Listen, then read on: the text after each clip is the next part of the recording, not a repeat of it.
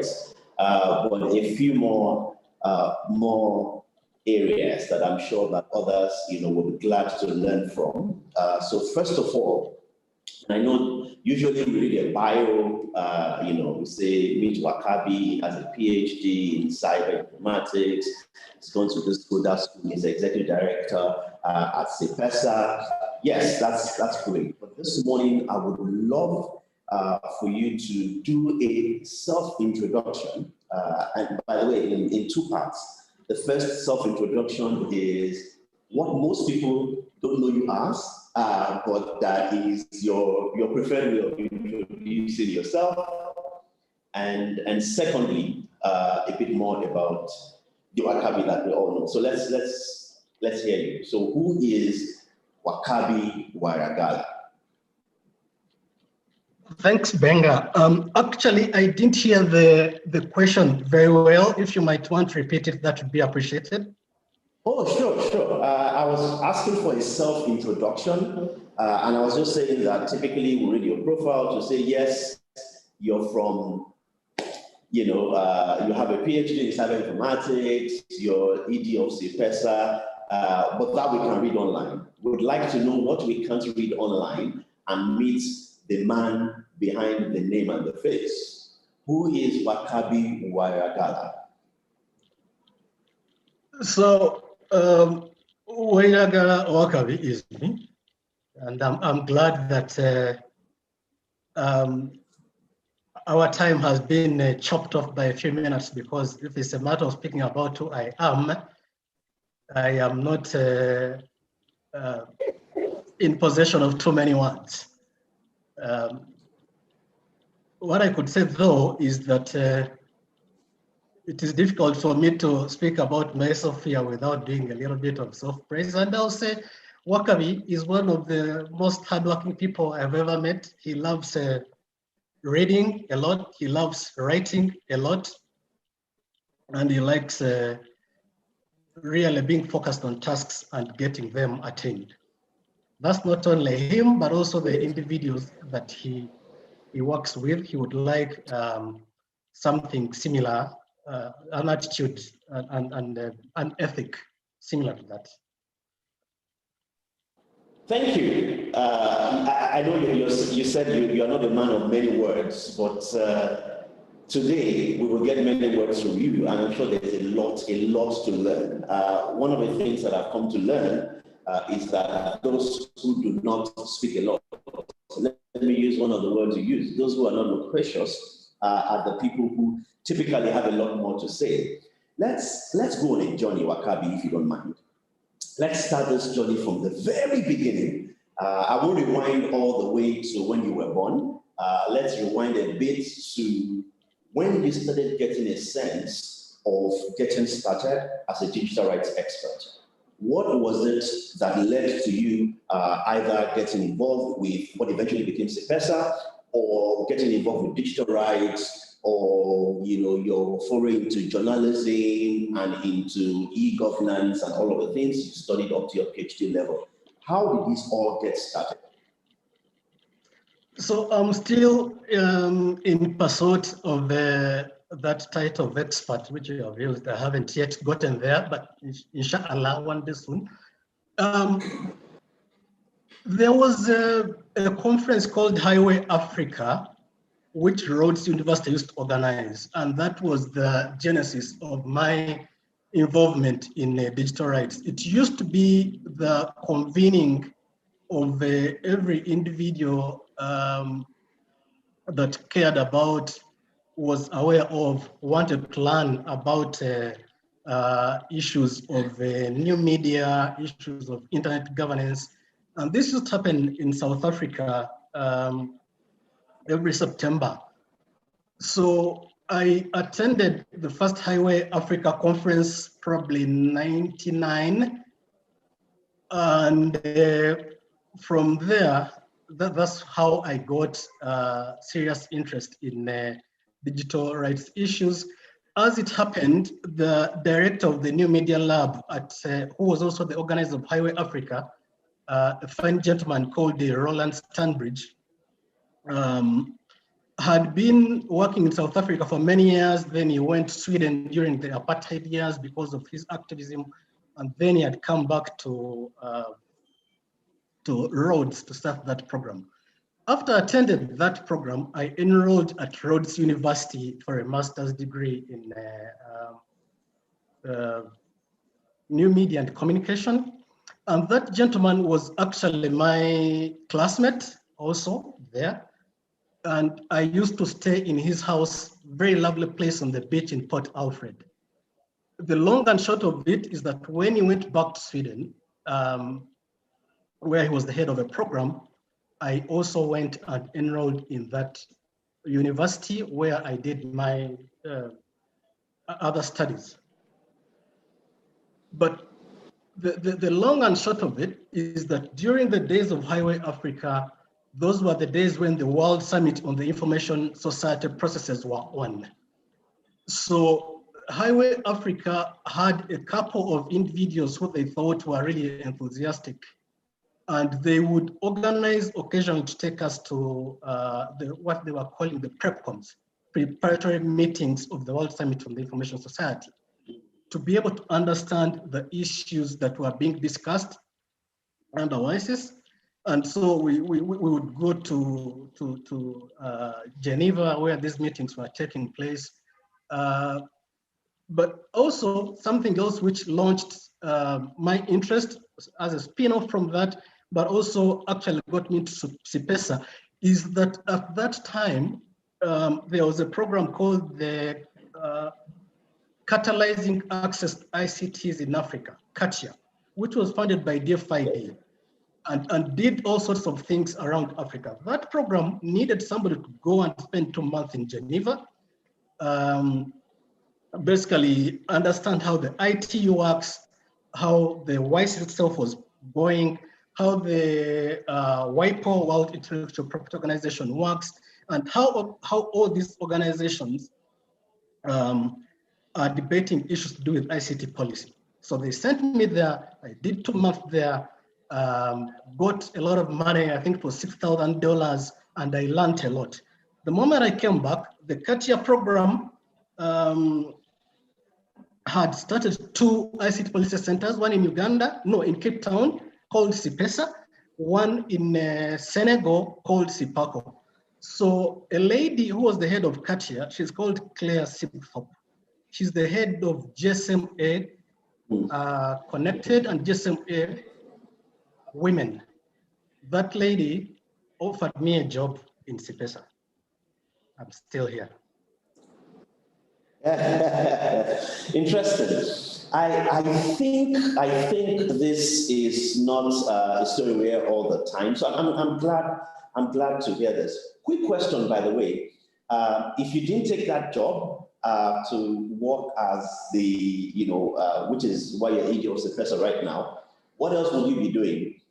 Singing, acting movies? What else would you be doing if you were not? At that time, I was teaching at a local university here, the oldest university in this region. I will still be teaching because if I get a little bit more time from CIPESA, I am going to go back to teaching very soon. Away from that, I'm a very musical person, I claim. I used to play a bit of guitar, I play a bit of drums, and I can do a very bad dance routine to Congolese music. So that's something which I can do on the side in case I had the time. Without even being loquacious as I am, I think it's something I can get myself to do, just like I'm able to do what I'm doing right now. Interesting. Who would have taken Wakabi for a potential musician? Anyway, today is the day we find out all of those things that we would like to know. Let me go a bit, back to the very beginning. Let's talk about challenges. And the reason I want to ask you about challenges is because you are on a journey like that. you are on a journey, like you said, you're still on that journey, right? And there are many people who are just starting out, in their career, either as digital rights enthusiasts, or that just work in this space, in our civil space generally. What were some of the challenges that you faced at the beginning that you look back now and you just smile? Oh my God, what were those challenges and how were you able to overcome them? And as you share this, I would love for you to share as much details as possible, because there may just be people who are listening to us right now who are thinking, oh, that sounds like a similar challenge to what I'm having right now. There are a few things which I think can help solve challenges than the pursuit of additional knowledge. Additional knowledge can be attained by going for formal education. It can also be attained by somebody having a keen interest in reading, in writing, in consulting colleagues and mentors, people who they think are able to give them advice on what they are doing. I think I did all three. When I went to Sweden, I did a second master's degree in informatics, and then I did a PhD. Throughout the period, and up to now, as I said before, I read a lot. And I try to understand things that are new, even things that are abstract, even when they are extremely difficult, especially when they involve numbers and give me headache. I try again and again. The other thing is really consulting peers, listening to other individuals, even those we may assume may not know as much as we do. But the other one is having a mentor. There are many individuals that have been sort of mentors to me. Some of them are actually my contemporaries in terms of age, in terms of the jobs they do, but there are ways in which they handle life and knowledge and social relationships, not personal intimate relationships, but social relationships, that there's a lot to learn from. Others have been individuals who have been, for instance, my teachers. They have also been very, very useful people to always consult and learn from. Some of them, you can follow them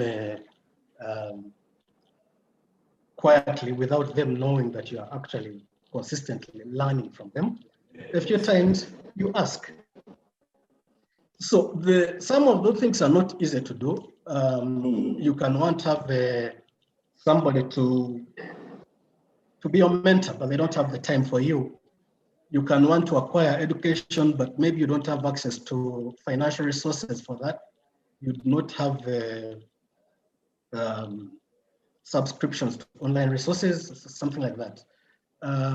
But also in the world in which many of us live,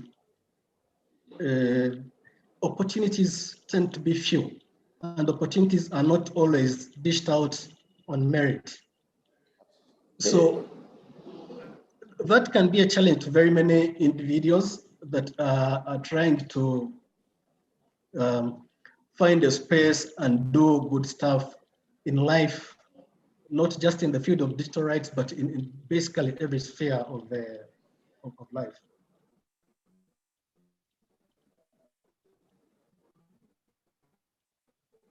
Okay, thank you, Wakabi. Can I ask you what you're reading right now?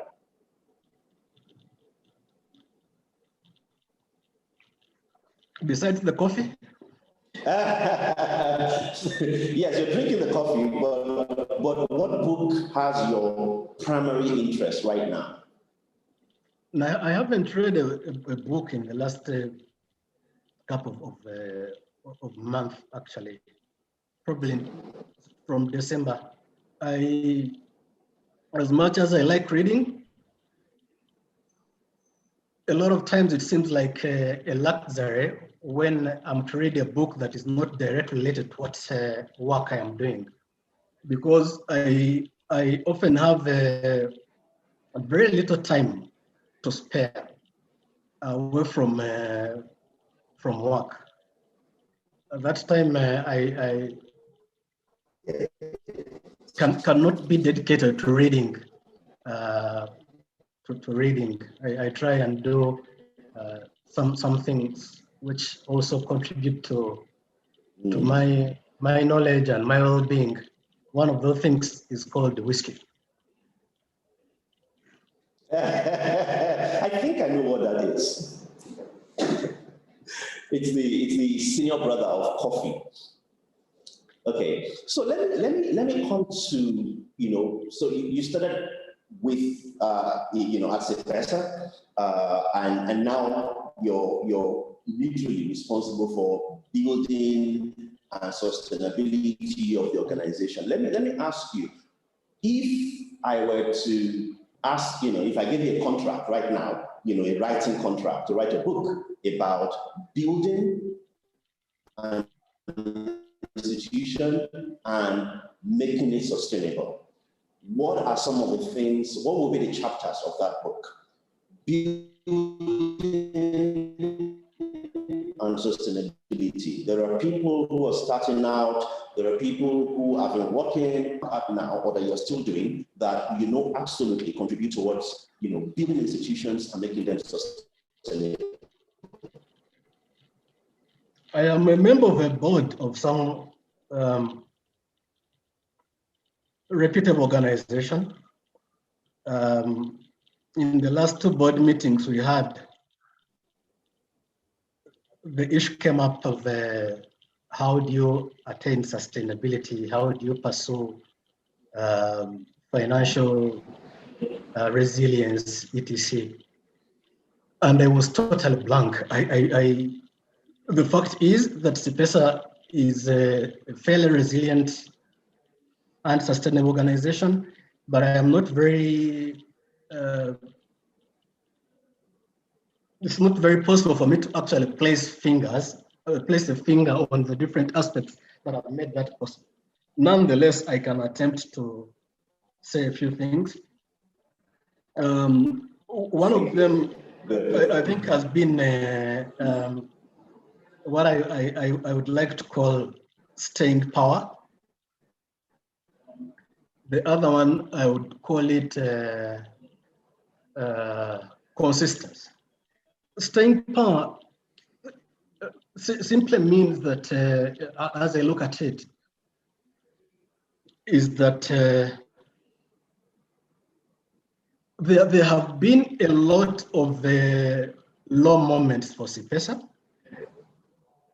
where payment of salaries was not possible because there was no funding.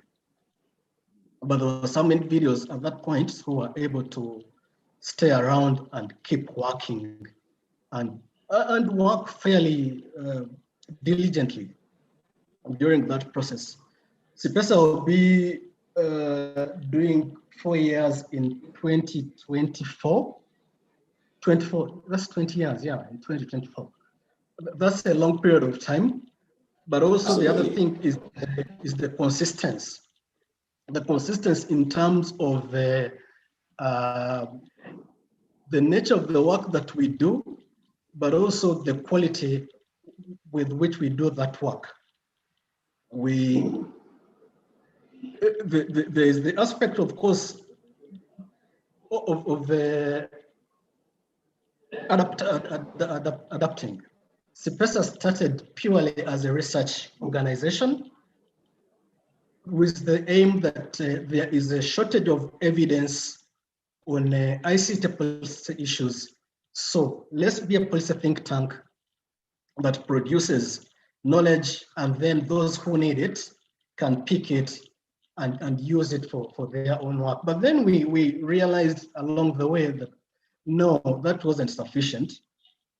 As people who produce this work, we would be better placed if we work a bit more with other entities in order to make them aware of this work, make noise about the work and push for the recommendations in this work to be adopted. There was the aspect again, which sort of is part of that cycle of creating capacity for individuals to appreciate the things that we're researching about, the things that we care about. So that adaptability was also there. But again, when you look at the kind of issues CIPESA was addressing in 2005, 2006, a lot of them have changed. It was intellectual property, there was a bit of e-waste, there was infrastructure, but mostly open access infrastructure. And of course, there was internet governance, which has remained fairly the same.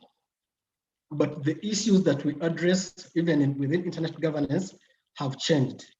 The thematic issues that we address as an organization, digital economy, the digital rights, the ICT for democracy, issues which we were not working on at that time. So the staying power, the consistency, tenacity, adaptability, are all things that I think I would advise somebody to do. I'm going, that's sort of rounding up those issues, but I'm going to say a bit of other things. When you do your work, do it well. Try and do work with the best quality that is possible. We don't have a lot of expertise sometimes. We don't have a lot of resources. We don't in terms of individuals, but also in terms of logistics and finances. And we don't have a lot of time, yet there are pressures to produce. So that always gives a temptation to rush to produce outputs. But what we try to do many times is that we prefer to not beat a deadline even twice, to producing something which is substandard, because mediocre quality is going to spoil your name, and individuals are going to speak about that for a bit of time. So quality production, but once you have also produced it, it is extremely essential that you try and get that quality product to the attention of individuals who need to get it, to understand, to know what you're talking about. Unfortunately, that's an area where, as CIPESA, we do extremely badly. Other agencies I also know that produce knowledge also do quite poorly. They produce a report just like we do, and it's only in the first week of its publication that there's anything that is heard of it. And it's just one big publication without perhaps a brief out of it, blogs, Twitter campaigns highlighting small issues, some animations, which our friends in Kistanet did the other day, a movie which PIN did for your 2019 State of Digital Rights. That is something we need to do a bit more of, that we are not doing very well. And then the others is partnerships. Partnerships are extremely important in the kind of work that we do, and I believe they would be important for anybody else who is into the kind of civil society think tank work that we do, whether they're in digital rights or not. When you bring heads together, you have louder voices, you have bigger ideas, you're able to accomplish more. So that is something which I would advise others to always go for.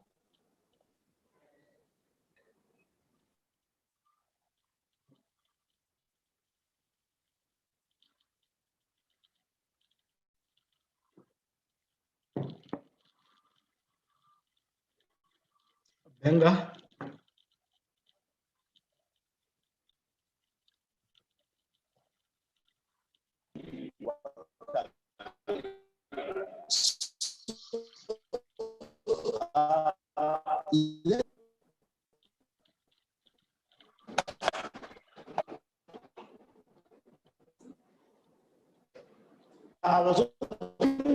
open questions. You can get that done now. I'll just check to see if we have questions from the room.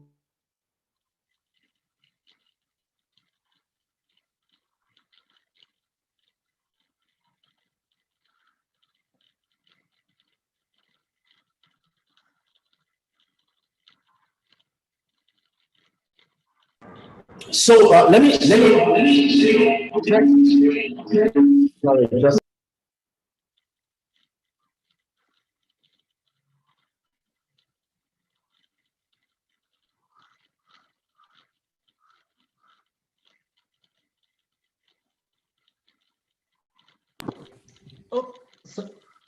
Benga, I lost you. If you might. yes, because I had to swap platforms, and I hope you can hear me better now. Absolutely. Okay. Yes, this looks much better. All right. I wanted us to move to the opportunity to ask questions. To invite questions from from participants or even co-panelists for Wakabi. I have a few more questions before I come back to my last set of questions. I wanted to know if we have some questions from others.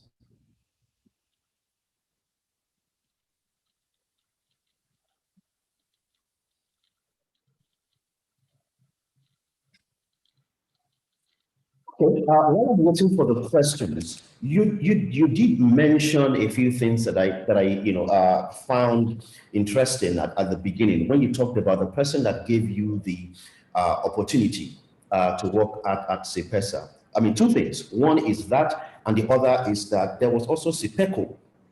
Now, let me start with this question. Does CPECO still exist?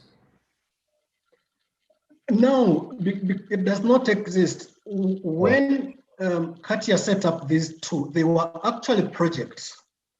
Yes. And the project was for 2 years. So once the project closed, CPECO did not have funding, so it closed. CPESA, at that point, got registered as an entity and sought for funding. And it is still here and growing stronger. Yes. And it will be 20 years soon. And I'm sure we're going to have a party in Kampala. I'll be waiting for my invite for that. You also mentioned someone who gave you the opportunity to join CPESA. Let's talk very quickly about mentorship. What is your, and I know you mentioned it in terms of how to learn. You could learn from, what do you call it? You could learn from reading, you could learn from school, you could learn from mentors, and you talked about having distant mentors. How would you advise either some of our peers who want to have senior mentors or peer mentors, because those exist, or people who are just starting out or who are still making their way through our sector or through civil society generally and want to have mentors and not for the sake of the opportunity, but of course for the sake of learning and all that. What are your views in terms of how people can navigate this mentorship space?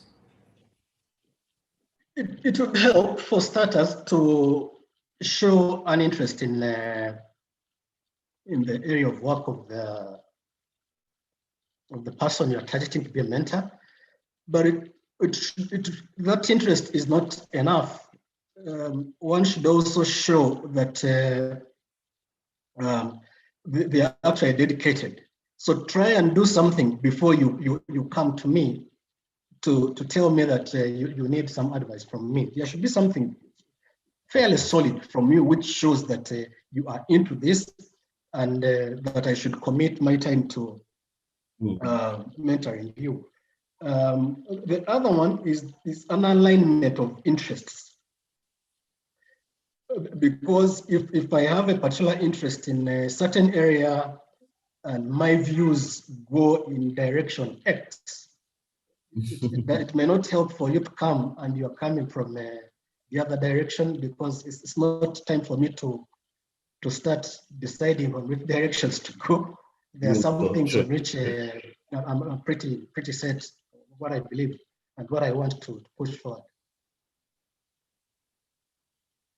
But there's also the issue of volunteering. volunteering. I was going to ask you about volunteering. Good. One of the ways in which people who want to get mentorship or who want to associate with organizations and get work with them can do is start volunteering with such organizations in different areas. It can be publicizing work done by an organization. It can be writing. It can be reviewing and editing stuff. There are a whole lot of things that people can be able to volunteer on.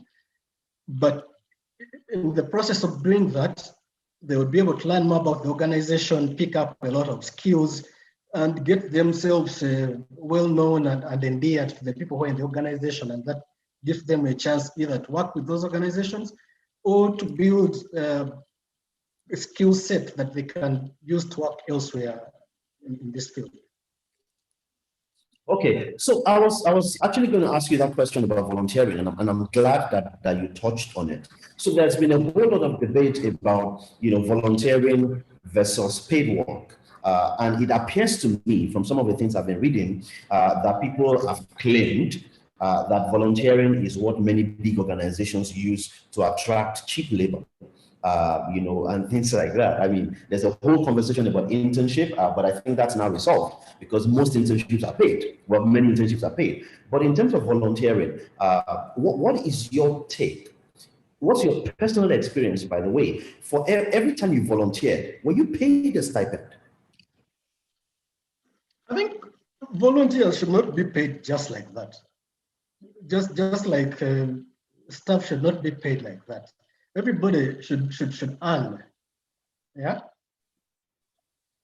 from what they do, but there should be no earning when somebody does not deserve to earn. So volunteers should be paid for as long as they are earning it.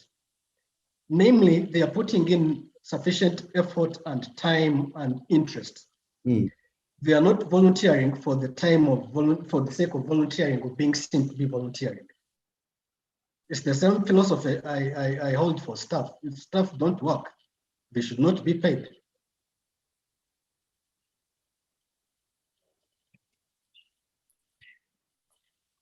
Well, that's true, and it's quite interesting. Now, I see that I don't have any questions just yet, which in a way makes room for opportunity for me to ask some of the other questions.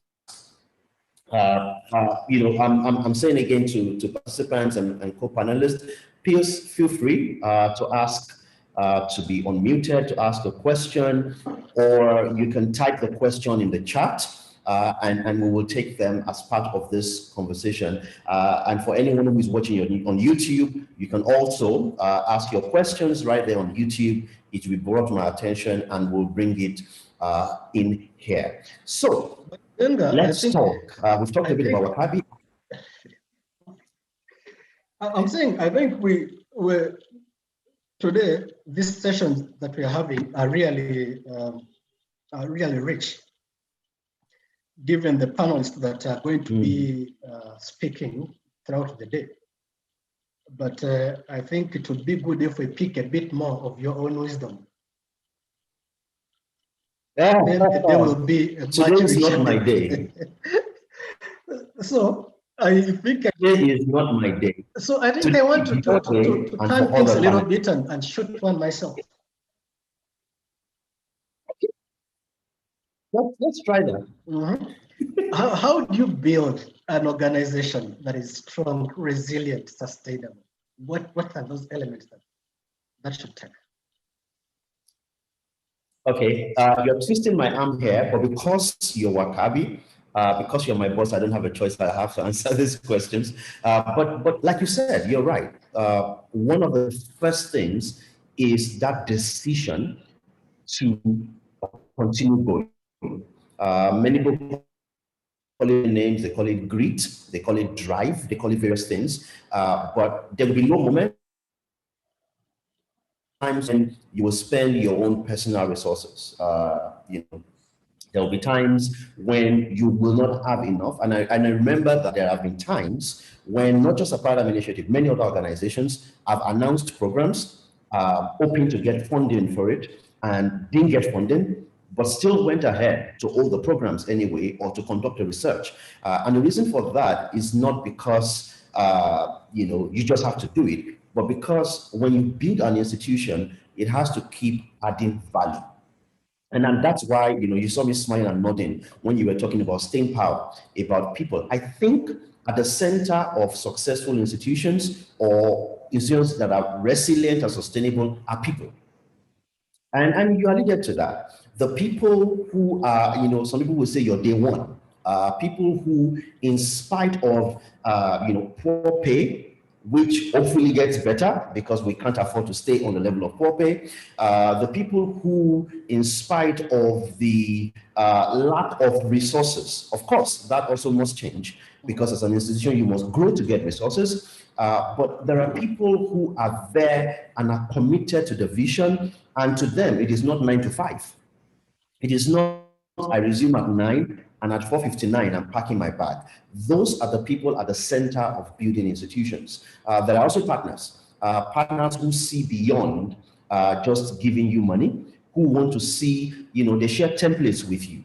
One of the things I'm excited about right now is the opportunity for me to share a template of something that we do at PIN with an organization, that is led by someone who thinks I'm, or who believes that I'm their mentor, right? To share a template, maybe a staff remuneration template or a process template, because then you can customize that template and you don't have to start from the beginning all over again. So you said it already. Those are the things that you talked about in terms of sustainability and building a resilient organization. That's staying power. I say a lot that, PIN will be here for a long time, right? And if we're going to be here for a long time, we have to do things differently. And that is what you were talking about earlier, that we have to do things differently. We may not be perfect. Of course, we're not perfect, as we build institutions, but we have to continuously improve our processes. You release an annual report. Every year, you have to ask yourself the question, are we doing it better than last year? You release a film, you host an event, whatever you do, getting that feedback. And I think one of the critical elements is also the power of feedback. I'm sure you can relate.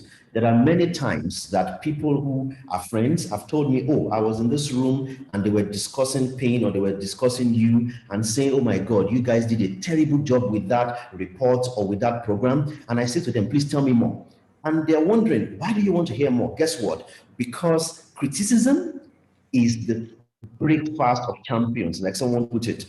Someone said it that way, but I think it's very true. The criticisms are things that you can now take and build on. So someone says you're writing a shitty report. Fine.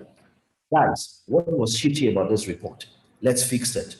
And in taking that feedback and improving the report, you get better. And it's fine. People may be saying it for any reason they want, but that feedback is very useful for you. So, like you've said, those are some of the factors that I believe are responsible for building staying power in institutions. And now I come back to you, because this session is... Before you do, Benga, I wanted to just mention two things that you mentioned. Yeah. There was a lot that you said. I agree with all of it. But the issue of relevance is actually something, the word was in my mind when you asked the question earlier. I don't know why it didn't come out when I was talking. But relevance is extremely important. Let's mark that. The other one is funding. You cannot work and work without funding. You cannot have staying power forever unless you have funding. So we have to think critically how we are able to continue attracting funding, diversifying the funding sources, and so we are able to do our programs better and paying our staff and partners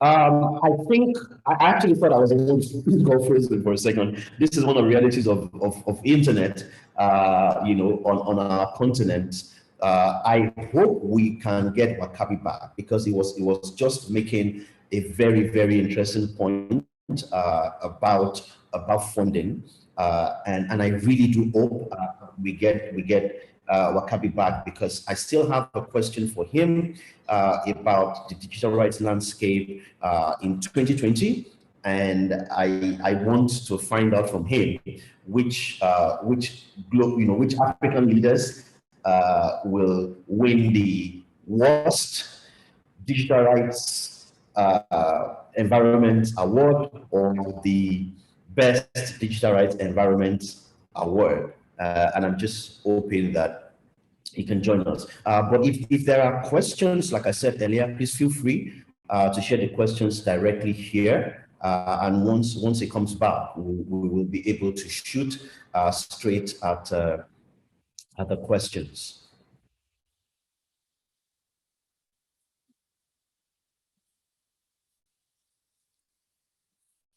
Okay, no questions yet. I'm told by the team. What I think has been very interesting today is that yesterday Wakabi was saying to me that he hopes we can, that he doesn't have a lot to say. It's his personality. Everybody who knows Wakabi knows he's definitely an introvert. But you will definitely agree with me that some of the things that we've heard shared today are very, very useful information in terms of, how CPESA started, how he got involved, in terms of how to give opportunities. And I want to just emphasize a few things that Wakabi had mentioned. One of them is in terms of, getting access to, oh yes, Wakabi is back.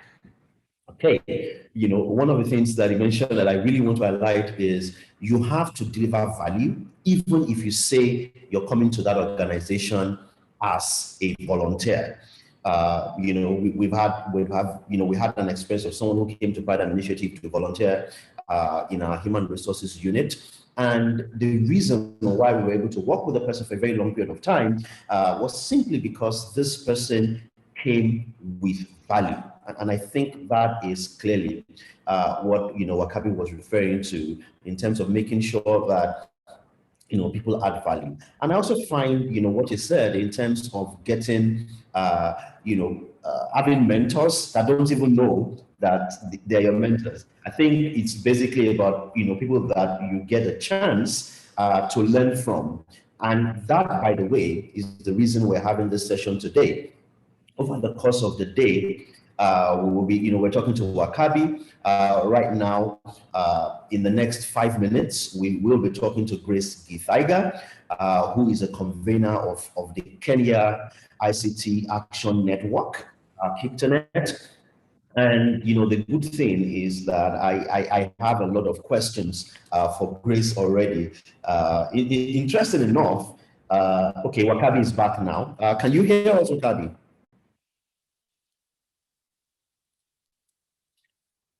So after Grace at 9 a.m. GMT or 10 a.m. West African time or 12 p.m. East African time, we will be going ahead to talk to Edetan Ojo, who is a mentor of mine. And I will talk a bit more about him when we do get a chance to speak with him. I'm just hoping that I can get a chance to get Wakabi. Yes, Wakabi is back. No, I'm really sorry, Benga. No, it's fine. I had the same experience last night, so we understand. This is Africa. This is why we do what we do. No, but Biden and Putin had a similar problem the other week, so it's not really only Africa's problem. So I think we shouldn't feel too bad. Yeah, absolutely. Yeah. So let me maximize the last 4 minutes I have with you. I wanted to ask you very quickly about 2020. In a simple sentence, if you were asked to describe 2020 and digital rights in a sentence, how would you describe 2020? No, actually, let's make it 3 sentences, Wakabi. 3 sentences. Okay.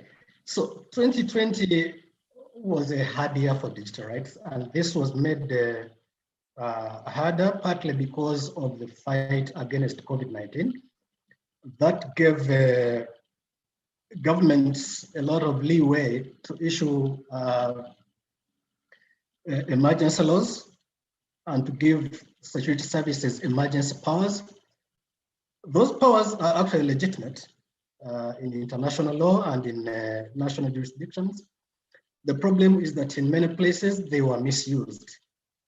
And that misuse resulted in serious breaches to privacy rights, but also seriously undermined other rights to assembly, to association, to access information, and to express expression. There were countries that were holding elections in that context, and for many of them, again, COVID provided an excuse to further stifle many rights, including digital rights. So it was a bad year that came with an overall democratic regression in many African countries, but also deterioration in the state of digital rights.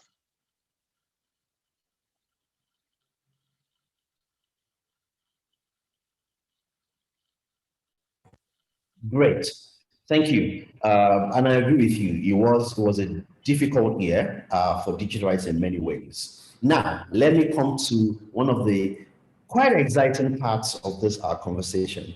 I want you to select the best and the worst of digital rights in 2020. You can choose the leader or the country. So according to you, who won the award of the worst, they want to be shamed, and who won the award of the best, they want to be named. And I'm going to tally all those votes for the 6 of you all through the day, and then I will announce our what I've tagged our mock African Digital Rights Awards. Okay, for the worst, it's really tough. Partly because 2 of them just left town, that being Magufuli and Idris Deby.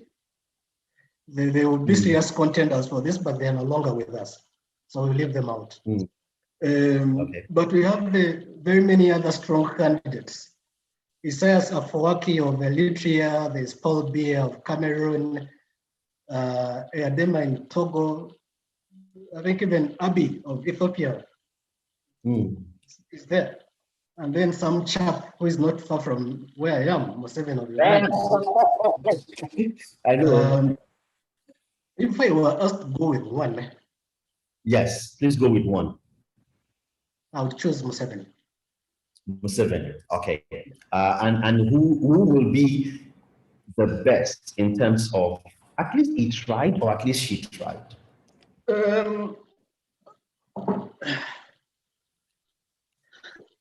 For various reasons, I probably would go for Nana Akufo-Addo of Ghana. The Ghanaians I speak to have quite a few things against him. Yeah, but from a distance, he looks to me like somebody who does a lot of things correctly. You know, they say at times that the grass is greener on the other side. So maybe that's why some Ghanaians feel that way. But you're not the only one who feels that Ghana has actually had a bit more. Like they say, it's like a field of terrible things.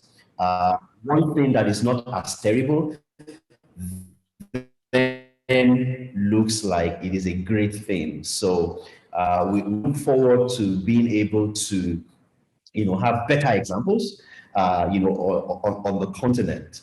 And I know that we're supposed to talk to Grace shortly, but I will just want to find out from the team, maybe through Bekele. Please let me know how that is, because I want to give Wakabi his chance for his final words now, and then we'll see where we take it from here. All right, Wakabi, we're at that point where you get to say some of the things you wanted to say, but either you forgot or the network didn't allow us to hear you. But Digital Rights Africa, CIPESA, 2020, your career journey, what are those things you want to leave us with, you want us to remember? This chapter is called the last chapter. So we find ourselves at a very interesting point. Interesting because there are various developments that continue to happen, which worsen the situation that we are working on, the situation of the digital rights, the situation of the governance. To an extent, we might want to ask ourselves whether the work we do is actually worth it or is actually having an impact. On the other hand, the fact that things continue happening is itself a vindication that the kind of work that we are doing needs to be done and done better and done by more actors. So we need to build the movements of people that support the work that we do, that are involved in the work that we are doing. We need to provide research that speaks to the issues and explains them to various individuals and give them the capability to understand issues and use our work in further creating awareness, in doing advocacy, in influencing policy making and practices by governments, and even by non-state actors, because they also represent in many of our countries predators of internet freedom. We obviously need to work smarter, work more in partnerships, find different ways and different constituencies to involve. That is going to give us a better chance of success than we have had so far. And that's me. Great. Thank you so much, Wakabi. I still have a few questions, but because we had, we asked for 1 hour of your time, I want to be respectful.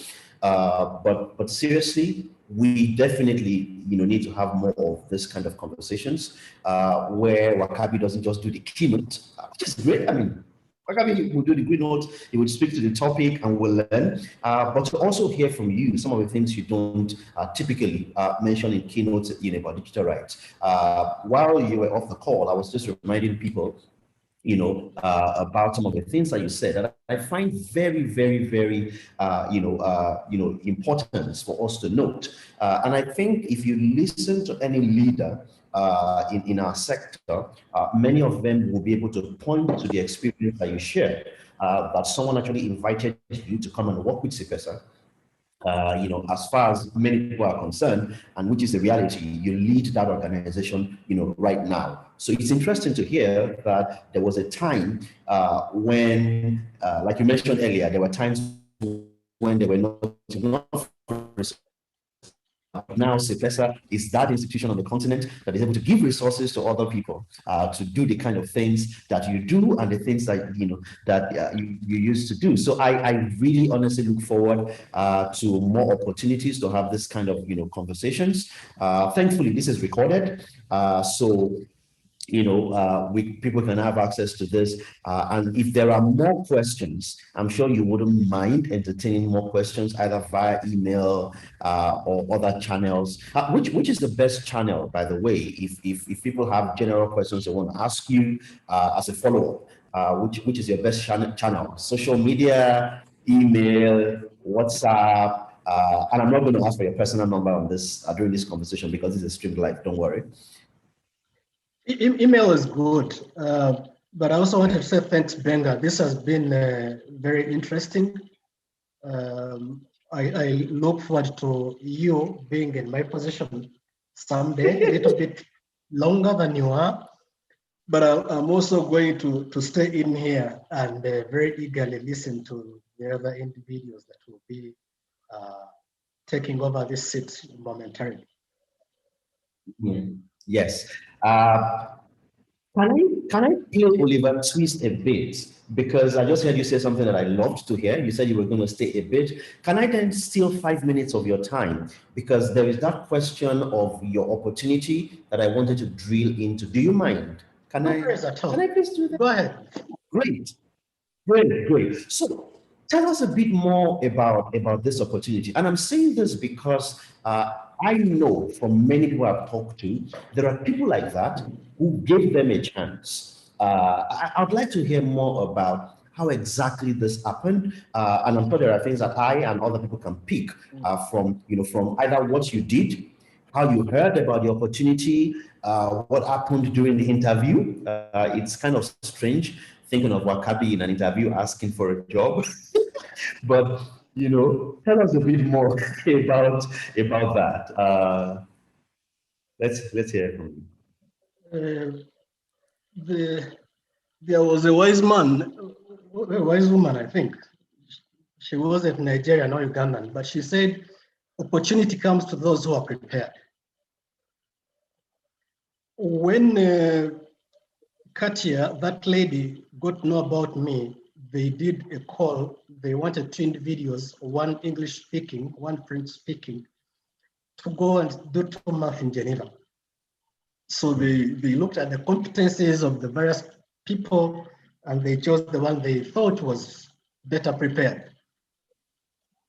When that individual went and did 2 months in Geneva, he didn't just enjoy the $6,000 plus living allowance.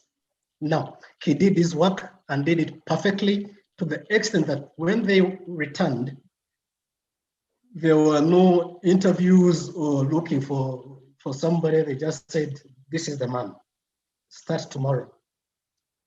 The man started in 2006, January 1st, he's still at it, doing it even better.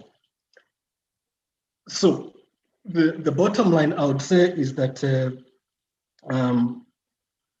it helps all of us if we try to do our work and do it well.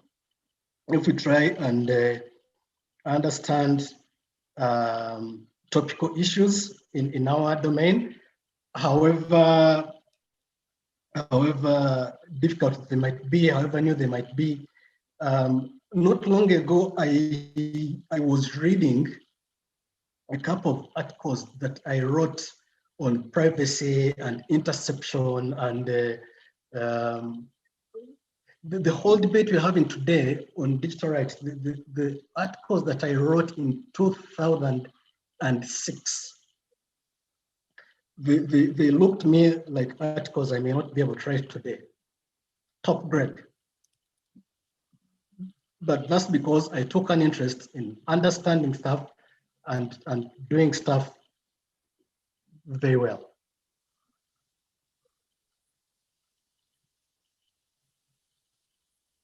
Okay, I understand we have a question in Q&A, but I can't see the question in Q&A. So maybe I can ask my colleague Fubekile to quickly maybe share that question or even ask.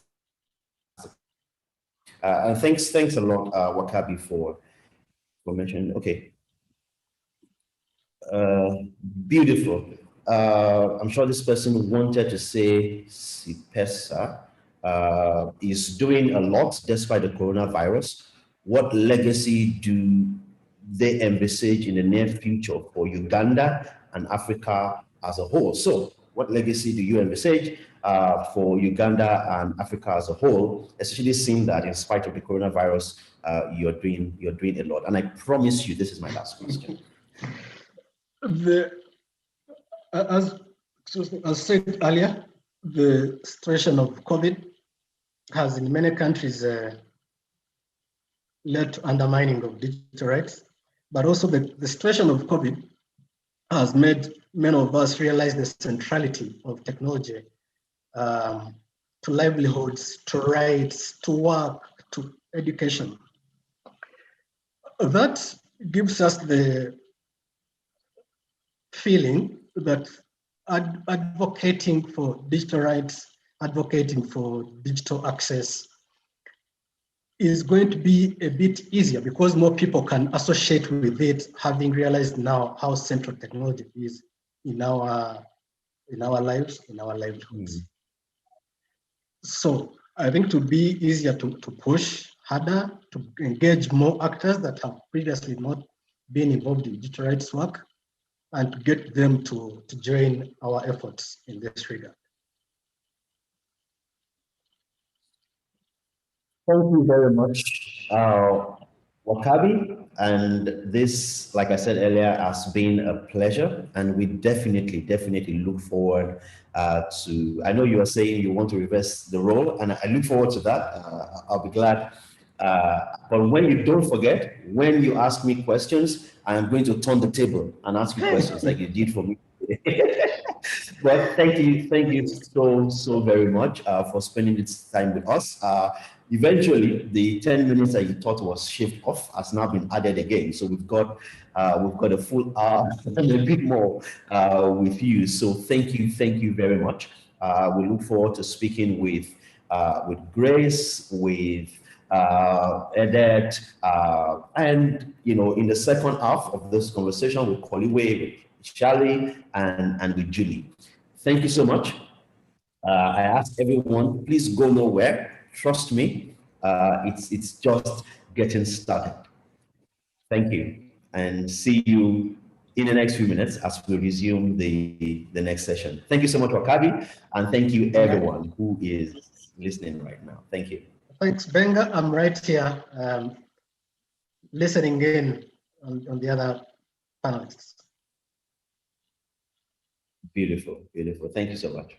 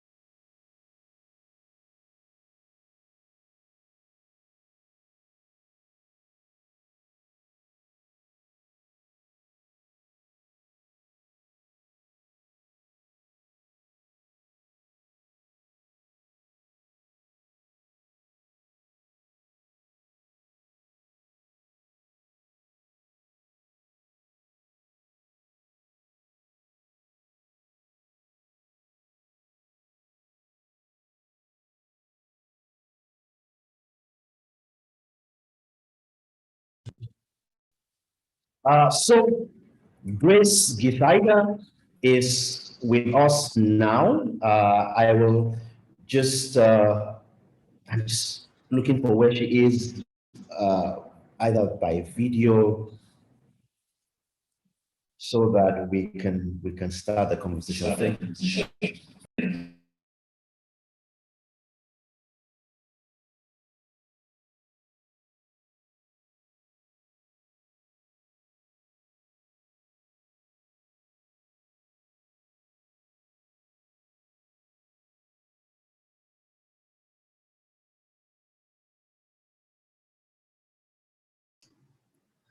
Benga, I'm here. Yes, Grace, thank you and welcome. And yeah, there was Grace. Let me ask the team to please spotlight you. Yes. I'm sorry for the confusion, eh? Yes. I actually thought, because we are +3 GMT, that it would be at 1. Oh, I see. Yeah. So even as I sat here, I've had to jump out of something else because of my confusion. Yeah, but it's okay. I apologize for that. This is one of those times when time zones have become almost daily calculation. But thank you so much, Grace. Before you joined, I actually told people at the beginning that one of the reasons that this conversation, this Ask Me Anything session with the 6 leaders that are asking questions today, one of the reasons this is happening is because of the conversation you and I had In the days when we used to travel, Yes. I don't know if you remember one of those small European airports, when we had this chat and said, so many times you see people like Grace giving keynotes, you see, Mr. Ojo giving keynotes or Wakabi, but we don't know their story. We want to know their story because the keynotes are great, guys. We love you. We thank you for the keynotes, but we also want to learn from your life. We want to learn about how you became the person you are today, and how you got here. So one of the things that I'm not going to do today is I'm not going to read the typical intimidating bio of anyone I'm speaking to. Earlier, I mentioned the same with Wakabi. So for you, Grace, I'm not going to read that your intimidating bio, curator of this, TV host, I think you're one of our TV stars. But who is Grace Githaiga? Yes, we can, we've read a profile, we know you're well read, we know you're, a leader, but who are you? Who is Grace Githaiga? Let's meet you.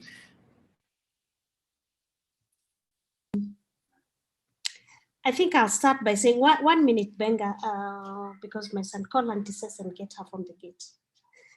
And please close the door. There's some confusion because of the timing. So Grace Githaiga, who is Grace Githaiga? I think Grace Githaiga is a convener currently of the Kenya ICT Action Network, a multi-stakeholder, actually now we moved into think tank, a multi-stakeholder think tank that brings together different stakeholders interested in ICT policy and regulation.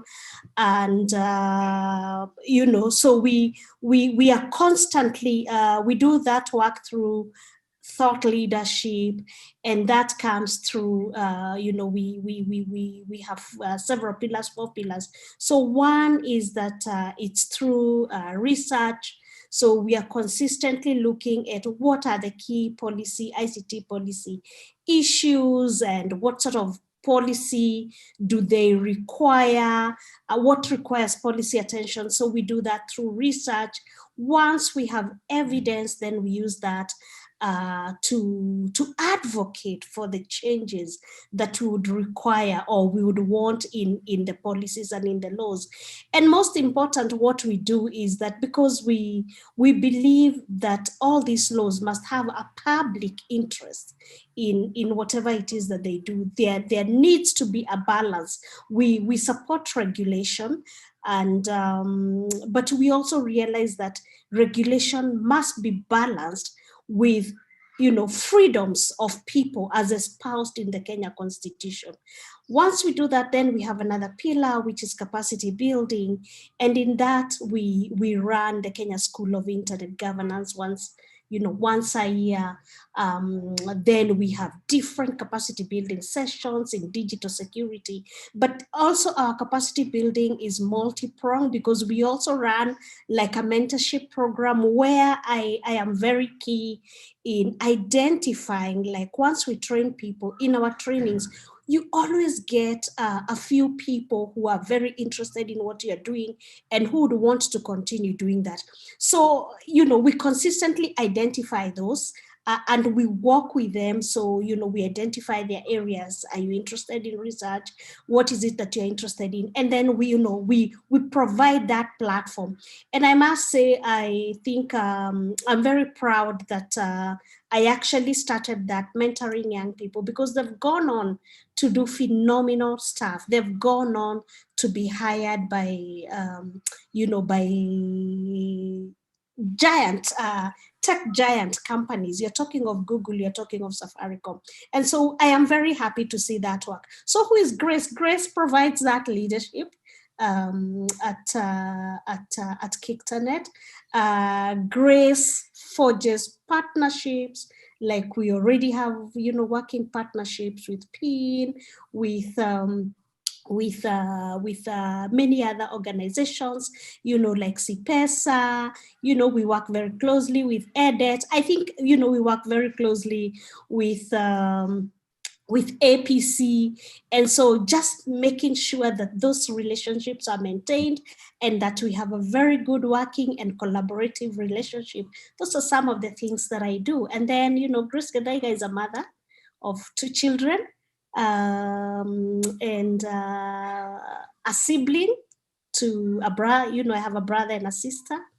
And what else? And I am a friend to many people. Yeah. Yes, Grace is a friend to many people. Okay, including me, I hope. So,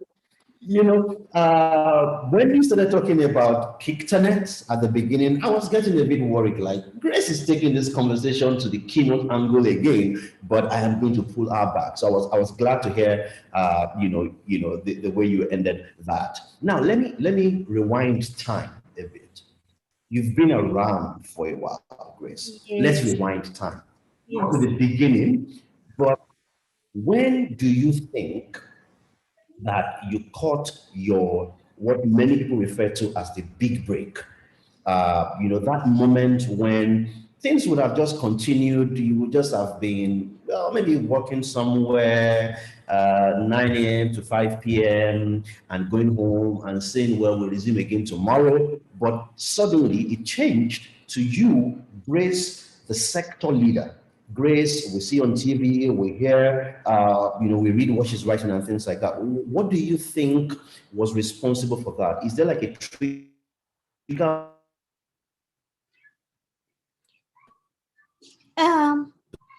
Oh dear. How was your starting out? How did it start happen? Yeah, actually, the ICT, like the ICT sector, I actually found myself, it was by default. I must say by default, because like you say, I was in broadcasting. I worked in broadcasting, I think for 10 years. And I had gotten to a point where I was feeling I have no fresh ideas. I have nothing else to add. And I do remember that, the country was going through review of how laws are going to align with convergence. And so I remember I had been pushing for certain laws in broadcasting. And I was very critical in this country to see that laws also catered for community broadcasting, because then I was, I was chairing the sector, not just in Kenya, but in Africa. Then, I was also balancing. I was saying you need to define the community sector. These are the rights they need to enjoy, because they can't compete with the commercial sector. And then I was also saying the public broadcaster also needs to do 1, 2, 3. And so when we were called to a stakeholders meeting, then the previous permanent secretary, Bitange Ndemo, had just taken over leadership, and he was, he really embraced public participation. But also we had gone through a process as a country where now we had a new constitution that espouses public participation in Article 10, where anyone making public policy must engage and involve the stakeholders. And so, we went for that meeting. And I remember the then head of the National Communication Secretariat walking up to me and, Benga, are you there? Okay. Yeah, walking up to me and telling me, you know what, Grace, you need, you are the winner in this, the regulations. Everything you have been pushing for, you have been fighting for, has been taken on board. So I think you need to retire. And I was much younger, not even anywhere near retirement age. But that, that actually woke me up. And I thought, okay, retire? No, I can't retire, because I still have a lot of energy. I'm not even near retirement age. But at that point, it got me thinking. And I thought, actually, I have done my bit in broadcasting. What next? And so I sent out feelers. You know, Kictanet had been formed, you know, people had started gathering, and, you know, I would be called to explain issues of convergence and broadcasting. And so I remember Alice Monyo was then the convener, and I remember just making a call and telling her, hey, by the way, I am around. If there's stuff you need to be assisted with, or you think I can do, I am here. And at the same time, I had come back from the US, where I was a Fulbright fellow. And so, you know, I had also started, you know, new thinking, you know, what do I want to do after this? And so I was at a point where in my life, I just felt I was at a crossroad. And so at that point, then Kictanet was undertaking a study looking at the dark side of ICTs and how it affects women. And so they didn't have a research at that time. So Alice told me, just come on board. And I went, I was very active. I started learning. And I think I became a very good learner, because within that time frame, Kictanet decided to send me to a meeting in South Africa to, you know, the freedom of expression rapporteur, then Frank LaRue, was compiling his position to UNGA, and he needed people who would help him with what are the issues in freedom of expression online. And so I went there, and I remember being told to make a presentation on intermediary liability, and I wondered what that was. I tried asking people around, nobody understood what it was. Until I met one stalwart in the industry. His name is Muriuki Mureithi, and he said, come by me, tea, I explained. And he explained to me the issues in vernacular, in my Kikuyu language. And out of that meeting, by the time we parted ways, I was very clear, and I thought, I am a researcher. How can I not do that? So I went, I did a very good paper. And in fact, I remember meeting some media people in South Africa, and they were asking me, why did you agree to present this this topic? You know, you're going to embarrass yourself. I even remember one professor, as we were getting into the room and I was going to present, she just whispered, she's from Zimbabwe, she just whispered in my ear, Mama Grace. I told her, don't worry, don't worry. Apparently, I presented, it emerged, it was one of the best papers. And out of that, Open Society sponsored me to go support the, you know, I think from Africa, it was just me and Henriette.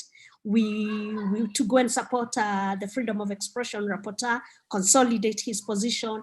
After that, Open Society still paid for me to go and now do an official course in convergence issues. And I think after that, I was very interested, and I put in a lot of effort. I did Diplo courses, I applied for them. So for that 1 year, I think 2012, it was just a learning time on what internet governance is all about. I still make people laugh, because in South Africa, somebody asked me about IP address. I really didn't know what an IP address was. And I looked around the room and I wondered, who can help me respond to this question? And I just said, actually, I have no answer. I am bringing this back to the meeting. Does anyone want to respond to this? And I got people to respond. So I think at that point, then I realized, yes, I had found a new me.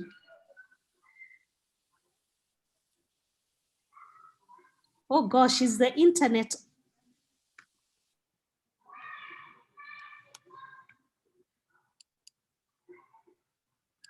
Have I lost you, Benga? Oh dear. Have I lost you, Benga? Yes, you lost me for a moment, but thankfully I have a second screen monitoring you. I got what you were saying, thankfully. Okay. All right.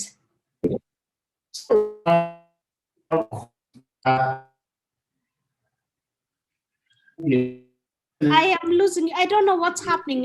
You know, don't worry. We will soon get there. Let me come back. That was, tell me. Oh, goodness.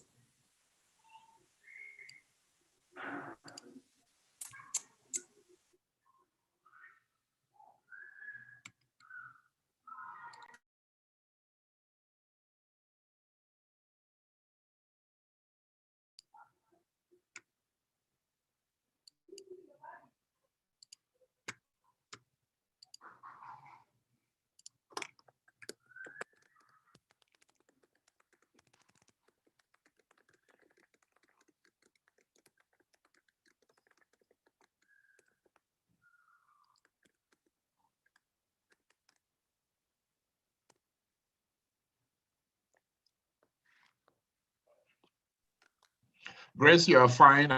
Connection is connection problems with Benga. I can hear you clearly. Fantastic. Fantastic. Are you on YouTube? It's on the other end.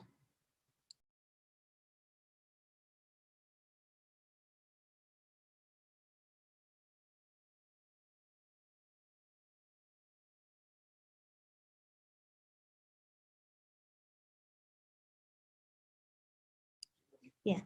Edit. Yeah.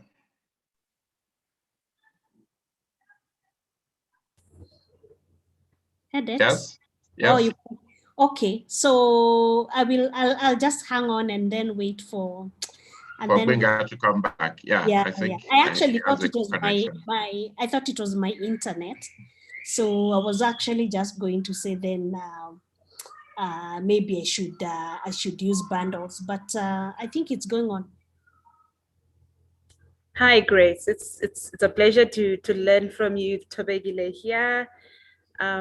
Yeah, so I've actually been following intently and quite encouraged by what you were sharing with us. I think as we wait for Benga to join, it'll be interesting maybe for you to also just share some insights into how also young people can join the space and continue to advocate for digital rights. You've mentioned that you thought about mentorship and things like that. Maybe I see Benga joining in, but maybe just a question from me is how can young people, best effectively join the digital, space and also be able to be engaged, learning from your great expertise, of course. Yeah, one thing I have learned and one thing I always tell young people is this, the industry is quite, large, and there are so many topics. So it's impossible to try and it will be impossible to try and understand everything at a go. So one thing is that, do they have an interest? So if they have an interest, then number two, can they define that area of interest so that they learn and they focus on that area? The third thing I always tell her, ask. There are always people willing to help. There are always people willing to support with opportunities. There are always people willing to provide information. And so, what matters actually is that what we need to know is that, internet governance, ICT issues, nobody was born with these issues. And in fact, it's only recently that they started offering such courses at universities. So the rest of us have had to teach ourselves. And so what I tell young people, there's nothing that is rocket science. You just must demonstrate an interest. And once you demonstrate an interest, there are always opportunity. So be bold. If it is Benga who you admire and who you think you'd want to do like he does, drop him an email, chat him up on FB, let him know that you're interested. If Benga has no time, I am sure he can lead the young person to you, or maybe just direct the person to me, like Benga has been doing. And I keep getting emails. Oh, Benga has said this, Benga has said that. And I'm thinking, okay, one of these days I'm going to invoice Benga. Because one of the things that I do is that I am not one who kills people's dreams. So I get those requests, especially from young people, get me a job. So I will ask, what sort of a job are you looking for? Oh, I am in ICTs. So I will guide the person and tell them, ICTs are broad. What exactly do you want in ICTs? Because number one, you need an area that you're interested in, because you cannot be a jack of all trades in ICT. So think, and when you think, come back to me. So some have come back to me, and I will tell them, of course, I have no support in that kind of area, but I am always trying to find these opportunities, either, with all these links that we have. It's either our .ke registry, it's all this, the technical community, because I get those requests, especially on technical staff, technical community. So many people have requested me to come onto the show. And of course we agree that when you come into the show, you must be able to offer something. So I think what I have learned is that it is very important to support the young people, because I always think, if I wasn't supported by industry leaders, I would also not have been here. And so I always want to give back to the community. And so young people, I encourage them, reach out to those you think can mentor you, ask questions, define an area that you're interested in. When they ask for work and it's voluntary, please volunteer and give your time, because especially like now we are using a lot of, we are online. So sometimes it doesn't require many resources. And then don't let money be your guiding factor. Money is important, yes, but it's not the most important thing. So as a person who is getting into the area, learn fast. The money will follow.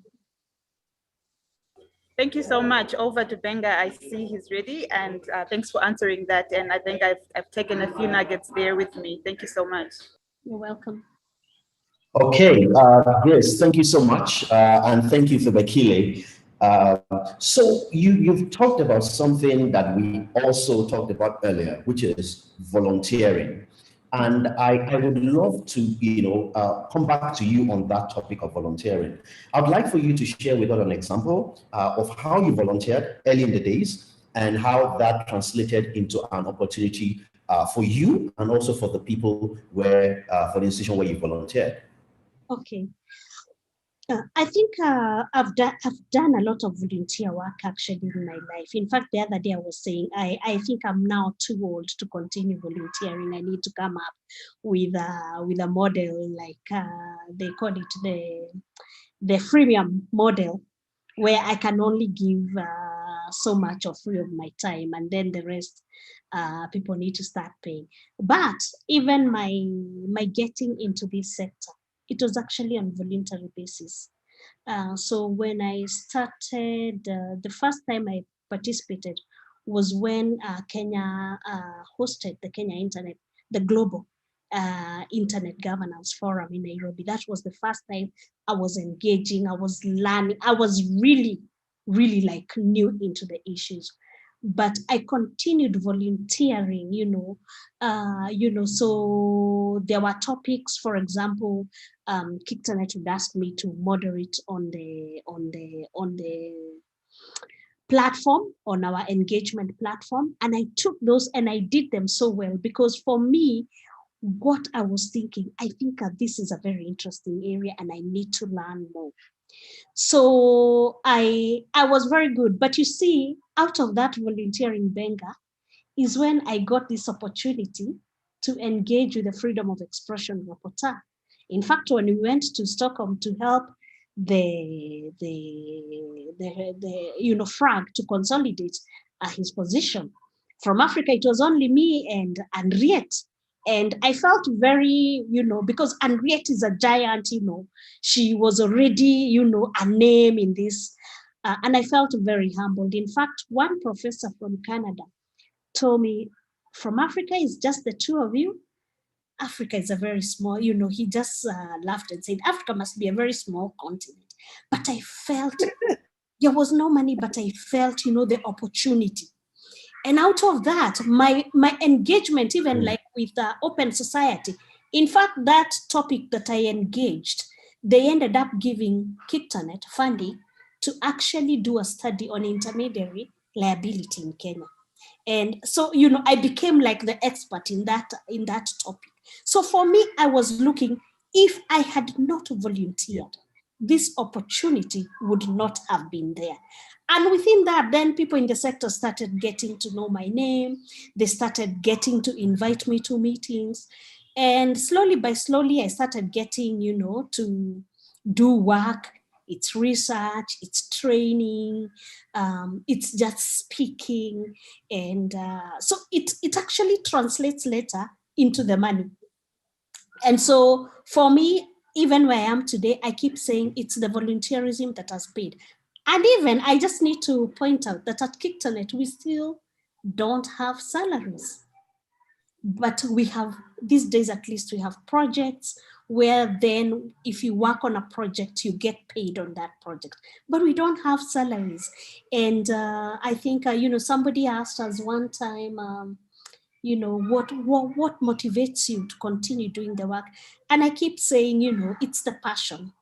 We tell people we eat the passion. But even as we eat that passion, the thing is, we've also gotten very many opportunities, like meeting you, Benga. Where would I have met you if I was not in the volunteerism? Huh? At least the editor had met him and Wakabi in my previous media work. But where would I have met all these other people that are now my networks, are my connections, if I had not, continued? So for me, I actually enjoy the work. And the fact that there's not a dull moment, that the issues are new, they continue to evolve. So even if some of the things that we have benefited, actually, you can't even quantify them with money, because you become an expert, you understand what is AI. When you speak to people, they're mesmerized and thinking, okay, so how did you learn this? In fact, many of my previous colleagues who are still in media have asked me how, this internet governance, what is it? It sounds too technical. Are you a techie now? Can you repair, I don't know, the laptop? And I'm like, no, it's just at policy level, but I understand what the issues are. So that volunteerism for me is what has translated into what it is that I do today. Interesting. Thank you so much, Grace. I'm not surprised. By the way, it's a pleasure to meet you. So I'm glad you volunteered. I've met you, obviously. Met you a long time ago. Now, let me ask you this question about building. So you joined KICTANET. Now you're the convener for KICTANET. And between when you joined and now, you have done a lot of work yourself as a person, KICTANET as an institution, and you have remained relevant. There is no way we're going to talk in Kenya about what you do, or even in the region, without referring to your work and KICTANET's work. Yeah. What helped you with this relevance? Don't forget, within the same period, some people have moved from ICT for development to HIV and AIDS to climate change to gender, and are now back in ICT for development. What was the staying power for you, and what can we learn from that? Wow.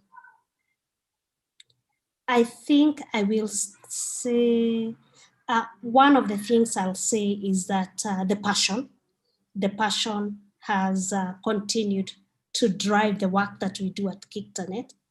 But at an individual level, I think I must say I have stayed in the game.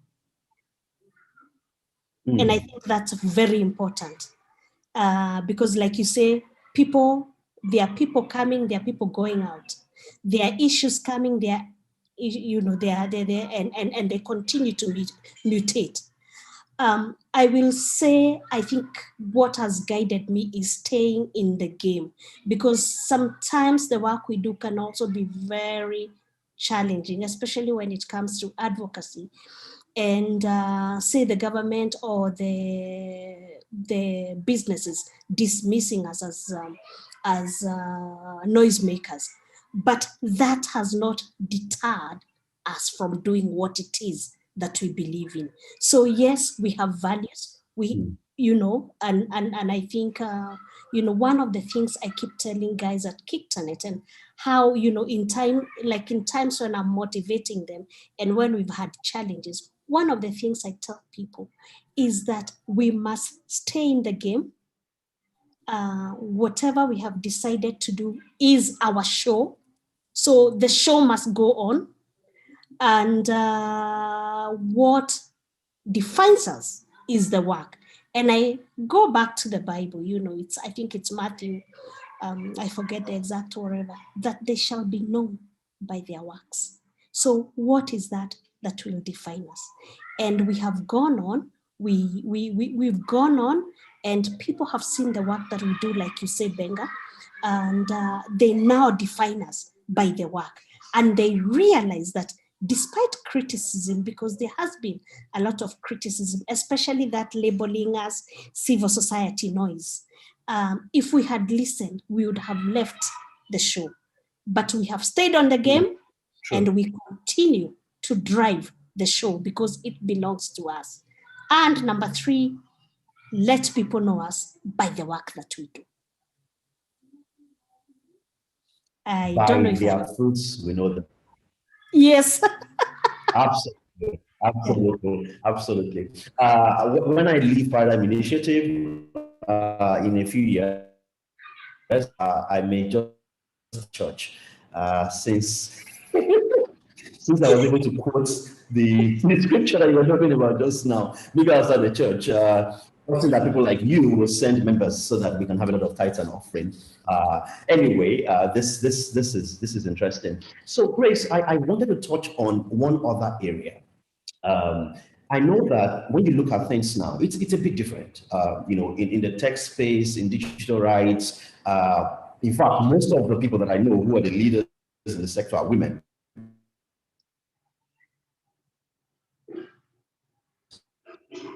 Right, and in fact, when it still have, I saw Benga, event just yesterday. There are 8 people on. I lost you. Yeah. I think there's something wrong with the internet. Can you take it back from where you were saying that leaders are women? Oh, yes. I was saying that now we see a lot of the women that I work with, a lot of the leaders that I work with in the digital sector, not just in Africa, across the world, but it wasn't always like this. And I was given the example of a flyer that I saw for an event yesterday. There are 8 people on the flyer, all men.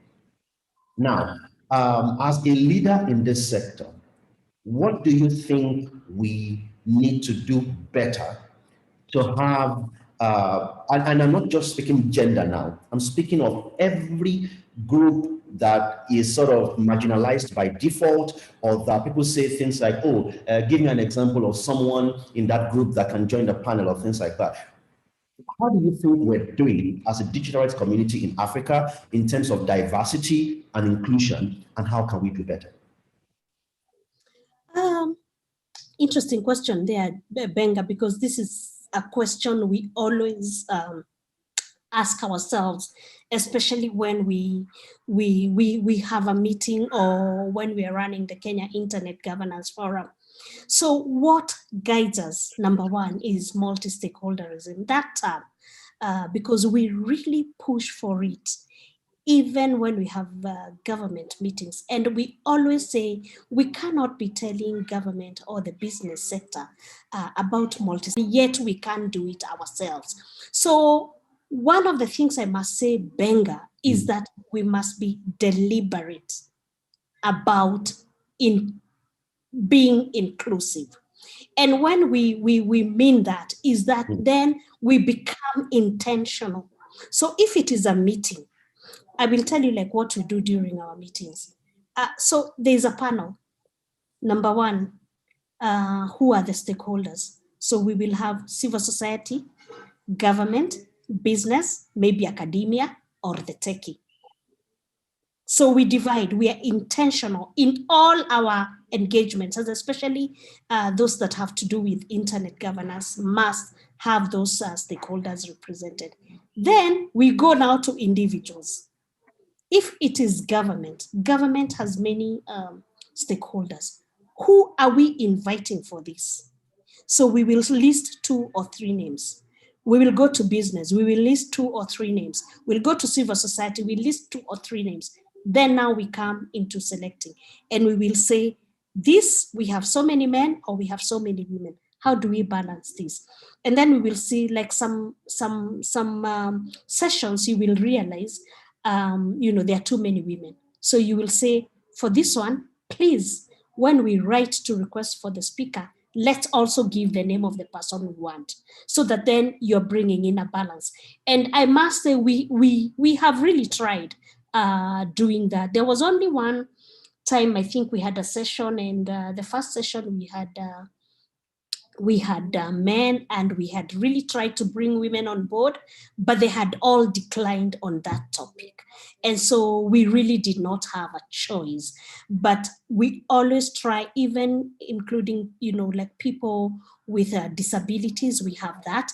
And even like last year, for the first time during the Kenya IGF, we actually had a sign language interpreter during the session. So the thing I would say is that we must be deliberate, we must be intentional.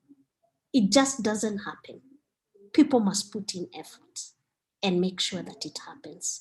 And then encourage women, especially women, because you invite women and they'll say, oh, I'm not comfortable in that. I always tell people it won't bite. There is no harm. There must be a first time. There must be a beginning. Come. And I always tell, especially like people in KictonNet, if they don't have confidence in, say, presenting, I will tell them, and this was also done to me, I will tell them, look out for where I am sitting in the room. And when you present, raise your hand, raise your face like this. Look at where I am. And I'll be letting you know whether you are doing the right thing. So, you are prompting. So you are saying thumbs up, and you're saying volume, you're doing this, you are nodding, so that then people become confident. And after that, you really give them feedback and tell them that, this is the first time, you can do it. It's not rocket science, you can do it. And people don't bite. It doesn't bite. People don't bite. I love that.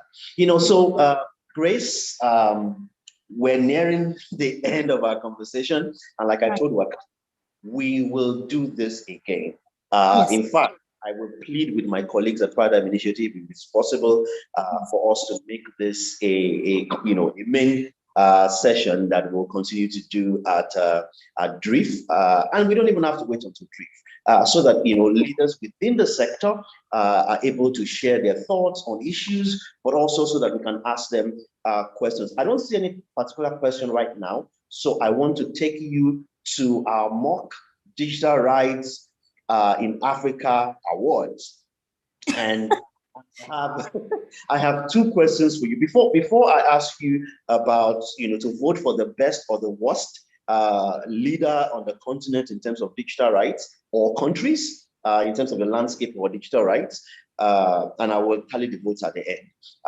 Tell us a bit about what is your summation? What is your view of 2020 and digital rights in Africa? How would you describe what happened in 2020 as far as digital rights is concerned on the continent?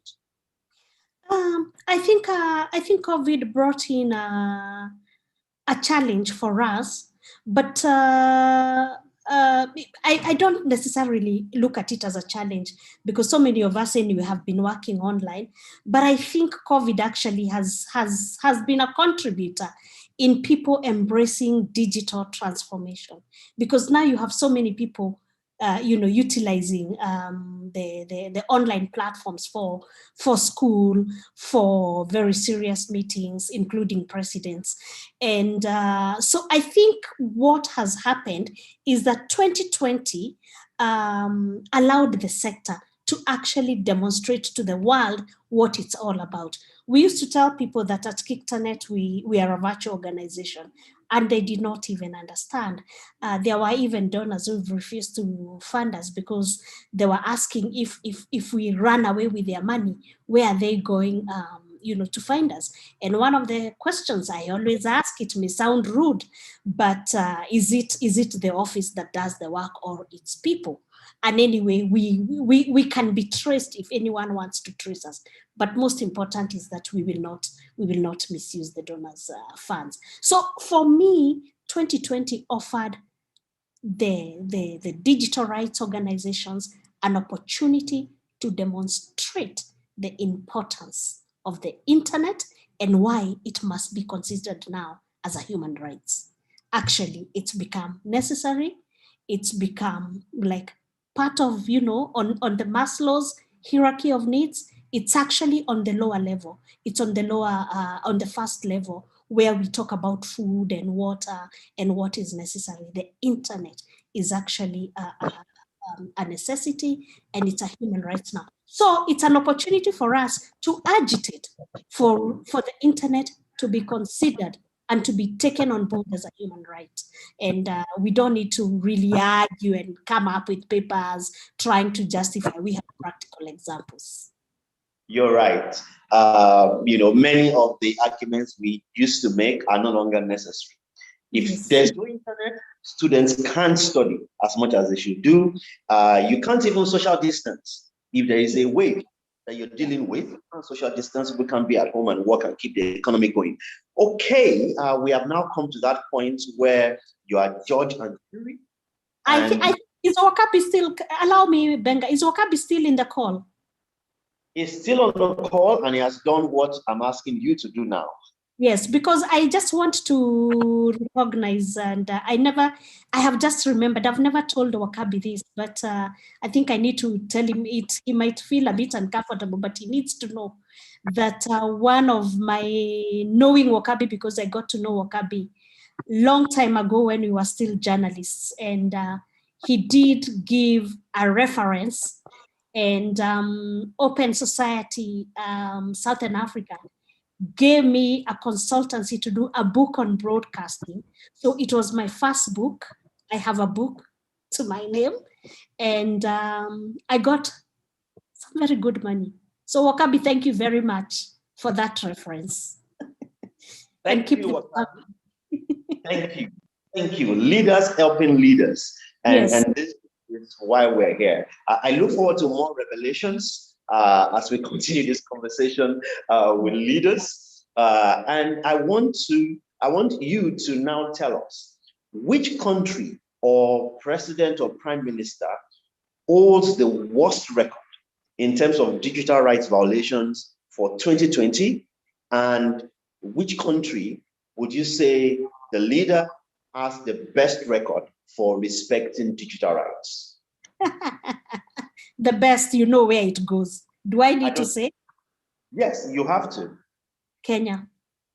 Kenya, best. The worst, okay. For me, I think it was Ethiopia. Interesting. Ethiopia is coming up a lot. But, yeah. All right. Thank you very much, Grace. The worst goes to Ethiopia. The best goes to Kenya. This is one time where the grass is. Yes.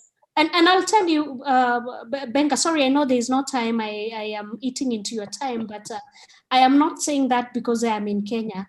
But in terms of, I keep telling people that in terms of expressing ourselves online, that has not been affected in this country. And, we ran out our president out of social media, just heckling him, asking him about his drinking problem, and many other things. So in that sense, I think the fact that he has not still decided to close us down or even, you know, he just said, yeah, he had to get out because every day we were stressing him, and every time he go on Twitter, we are there stressing him. So we do have that, and that's my basis. So I'm not voting for Kenya because I am Kenyan, but I think, you know, it's been demonstrated. Thank you, Grace, for that clarification. I was just saying that this is one time when the grass is also green on this side. You're Kenyan, and you're able to say that these are the things that have happened in Kenya.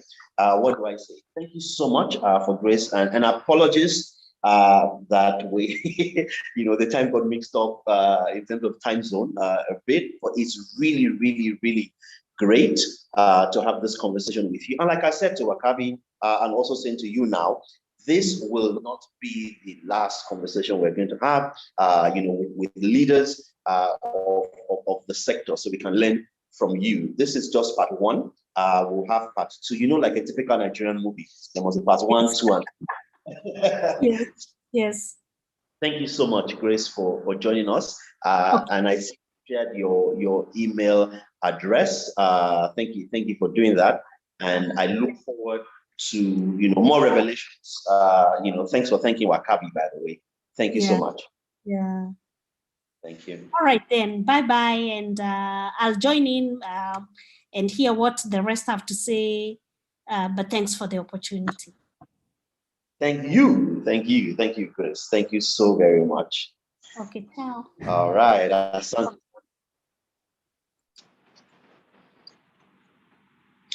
All right, ladies and gentlemen, as you can see, we have just talked to 2 leaders.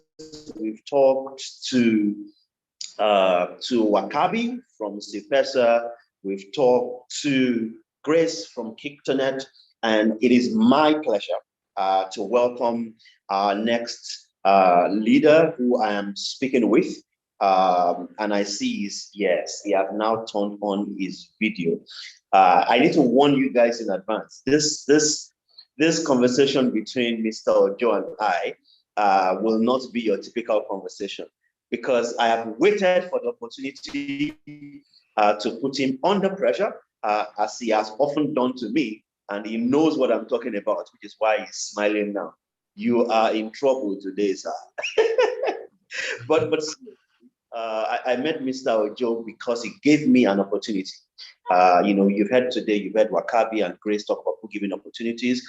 Mr. Ojo was one of those people who, when I was still crazy about the idea of how tech could change Nigeria, and people were wondering what is wrong with this one. You better go and get a job somewhere. He was someone who invited me to I don't know if he remembers this, invited me to come and give a training on ICTs at a World Bank workshop that Media Rights Agenda was hosting.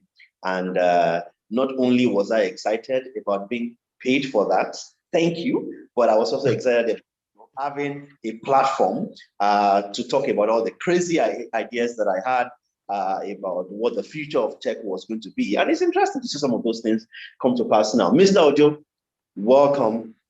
And like I said, for others, you are going to introduce yourself. We know your profile.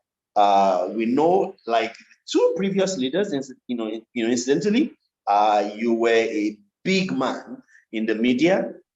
Not only did you work in the media, you worked in the media at a time when it was difficult to do so during the military era. So let's meet Edetan Ojo in your own words.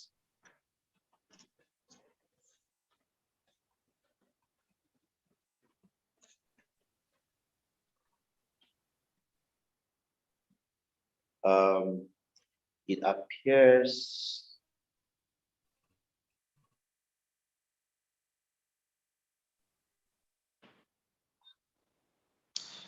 okay. The gods of bad internet have struck again, and it appears that Mr. Ojo Dust dropped off. But he's back. You're back. So would like to meet you. Your mic is muted. Once you are able to unmute. Sorry, it seems the witches and wizards in my village followed me here. Can you hear me all right?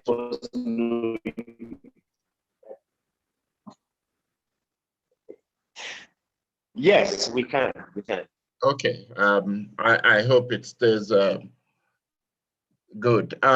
So thank you very much, Benga, for this opportunity. And I think that the opportunity you said I gave you was something you earned. So in my village followed me. Okay, I'm hearing some Yes. feedback. I'm not sure why. But maybe I'm not a digital because I face these challenges all the time when I'm doing things with technology. So my name is Edetine Ojo, as Benga has said. I'm a tired, aging, retired journalist trying to survive in the digital age. My main areas of interest have always been freedom of expression and access to information. But in our world, those issues are very relevant online and offline. So whether we're talking about the digital environment or the offline environment, I think many of those issues come to the fore. My day job is being executive director of Media Rights Agenda. I do a number of other things every now and then. I think largely because access to information and freedom of expression cut across all sectors. So I find myself getting drawn into a variety of other issues where access to information and freedom of expression are relevant. So sometimes I tell myself I need to find my boundaries somewhere, but hopefully I'll be able to identify those boundaries in the near future. Yes, Benga. Okay. Yes. Let's rewind. My favorite activity today is to rewind time. Let's rewind time. Let's go back to the very beginning, even before your journalism career. So the question is, why on earth would a promising young man choose to pick up a career in what do you call it, in journalism, on a continent where many of these colleagues were being dealt with by ministers, and you chose to dive right in, even though that risk was there for you at the beginning of your career and at some point in your career. So please tell us about why you chose to, dive into this dangerous terrain at the time, and just share with us also some of the challenges that you saw, dealing with dictators and much more. Okay, I'm not sure whether the word promising would apply to me at that point in my life that you're referring to. But basically, it was the early part of my professional career. And one of the things that I think I had going for me very early in life, even while I was in school, was that I could write decently. I could write fairly well. I was told that I had good writing skills. So it seemed that when I was looking for a job, I was looking at places where I thought that strength would give me some advantage. And writing in journalism seemed to be one place I could look to. I wasn't thinking of being a reporter, actually. I was just thinking that I could sit in some office and write prose. But when I approached The Guardian at that time for a job, they were not interested in having somebody sitting in an office and writing prose. They were looking for people who could go out and report. And despite my best efforts to avoid that life, the kind of life that you described now, it was the only one available. So I had to take it. And although at that time I didn't know the extent of it, I was hopeful that I would have a hassle-free life, just make some money and to be smooth sailing all along, but of course, that wasn't how it turned out. So shortly after I joined The Guardian, I was assigned to the judicial desk, which at that time was also responsible for covering human rights issues. So that was really my first engagement with human rights issues from a reporter's perspective. And I think that that is where you really see all the evils of human rights abuses, because as a reporter, you're looking for all of those stories, and people are coming to you with terrible stories of abuses, and you're seeing frameworks set up to abuse people. And this was a period of military rule in Nigeria. I think I had the misfortune of practicing throughout my career during the period of military rule. So it wasn't a democratic environment.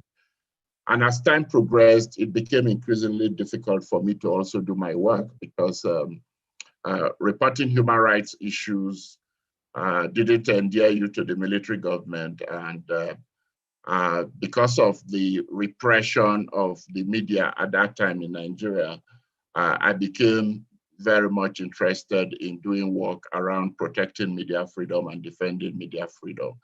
So that's sort of how I transitioned from being a practicing journalist into somebody working in the human rights sector full time.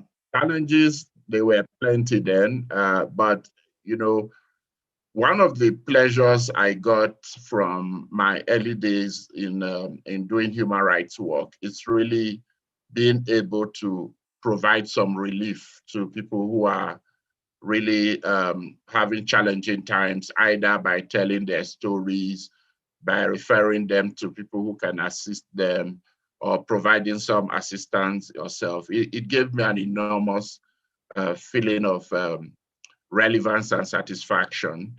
So I stuck with it. I continued to try and do that. It wasn't always easy. I wasn't always successful, but the sheer pleasure you get when you've really saved somebody from horrendous abuse or helped them to get some relief, either directly or through facilitating that process, was something that I wasn't able to let go of. So I remained in that work to date. Of course, the landscape and the environment has changed over the years. The challenges are different. But now I really wonder whether the period of military rule was more terrible than the democratic environment under which I'm currently practicing.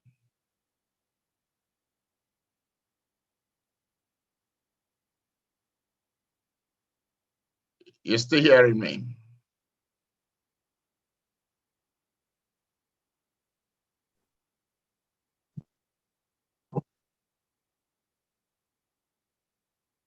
Okay, interesting. Now let me come to, yes, we can hear you. I see that. Can you hear me? Yes, I can hear you. Okay. Okay. There's a delay between the two devices I was trying to use to stay on, so that I will not be disconnected at some point. But Mr. Joe, let's talk about sustainability and building institutions.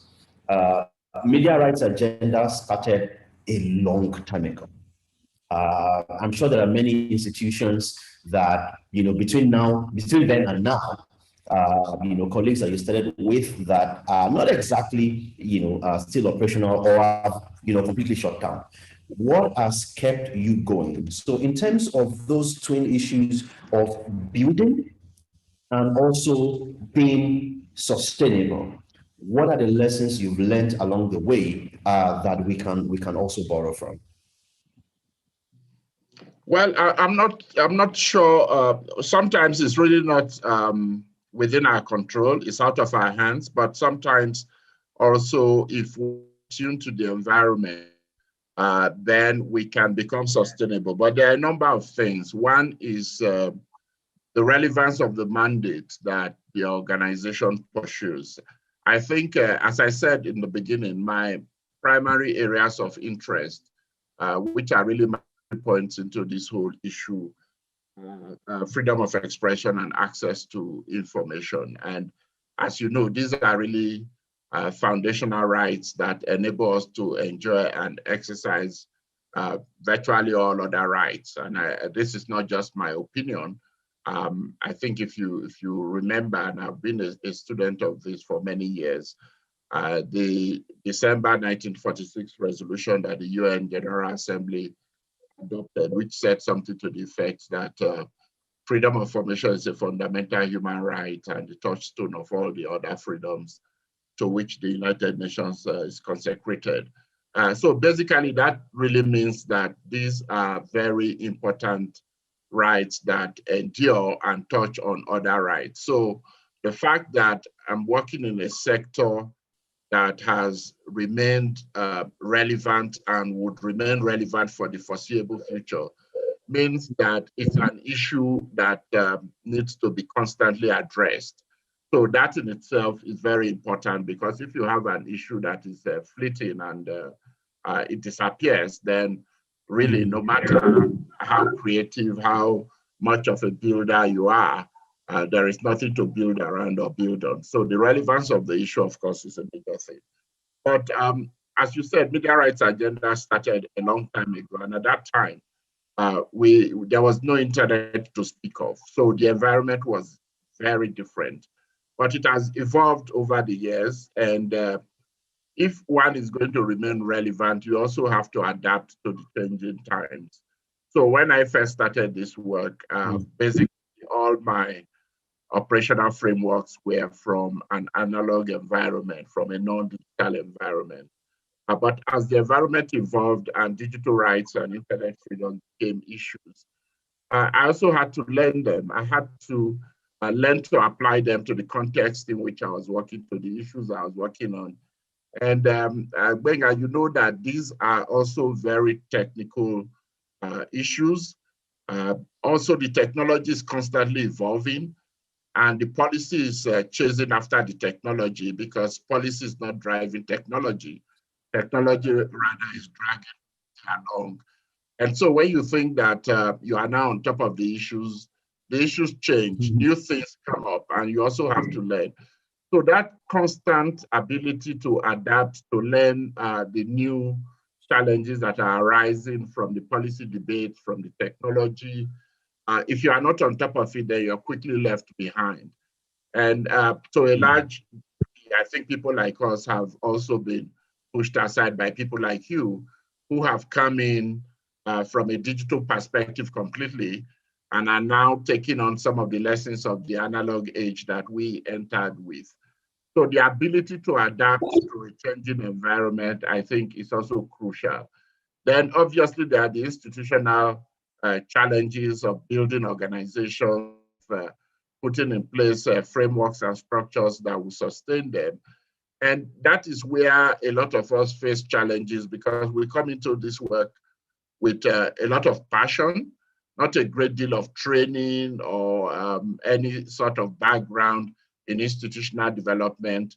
And you're having to learn all of those as you go along. So it can be quite difficult, but I think that the desire to remain relevant and face the challenges that attracted you into the sector in the first place would continue to carry many people through. Thank you. You've talked a lot about relevance, and I want to dig deeper into that because I think it's really critical. You know, I enjoyed your joke about some of us being digital and taking over from analog, but I can assure you that's exactly how we feel when it comes to the next generation, who, you know, we have to learn digital, but they were going digital. Sorry, I can listen right now, you know, since you sit back and you look at, you know, I look at some of my colleagues who are younger, and I'm like, how on earth? Anyway, no problem. We have to learn it. But let's with you for a minute through how you had to, you know, unlearn some things and relearn, because that is a skill that has worked for you clearly. And that is a skill that I can imagine. I mean, that's a skill that I had to adopt also. And I'm sure that many of us will have to do that at some point. The issues will change, or the technology will move fast, and we have to learn and catch up. How did you do this? Again, if you're going to be successful in this line of work, you've got to position yourself as somebody that people can look up to, as somebody that people can listen to. If you are ignorant about the issue, you are not going to be very successful in that effort. So the learning is constant. You have to remain on top of the issues that you are working on or advocating about. Otherwise, you are going to be behind those that you're trying to convince or carry along. So very early on in my career, I realized that I needed to be a constant student, a permanent student, as it were, learning all of the developments, trying to stay up to date in all of the debates and so on. And you know that maybe in the past it wasn't so challenging, but now there's just so much information out there that the idea that you can really grasp all of them sometimes just overwhelms you. But the technology also makes it easier, because when I first started, if you wanted anything new, you had to really get into a vehicle and drive to either the US Information Service, or you go to the British Council, or some of those organizations that had fairly up-to-date materials that were relevant for the issues. But now you can even lie on your bed and access all of these information that is being produced, people are deliberately putting out. So I guess there is a downside and an upside. The downside being that so much material is being produced, but the upside is also that it's fairly easier now to access new information and new knowledge than it was, say, 20, 30 years ago. So, but you must be driven by that desire to learn, to stay on top of your issues, to be a leading light in a sector where you are constantly trying to persuade people that this is the correct way to do things. And if they don't feel that they can learn anything from you, they can get anything new from you, nobody's going to be listening to you. So that ability to be a reservoir of knowledge is critically important if you want to remain relevant. Because again, as I said, because of the changing technology and the fast changing policy environment, it's a constant catch up that you're trying to do. So that's, I think, one of the most important things. But I think you also know as well as I do that from the work we do, we get to move around a lot, engaging with actors working in the same sector from virtually all parts of the world. And many of these engagements are characterized by discussions and debates. And you get to learn a lot from that process, just sharing from other people's experience, sharing your own, getting your perspectives challenged, and so on. That's also a huge opportunity to learn and refine your own thoughts and opinions about issues. So I think that process itself is probably inbuilt, well, at least pre-COVID, such that we were constantly thrown in an environment where we could not but learn new ideas, hear new thinking, and so on. Interesting. And I'm glad you said pre-COVID. Because by the way, I'm going to ask you, I know you're a well-traveled man. So how many countries, by the way, have you been to? I'm still trying to catch up with you. I think I'm probably slightly over 17. You are on the spot, not me. How many? I couldn't give you an exact figure, but I think it's somewhere between 70 and 75.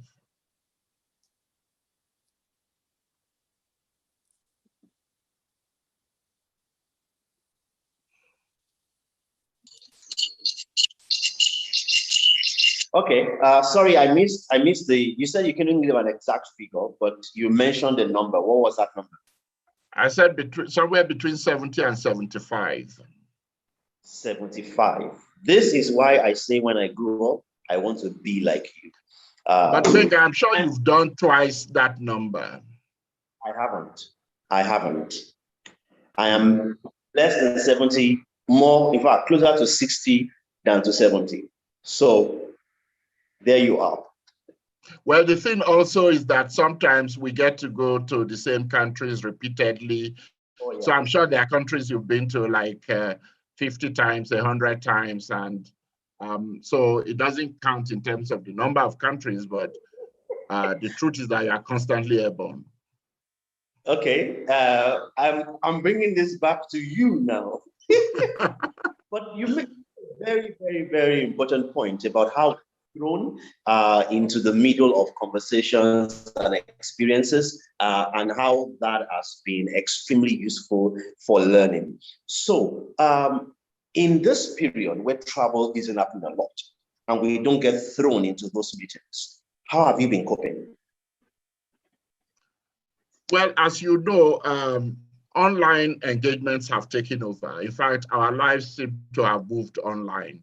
And I think I was more stressed when there was a lockdown than when there was none, because everybody could now organize a webinar or some Zoom event. And I found myself having no breathing space, even though we're supposed to be on lockdown. So at some point I had to draw some boundaries and say, I will only do X number of engagements in a day or in a week.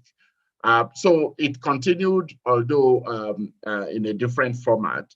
But also, there are just so many reports coming out in various aspects of the work that we do. I mean, something that you may consider tangential. Grace was talking earlier about intermediary liability. The number of publications that have now been pushed out on intermediary liability alone, you could get a PhD from just focusing on that subject. And as you know, it's only a small part of the entire digital rights, internet freedom framework. So there's a lot of material that anybody who is motivated to do can continue to read to keep themselves informed, knowledgeable, and on top of their issues. I try to do that. Reading is fast going out of fashion. It's also become, even for me, quite tedious, although I've always loved reading. But I still prefer reading to, just watching animations and graphics and documentaries. Basically, I'm just old school. I love to read the written word, so that continues to help.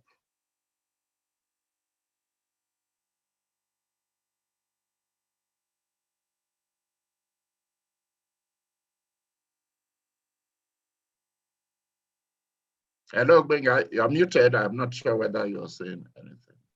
Yeah. I just realized that I was muted. So this is, I was saying to someone that the phrase of and the funniest thing that many of us do now is when in your head you're speaking and then you say all the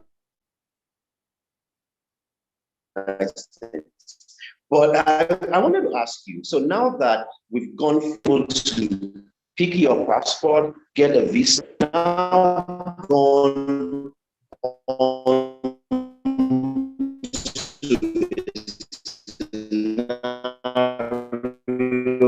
where the meeting comes to meet you, and like you said, it's a whole meetings that come to. So I'm just wondering, and I'm about to switch to another network now just to stop breaking. How do you maintain, not just the balance of being able to be there and be present, but how do you keep yourself, not just, so yes, there's a whole concept of mental health where you have to be careful, you don't want to break down and all that. But because, like you said earlier, one of the ways for you to remain relevant is to have, to learn and have something to say about the topics that you're advocating about. But that also leads to you being invited for everything. Almost every panel, almost every forum, almost every event. How do you cope with that? How do you decide maybe to say no or to say yes or to delegate? Or how do you handle that in this age where you are not deliberately standing up and going to a meeting, but the meeting comes to meet you? How do you cope with all of that? Well, I mean, you also have to develop a new skill, which is the skill of saying no, thank you, and saying it really nicely, which is sometimes difficult because there are also people that don't take no for an answer. So you say no, and they're going to keep pressuring you until you succumb and say, okay. But you just have to learn how to say no firmly and let it be clear that that no is not a maybe, it's a final no. But also, it's often a challenge to decide, oh, this looks really interesting. I would have loved to be able to be part of this. But at the same time, it's just unrealistic for me to expect that I can put that on my calendar as well.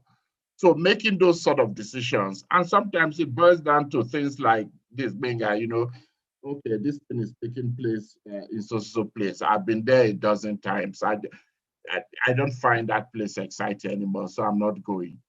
So all of this turn on different considerations and sometimes not always objective. But for me, basically, I like to learn new things. I like to improve my knowledge of new areas that are coming up. So once it's an event that throws up new things for me, if it's possible, I would like to engage. So that is a top consideration for me. As you know also, most of the invitations are for you to come and speak rather than just be a participant. So there's also the time you require to prepare presentations and so on. So where I'm required to come and speak, I also look at the effort that it would take me to develop a presentation. And if it's something that I'm going to have to put a lot of effort into to research and come up with a presentation, and I just feel that I can't take that on, I don't have that time or even the inclination, then obviously I would have to say no rather than go there and embarrass my family and embarrass my country or whatever it is. So those usually are the main considerations. But if it's something that I've been invited for on the basis of the organization that I represent, and I have somebody on my team who can equally do that, then of course I am happy to quickly pass that on because we don't lose anything by my not being there personally, but we are nonetheless able to also engage the issue. The people might not want the B team, they might want the A team, but sometimes in life you have to make do with the B team. So these are constant discussions and negotiations that go on in all of these situations.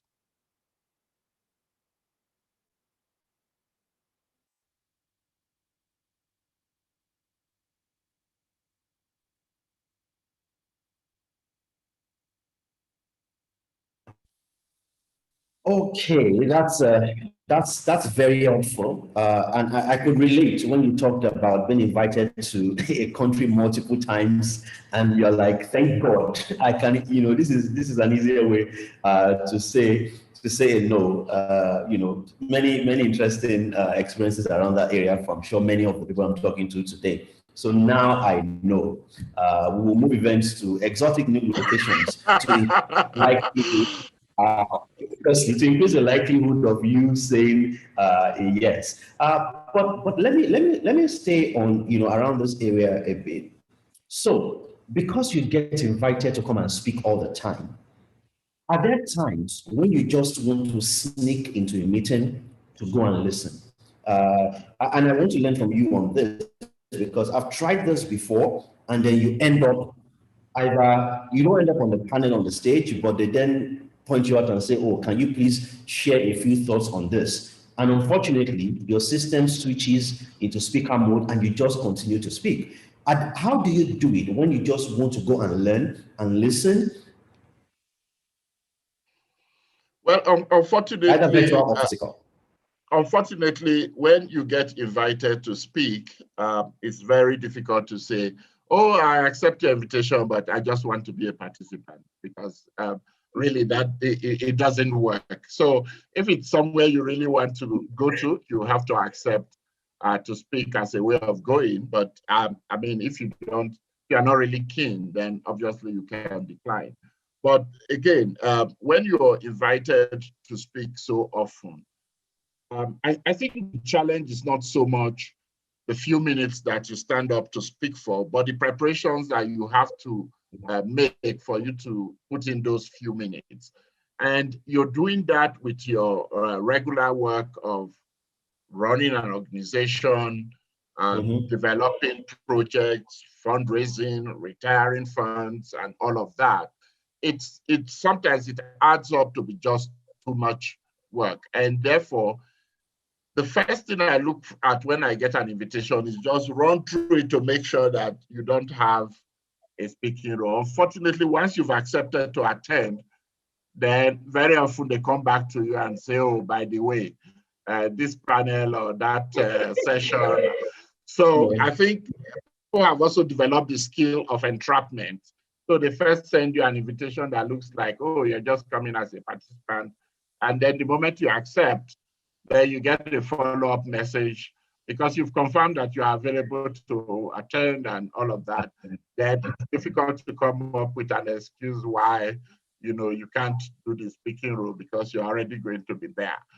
So all of these challenges come up, but again, for me, the critical consideration is always how much effort is it going to take me to prepare for this speaking role. If it's something like moderation, okay, that's a lot easier. It doesn't require such heavy lifting to be able to do an intelligent moderation. But for speaking, oh, that's completely different because you have to strive to at least communicate something people didn't know, which means that you really have a challenge to try and above most people in the room, if not every other person in the room. And sometimes this is a gathering of experts in your sector as well. So that goal of being above everybody in the room, it's really an impossible goal that is being set for you or that you're setting for yourself. But I think on each occasion, you evaluate all of these things. And sometimes you may even feel that maybe committing suicide is the best way to get out of this role. And then you find some reason not to be able to accept the invitation. But the opportunity also to learn from others is also very often a strong pull that, okay, fine, you may be required to share your own knowledge for 15 to 30 minutes, but you have a full day or 2 full days of also picking up stuff that other people are sharing. So I think everyone makes these evaluations and then decides that, okay, this is what my while, this is not. Of course, if you're being paid for the presentation, that also helps because as you know, in the work that we do, very often the salaries that come with the full-time job will not keep you alive. So sometimes all of these side gigs also help to sustain the living costs. So again, if it's a presentation where you expect to earn some money, then that makes it worthwhile, even if you have to spend a few nights staying up and preparing for that presentation. So again, I think on a case-by-case basis, one evaluates various issues.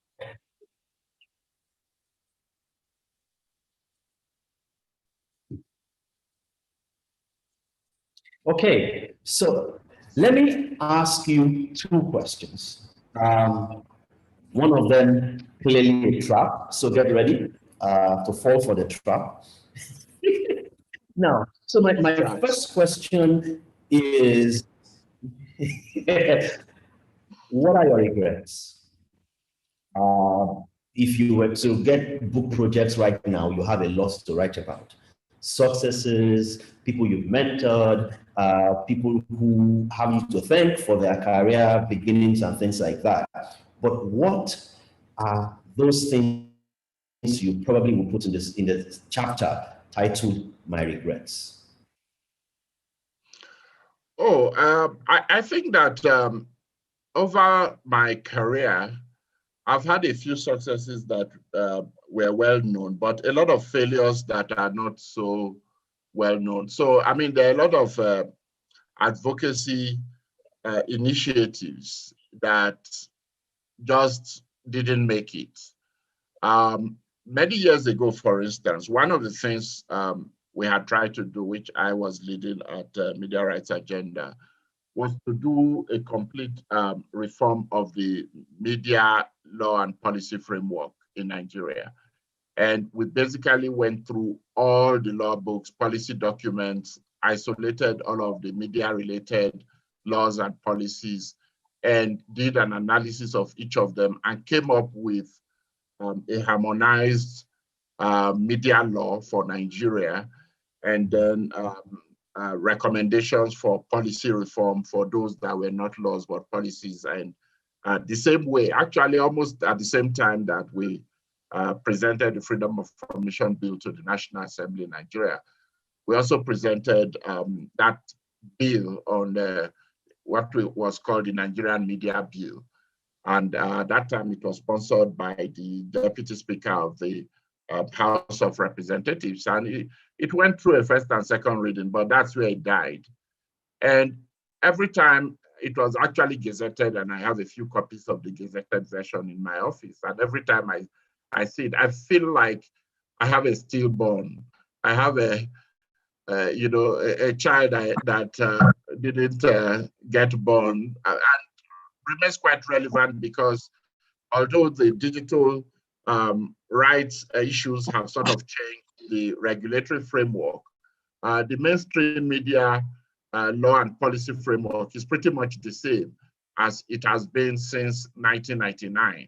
Nothing much has changed. So some of these laws that we continue to battle against, criminal defamation, sedition, false publication, all of them remain part of the Nigerian statute books that we had hoped through that process to be able to reform, as indeed we had hoped to be able to reform the regulatory framework for broadcasting, the Nigerian Press Council law, and all of this. So those are huge regrets that I have, that we're not able to see those processes through and create a more conducive environment for media practice in Nigeria. And we are still battling the effects of that to date, having to respond to so many issues that maybe if we had the right legal environment, those battles would be easier to fight, or maybe might not even arise at all.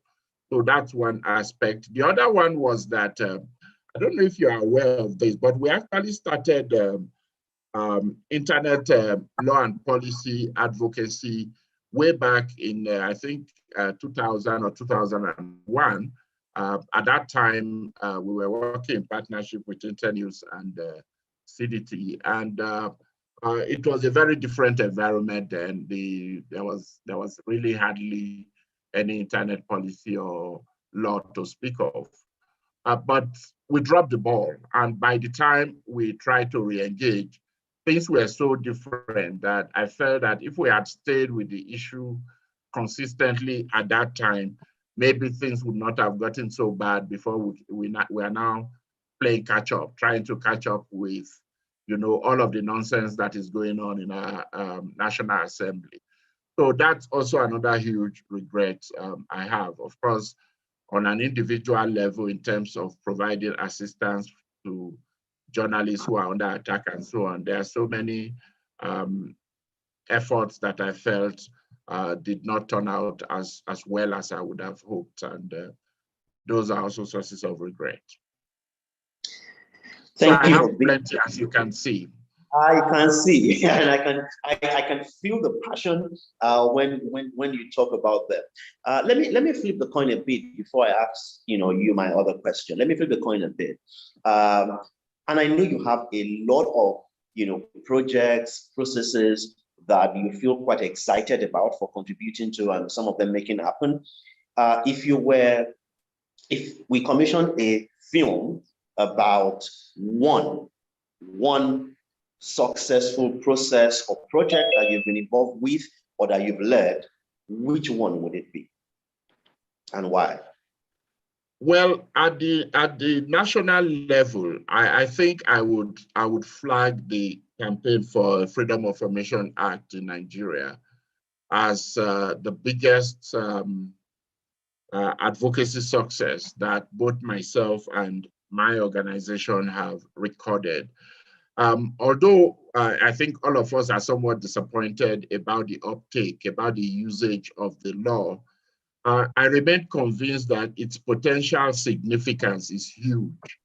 And if we were to get it to work as we dreamed when that campaign started, that we could actually change Nigeria. So I remain very excited and somewhat pleased with myself over that, and continue to hope that there is some way that we can deploy that tool and use it to change Nigeria. So, but related also at the international level is a similar advocacy that I was very much central to and involved with at the level of UNESCO and the UN General Assembly, which was to get September 28th of every year formally endorsed as International Day for Universal Access to Information. They are all linked because I think the national draws essence from the international, and our work at the national level also enabled us to be able to do that advocacy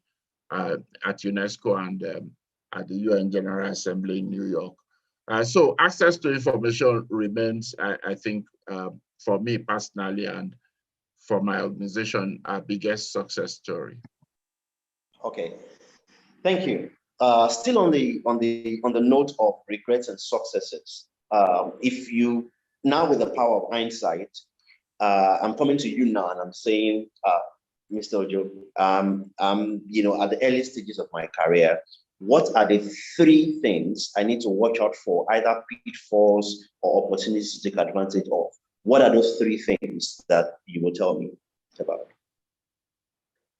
Well, so my work has been in 2 broad segments. One is the sort of individual cases where we've tried to provide relief and assistance to predominantly media people who are under attack in a variety of ways. And then the other is the broad policy advocacy initiatives. So for me, clearly the policy initiatives, when they are successful, have by far the greater impact because of the reach, the number of people that they affect.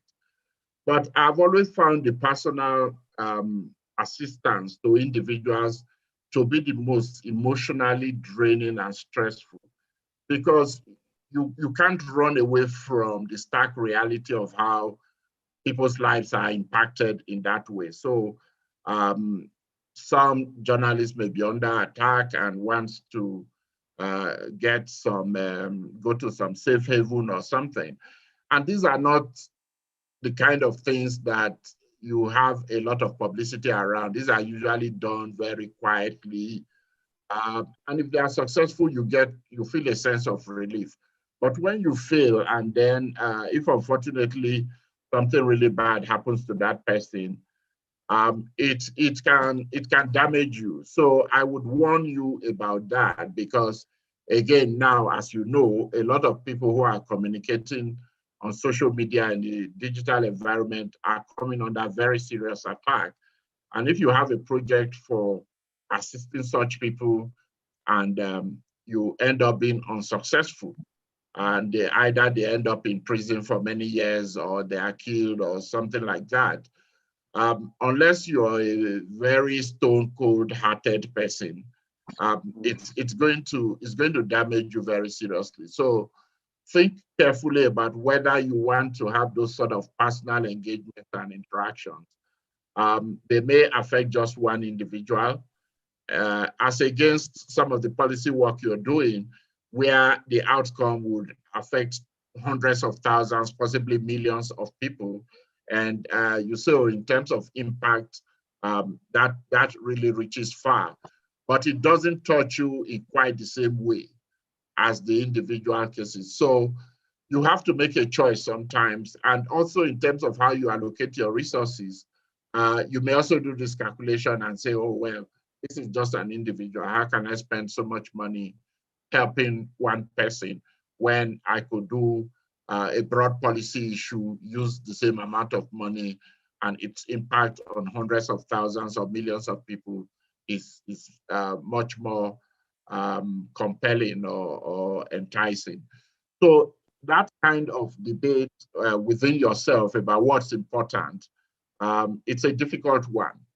And I would ask you to watch for it. The other one is also in terms of what is your interest, what's your focus? Because sometimes it's also easy for you to get derailed, for you to get sidetracked, either because you're looking for new money or what you really want to do, there's no money to do it.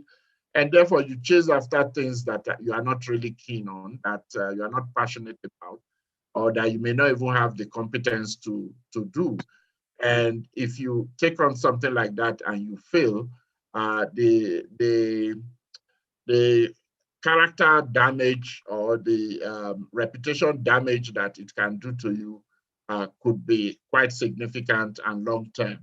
So again, I would warn against, before you accept to do any project, before you agree or you actually even ask for support to do any project, make sure it's something that you can actually deliver on, so that you don't ruin all your life's reputation or the reputation that your organization has built for years, just because of one project that, if you had thought about it, you probably would not have gone forward with it.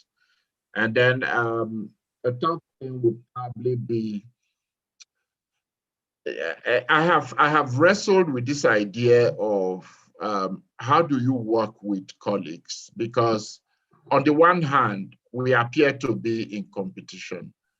But on the other, I believe that we are more effective if we can collaborate very well. And it's often difficult to balance these two considerations of how do we collaborate, minimize the competition, increase our chances of success, but in such a way that everybody feels good about that outcome and it doesn't result in enmity between, otherwise partner organizations or even personal friends. Those are challenging calls to make. And sometimes you find that people go into partnerships, organizations develop partnerships, but at the end of it, they become enemies, or the competition is more intense than when you started out. So of course, there are a lot of issues in the sector, but I think for me, those are particularly difficult challenges and calls that one needs to make. Wow, thank you so much. Thank you so much. I now have the question. Are you ready? I hope so. I'm just hyping it. How do you unwind? How do you relax? When you're not doing FY or building this institution or chairing that institution or traveling or walking or speaking, how do you unwind? Well, first of all, let me say that I love to travel. So the travel itself is part of the process of unwinding. It's not, the actual traveling, it's not work. I mean, it's facilitated by work, but you just have to learn how to enjoy the travel such that that becomes part of the process of unwinding. But I love also watching movies, especially the ones where I don't have to stress my brain to follow a difficult plot and so on.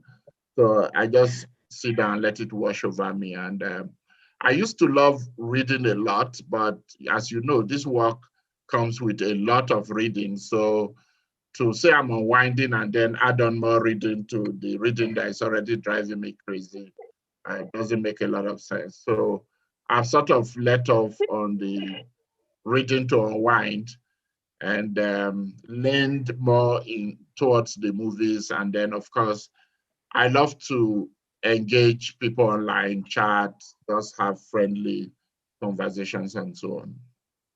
Okay. You didn't tell anyone that you also enjoy stressing me when we travel together, but don't worry. Well, I don't get that. I haven't had that privilege in the last 1 year and more, so I don't know whether I've lost it permanently. Well, thanks to COVID.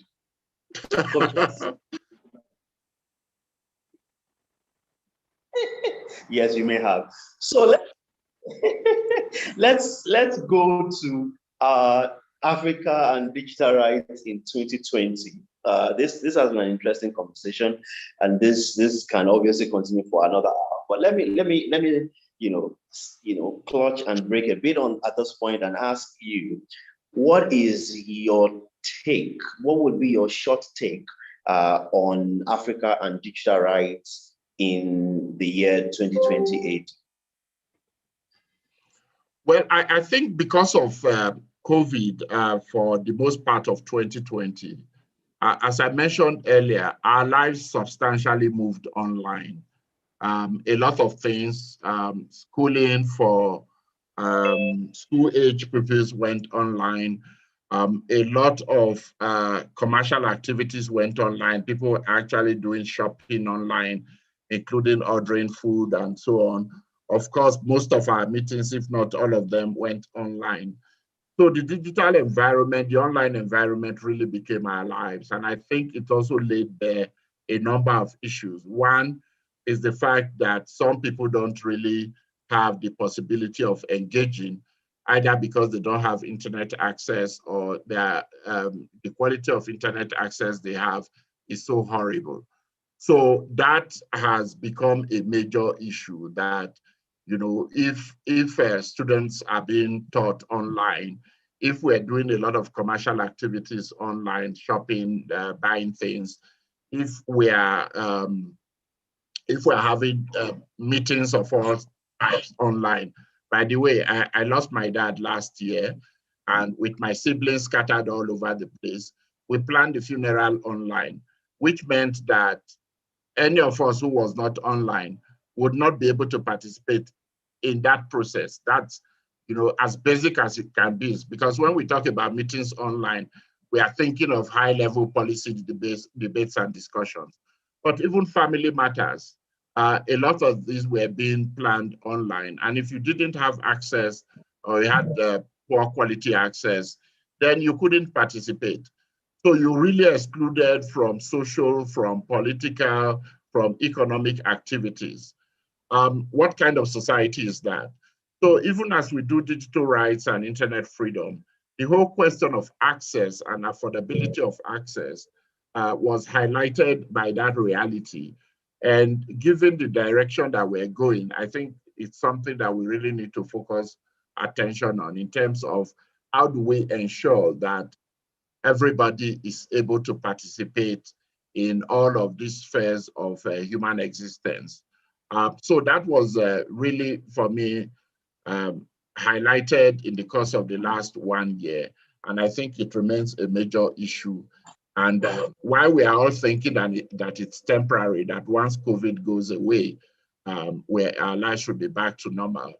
Personally, I'm not sure that COVID has any plans of going anywhere. Because you'll see that when, after we've gotten the virus in many parts of Europe, the situation has just gotten out of hand. Sorry, I meant vaccine, not virus. And then same thing in India and in many other parts of the world. Secondly, I think there's also a realization now that it's actually cheap to have many of these meetings online. But that cheaper does not take into account those who are excluded, those who do not have the possibility of participating. So we really have to sit there at some point and craft out how do we address these challenges that have been thrown up by COVID, but letting us know that the online environment is not just about freedom, that the freedom itself also would have to take into account access and affordability of access. So in summary, I would say that that's been the most prominent issue. But there's also the whole question that there's a lot of corruption attending the COVID response at different levels. And that has also meant that governments on the continent and beyond are looking for ways to suppress citizen engagement on social media and other platforms that are highlighting these corrupt activities and the fact that a lot of these supposed responses are not really getting to those that need it the most. So again, how do we deal with those sort of challenges as we continue to talk about digital rights and internet freedom? And then of course you have the privacy issues as well and data protection that comes with that. Again, my condolences about your dad. I know that was a tough period for you. We had a few exchanges then, and reading your messages, I could even tell, from reading the messages that, and being the head of the family, literally at that point, also had its own pressures. Well, thank you for sharing that. Now the last question with the big bang, which is basically the vote for the best and the worst of African digital rights, either violations. So which political leader, which president or prime minister on the continent of Africa would you call the worst digital rights violator in 2020? And which country or leader would you say had the best, at least the best of the continent in terms of digital rights support and promotion?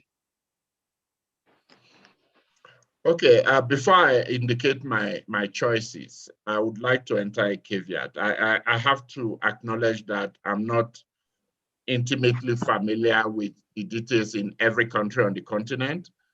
So yeah, I may not be aware of all of the issues. And then in terms of the worst leaders, there are many options to choose from. But my choice is influenced by the fact of the status of the country I'm choosing in relation to its bad behavior. So there are many countries that are behaving badly.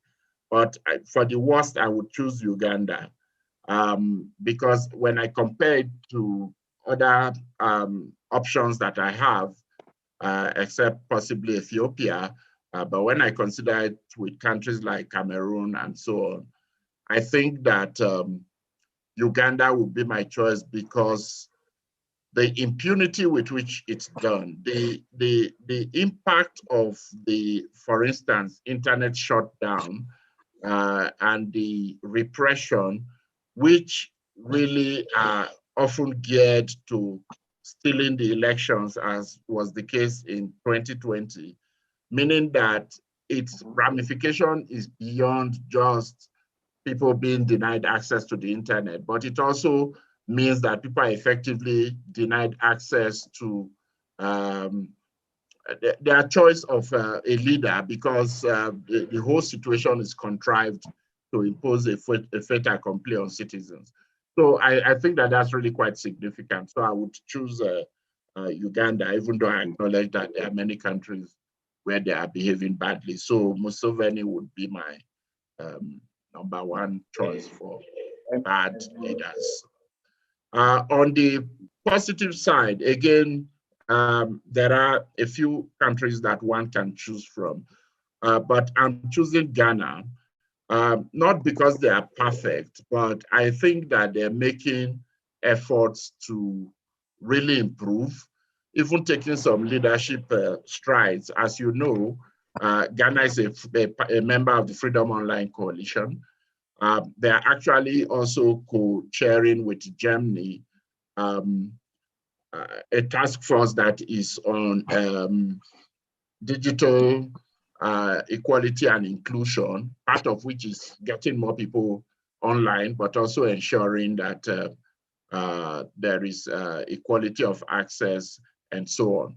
So I choose Ghana for not only the fact that they haven't had an internet shutdown, they're trying to improve on their behavior, but also they're able to step forward and demonstrate some leadership when we are talking about freedom online. Very interesting.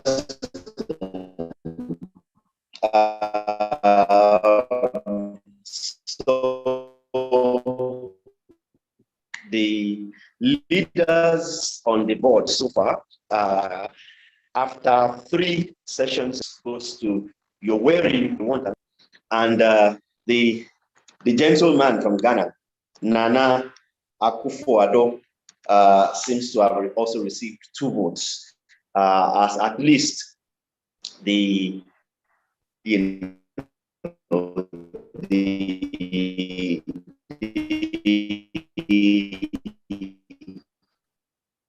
country or the leader so far. All right. Thank you so much. Interesting, and thanks to you, thanks to Grace, and thanks to Wakabi for what is now the first half of our conversation. We'll come back.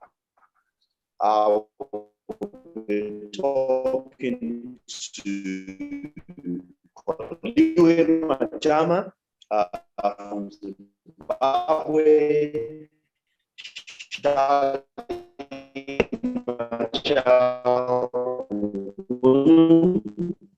from Cameroon, and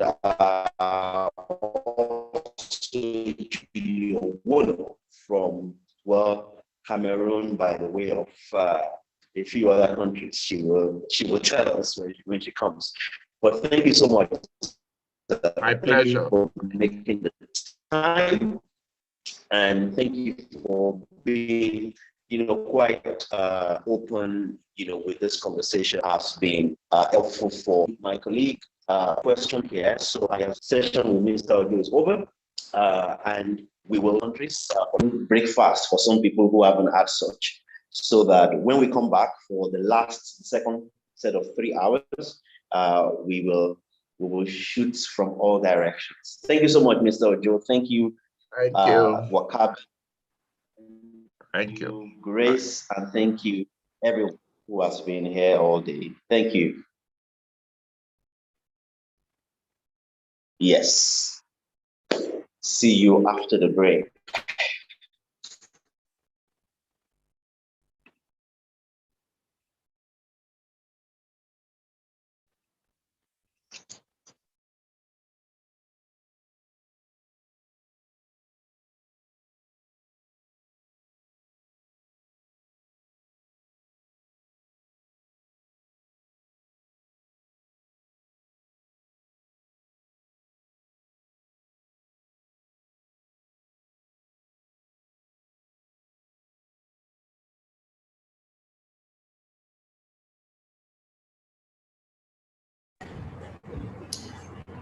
Okay, thank you everyone. We'll resume again in an hour. I've been told by my colleagues that you will get a chance during the break to see the short film Training Day that tells a story of what we saw as far as digital rights is concerned in Africa in 2019. By the way, the work on the next film has now started, which is focused on the 2020 Digital Rights and Inclusion Africa report that Paradigm Initiative now called LONDA. LONDA means protect. I'll hand you over to the team, and thank you everyone for listening in. See you in 50 minutes when we return to the conversations. Thank you. Asante sana. Merci beaucoup.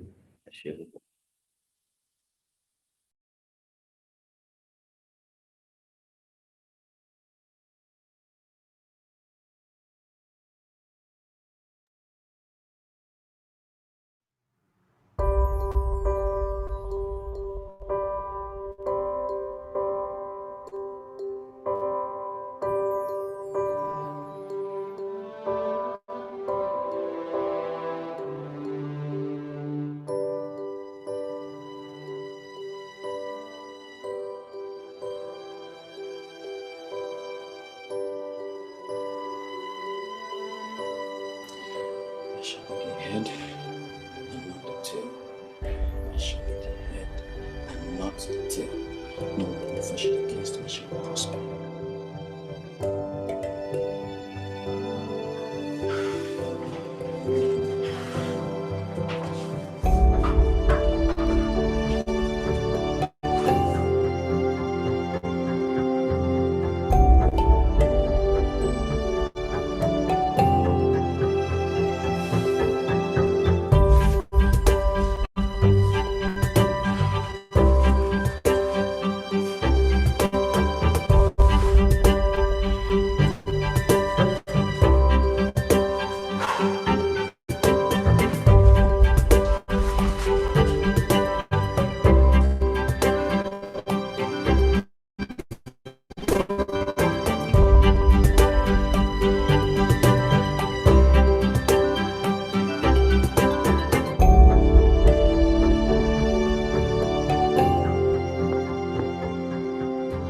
This is breaking news.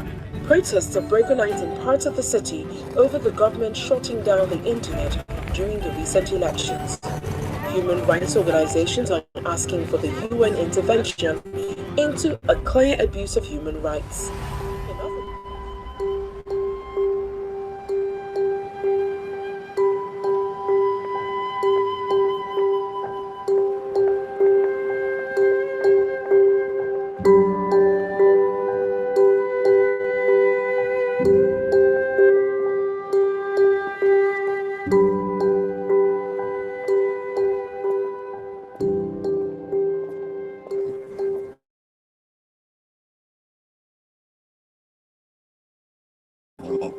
Good morning. I have a letter. I'm supposed to see. Please have your seat. Someone will be with you in a minute. Oh, okay. Thank you very much.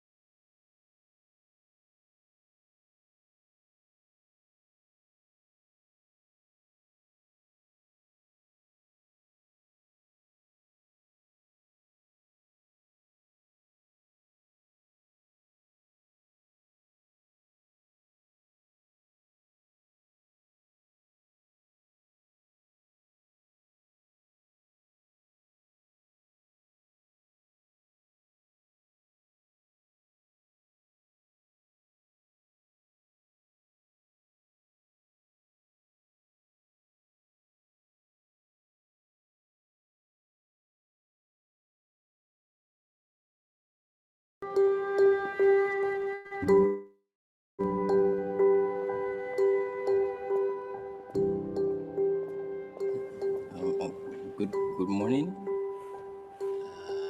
I have a letter I'm supposed to see. Please have your seat. Someone will be with you in a minute. Oh, okay. Thank you very much.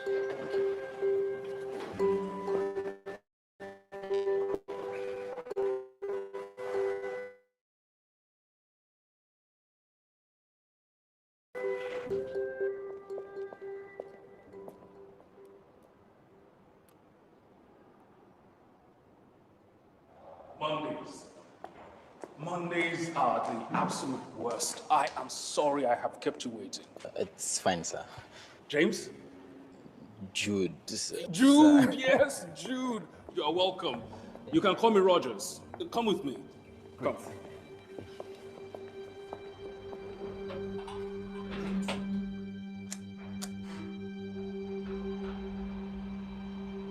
So Jude, I saw that you scored quite high at your test. Very impressive. Thank you very much, sir. But don't think you've bagged it just yet. This child of ours is the last evaluation before a hire. Okay, here we are. Yep. Hey. So Jude, did you read up about the position? Well, sir, to be honest, I couldn't really find a lot of information about Office Online. I know the role is for a high-performance project manager, but Jude, you applied for a job, but you do not know what the company does? What kind of professional are you? No, sir. No, I'm talking in terms of the operational. Relax. I'm just messing with you. We're into security across Africa. Of course, you are not going to find information about us in some random search on the internet. You should have seen the look on your face. Come, let's go. I used to work in admin a long time ago, but then I found more satisfaction in recruitment. Come, we're almost there. Today, I am here to show you the 4 departments you could be working with. The teams that drive them. You think you can handle that? Oh, absolutely, sir, I can.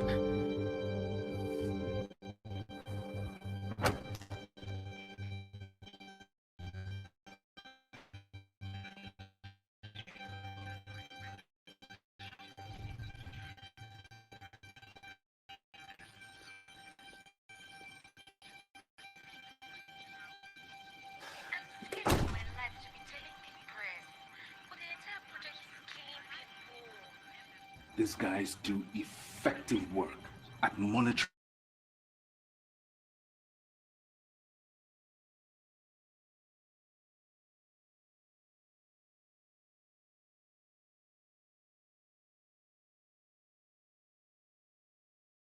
and scrubbing communications across the continent.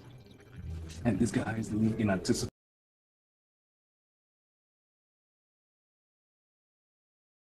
And learning to anticipate smaller problems before they become bigger problems. They've made particularly significant inroads in Rwanda.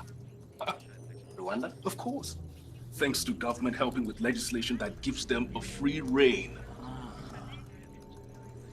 But we both know that law or no law, these guys could easily hack any communication in that country.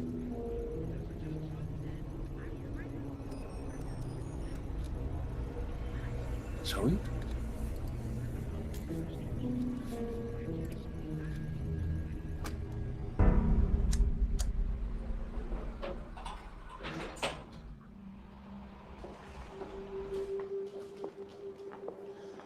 Not the friendliest bunch in the building. But, like I always say, data makes one dog. Hello.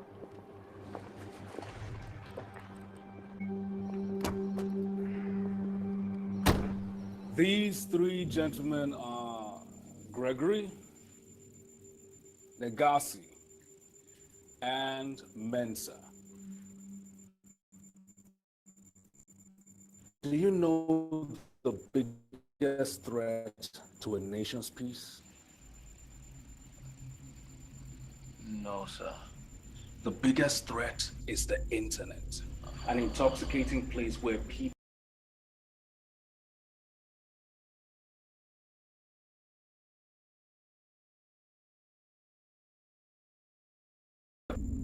So they monitor the internet? monitor.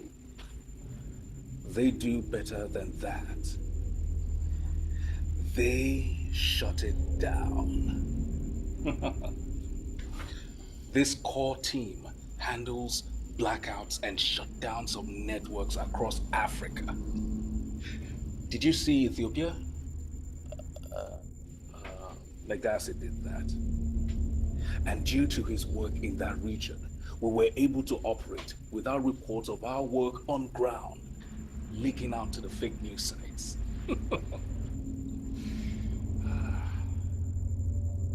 We're putting a special package of this service together for our clients in Nigeria. Hey, your phone is ringing.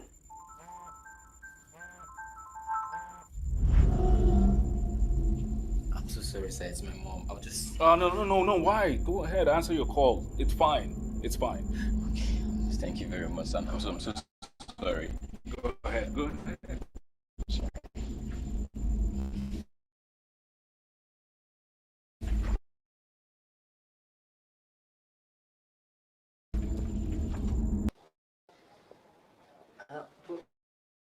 How's their office? Are they serious people? Don't worry, my son. Your heart. Mom, can I call you back later, please? I know you are. You will make the right decision. All right.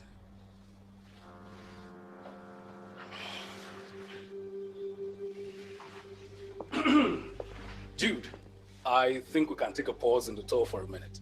Let's go have lunch. Come, let's go. Come.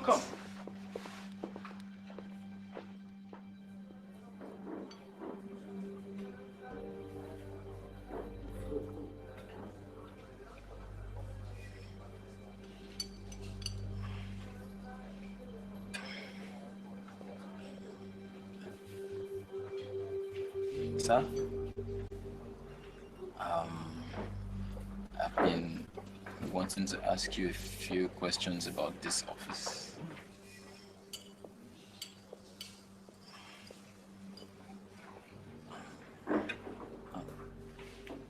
People must know what you do here, right? All over Africa. You say you're in countries, right? So how come no one is saying anything?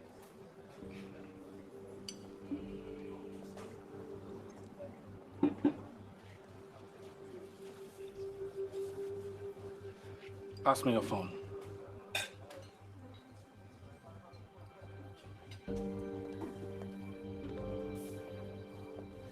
You have Twitter, right? Can I use your phone for a minute?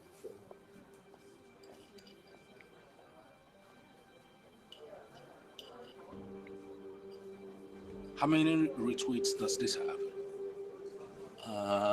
350,000. So. Now let me find that idiot that's always insulting the president.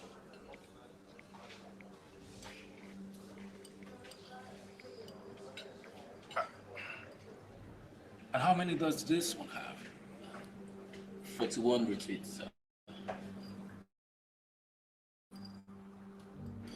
Eat your food, Jude, my friend. Nobody cares. Eat your food.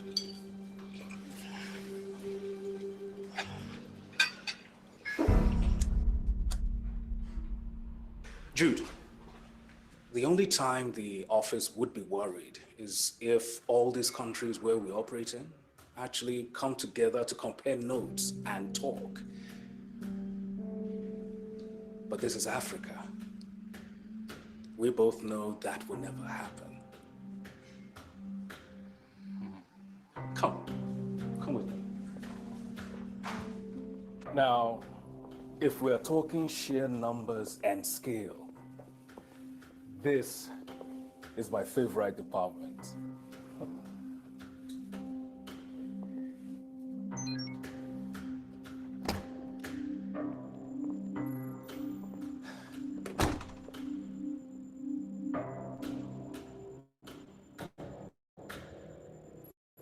Egypt, 2019.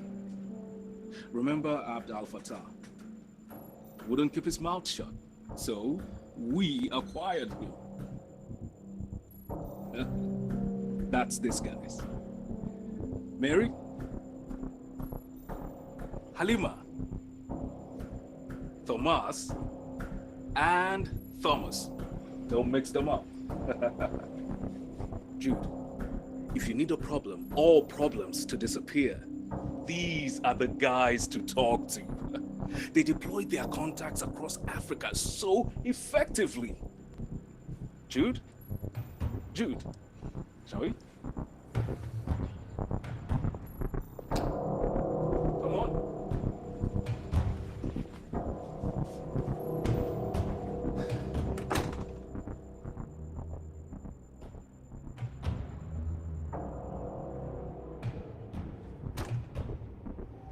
Jude, you know, when the company pays you well, it never stops harassing. Timesheets. Ready for the last room? So come on then, let's go.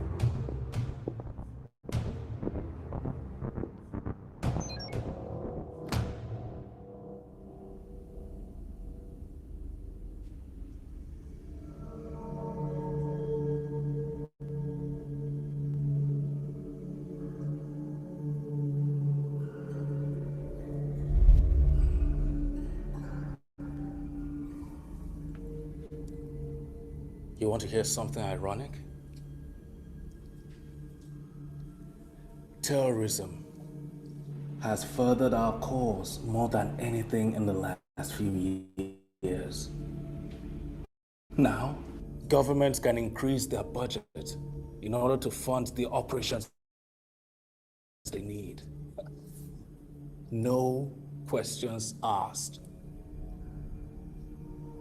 Keeping the citizens safe. That's right. In Nigeria, the government invests heavily in this kind of equipment. Think of it as a build-up to bigger things to come. Jude, come.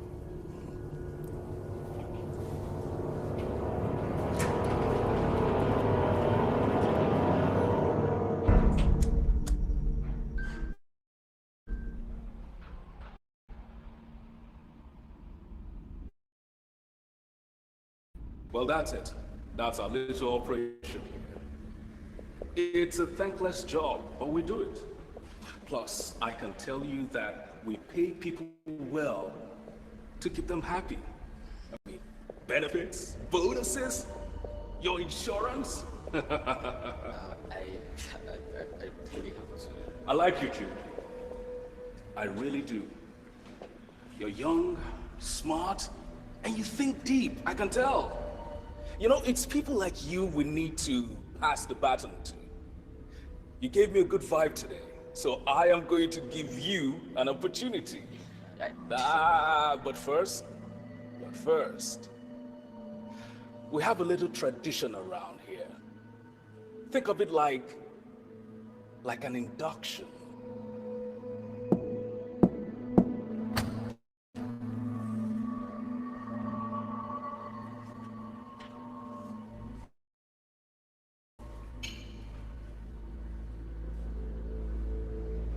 Go on.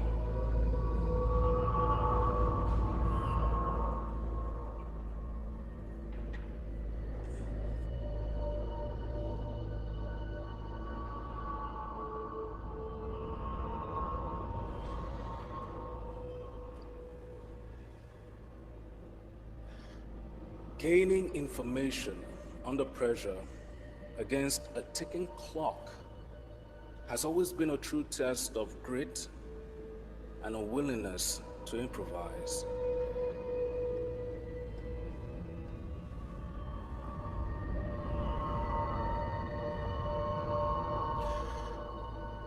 there is an office bet on how fast you can get a series of names from our friend in there. Now, the office record is 7 minutes. But I put my money on you to split that in half. Was I wrong?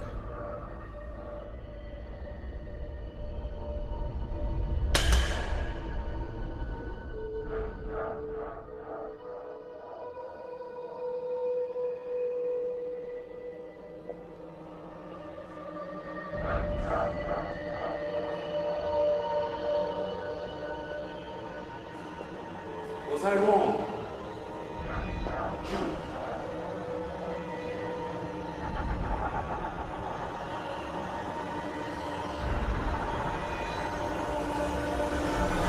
No, sir.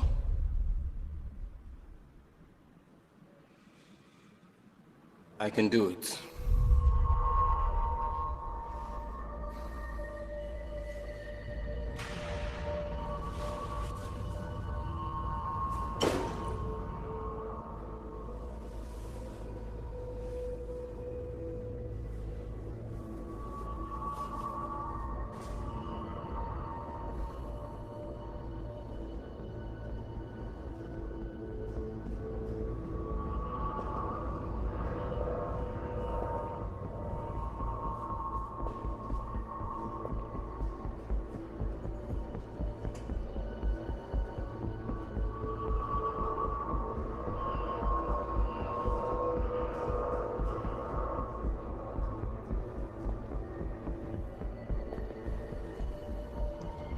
Welcome to the team, Jude.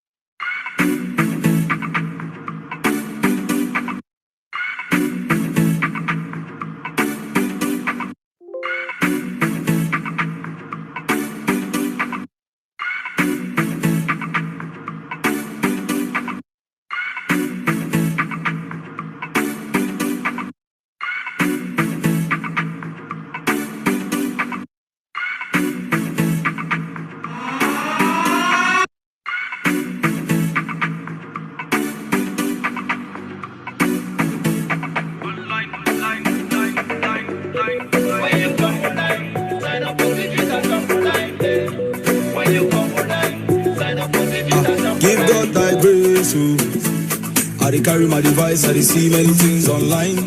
See many things online. Oh yeah, I don't need to suffer. I don't live to wait for man, we go waste my time. Man, we go waste my time. Oh yeah, everybody say, follow me, follow me. I should be if this come up. But man, you must run, attire. But then there's so many things that you can do every day.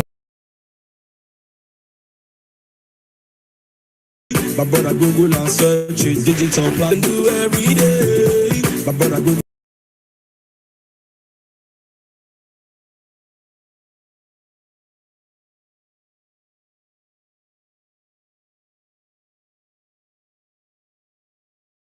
Digital plan do every day. My brother Google and search it, digital platforms everywhere. Ice Prince of Man, Ice Prince of Man, I have some good news to set to your wall.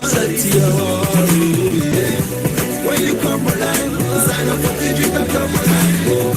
Digital platform, digital platform. Yeah, and then you wanna make some money, flex somebody, and if I tell it right when you hot nobody walk, women and it's on the Cooley channel. You Friday, man, I'm around and work up on child play. Can you get the bodies and I wanna get them bad? They will lazy boy seat. See my guys there, I'm tapping the list, but can I go in and pin Nigeria? Everybody seat. A lot of things to get you. Here's some good news to set to your worries. I know you like to make some money. There's a brand new way to generate the money. There's a brand new way to generate the money. There's a brand new way to generate the money. There's a brand new way to generate the money. There's a brand new way to generate the money. There's a brand new way to generate the money. When you come online, sign up for digital job online. When you come online, sign up for digital job online. Digital platform, digital platform, digital platform. Join the tie, share the tie. You like that cover, but like that money, Lurai. Boom, push Paramera, Talaka Sunday, I speak Lurai. You shake a career, Walla, Lalu Barika, you should para down the Yaman, Alisha Laika. You want not tell it what in the letter, but one car, come as I shall lie, push a America. But one not tell it what in the letter, but one car, come as I shall lie, push a America. The good requirements, so I in your line, but need to go to my wedding car. What is wrong bike? What is wrong bike? Can you need us to buy? The fellas I in Dubai, Jesus is not buying. A lot of things to get you.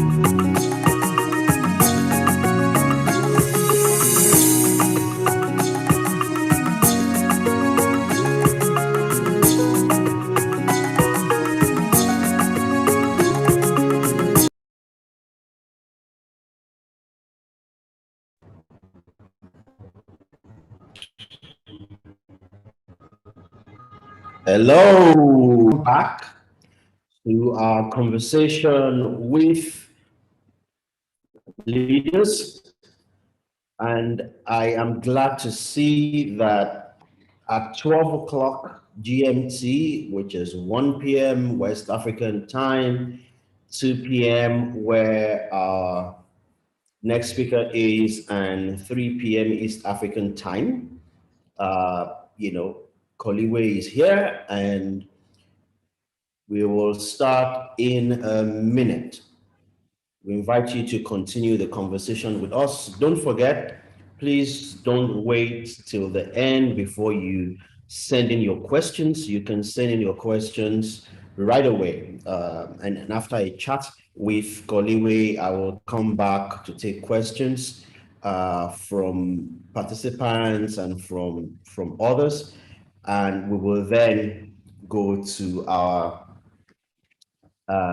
mock vote or mock elections for African leaders and digital rights. But I will ask now that if Koliwe doesn't mind, if you can turn on your camera when you're ready in a minute, and then we'll start. Yes, there she is. Comrade, how are you today? I'm good. Can you hear me? Clearly, loud and clear. Okay, great. I'm fine. I was looking forward to today, so yeah. Today is here now. Interesting. Okay, so are you good to go? Should we kick it off? Yes. Yes, we can. Thanks. Thank you, Koliwe. So earlier we started the day by having a chat with Wakabi, and then we talked to Grace, and then we talked to Edet for the break. Now you are starting us off for the second part of this conversations, and I really look forward to our chat. I deliberately started with Comrade, so you can know where this is going. All right, but I want us to to get everything started with let's meet you, right? Yes, we know Koliwe, digital rights expert with APC projects, that's the African Declaration Coalition, but would like to meet you beyond what we can read on LinkedIn and your profile. So who is Koliwe? Thanks so much, Benga. Hello, everyone. So I'm born Koliwe Majama. My name, there's two tribes, major tribes or large tribes in Zimbabwe. I'm Ndebele, but I think I like to think of myself as a mixed breed because my mother is Shona and my father is Ndebele. So I was born 40 years ago. That means now I sign or tick on my age slightly differently and with a bit of a cringe all the time, because I always find myself closer to the 50 bracket, and 50 years is a long time. So I am a trained journalist. Journalism is something I do every time. So this afternoon I had a COVID vaccine and the first jab. And the minute I said, so one of the questions they ask you for the data that they're capturing is your profession. So when I mentioned I was a journalist, you should have seen the way those nurses freaked out. And I think that is what drives me to, this passion around journalism. So even as I work around digital rights work, I am more leaning towards issues to do with freedom of expression and rights of the media, and also just marveling at the way that the media environment has expanded now, because by the time that I was training as a journalist, it was a few privileged, few people who went through journalism school. And so we are also currently in Zimbabwe at that point. So I'm based in Harare, Zimbabwe, where we have a budding or a growing online or independent alternative / content producers association or network. And there have been times when we've had conversations around whether we should consider people who didn't go to journalism school as journalists. So in my other life, I'm a mother with 3 children, 2 girls and a boy. I'm a sworn feminist. I think we live in very exciting times as well here in Zimbabwe, because just a few days ago was a court ruling that is being looked at closely, that is talking about how a man has right to go back to his in-laws and claim his bride price if his wife has cheated, if she has been adulterous, but there's no mention of the man and what rights the woman, this family has to claim. What can she claim? Yeah. So yeah, that's basically me. So besides that is what you have mentioned, Venga, also that I work in the digital rights space. I have just completed my master's in public policy, and I'm looking forward to probably even diversifying from, media / internet rights issues to look at more public or human, let me not say human-centric, but more a slightly different policy, maybe health or environmental policy as well, to just give myself the opportunity to diversify. But overall, I'm looking forward to my retirement, which is going to be in the next decade, and I'm already planning for that. Thanks, and over to you, Venga. I was worried when you said retirement in the next. I thought you were going to say weeks or months. But thanks for saying decade. I have still got some outstanding bills, so I can't retire anytime soon. Oh, interesting, Koliwe. So I just had a flashback now of our meeting in South Africa. I think it was the first time. Yes. When we were discussing freedom on the net, and what I found interesting at the time was that you never held back when it was time to express a view. When people say to you that when you're in a room, with Koliwe, you can be sure that at least one person will not leave there. They may not say a lot, but when it came to expressing their views, and at times they need to be, to offer a dissenting opinion, they will not be quiet. So let's rewind. I know you didn't become Koliwe because you just woke up one day and decided, I want to be knowledgeable about these issues, and I want to be as confident as we know Koliwe to be. How did this happen? Take us back, to maybe a critical point that you consider led to you being on this path now.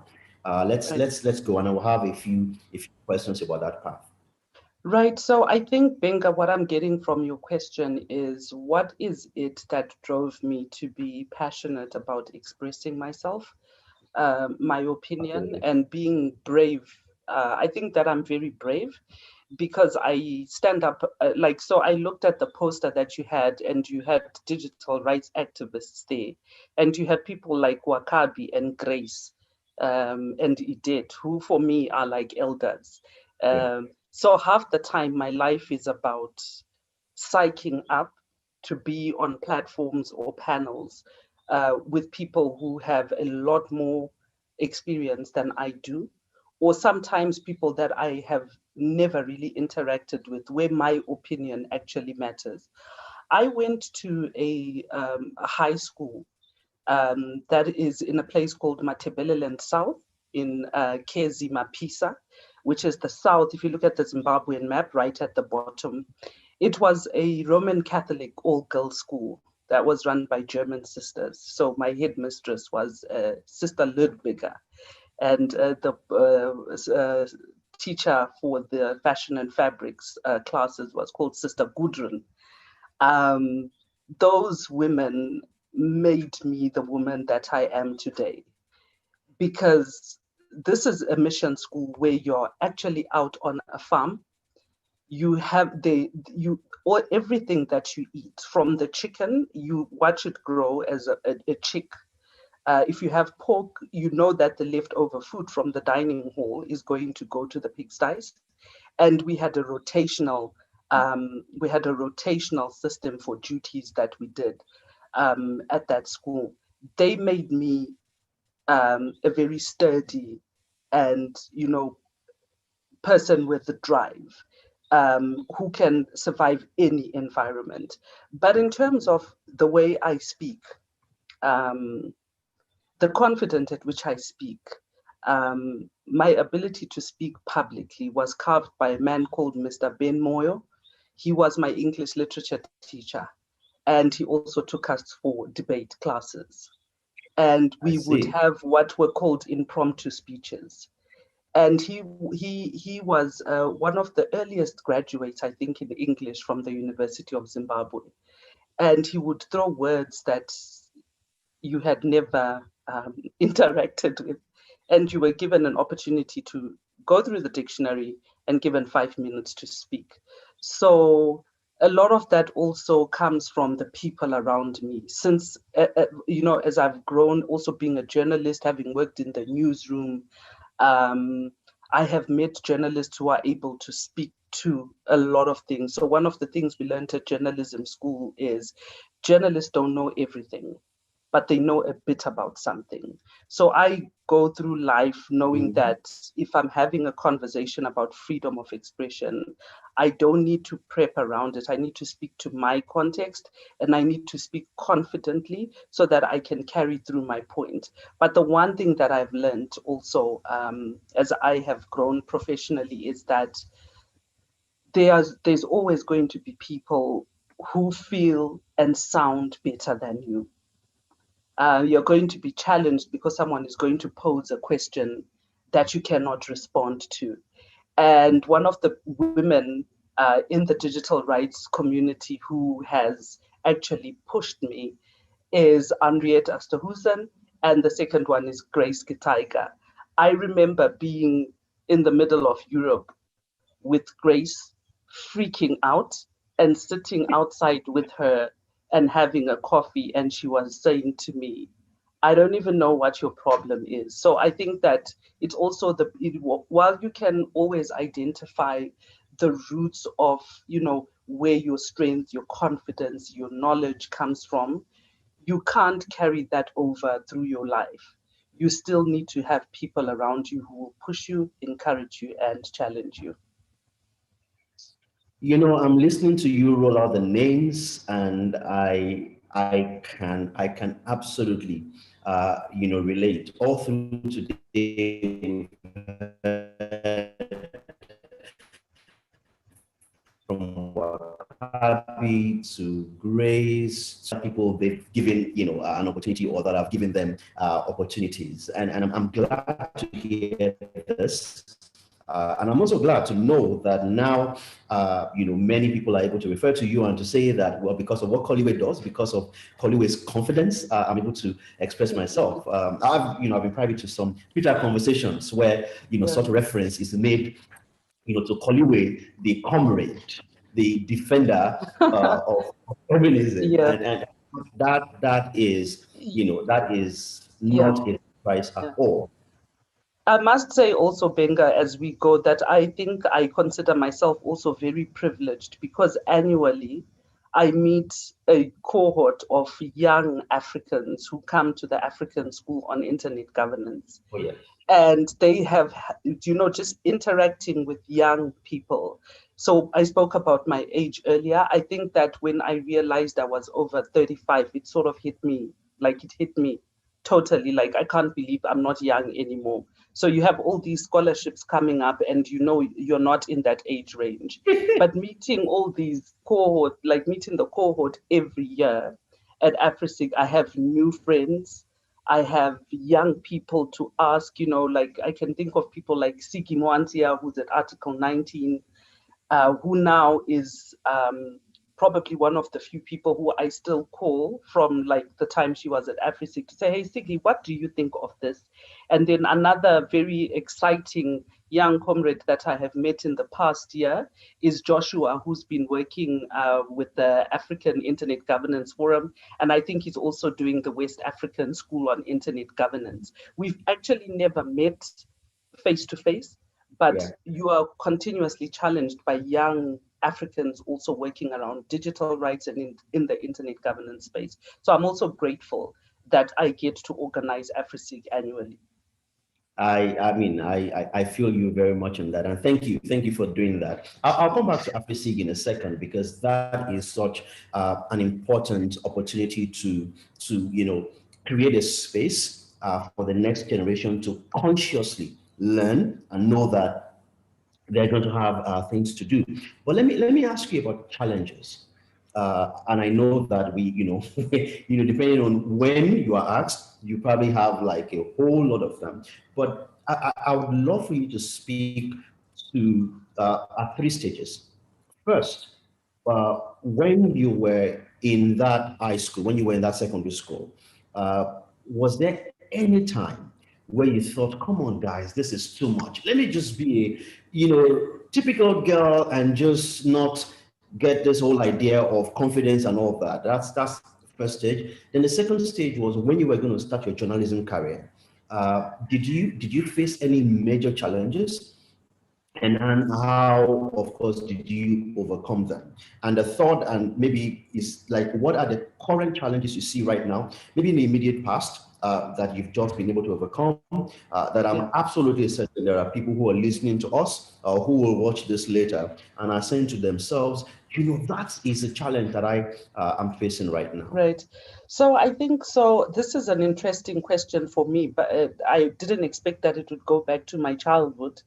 But I must say that I went to high school at a time when Zimbabwe was going through a very difficult economic decline. So we just had what they call the Economic Structural Adjustment Program. My father had just been retrenched. He had been regional secretary for a parastatal that ran quite a number of farms around Zimbabwe.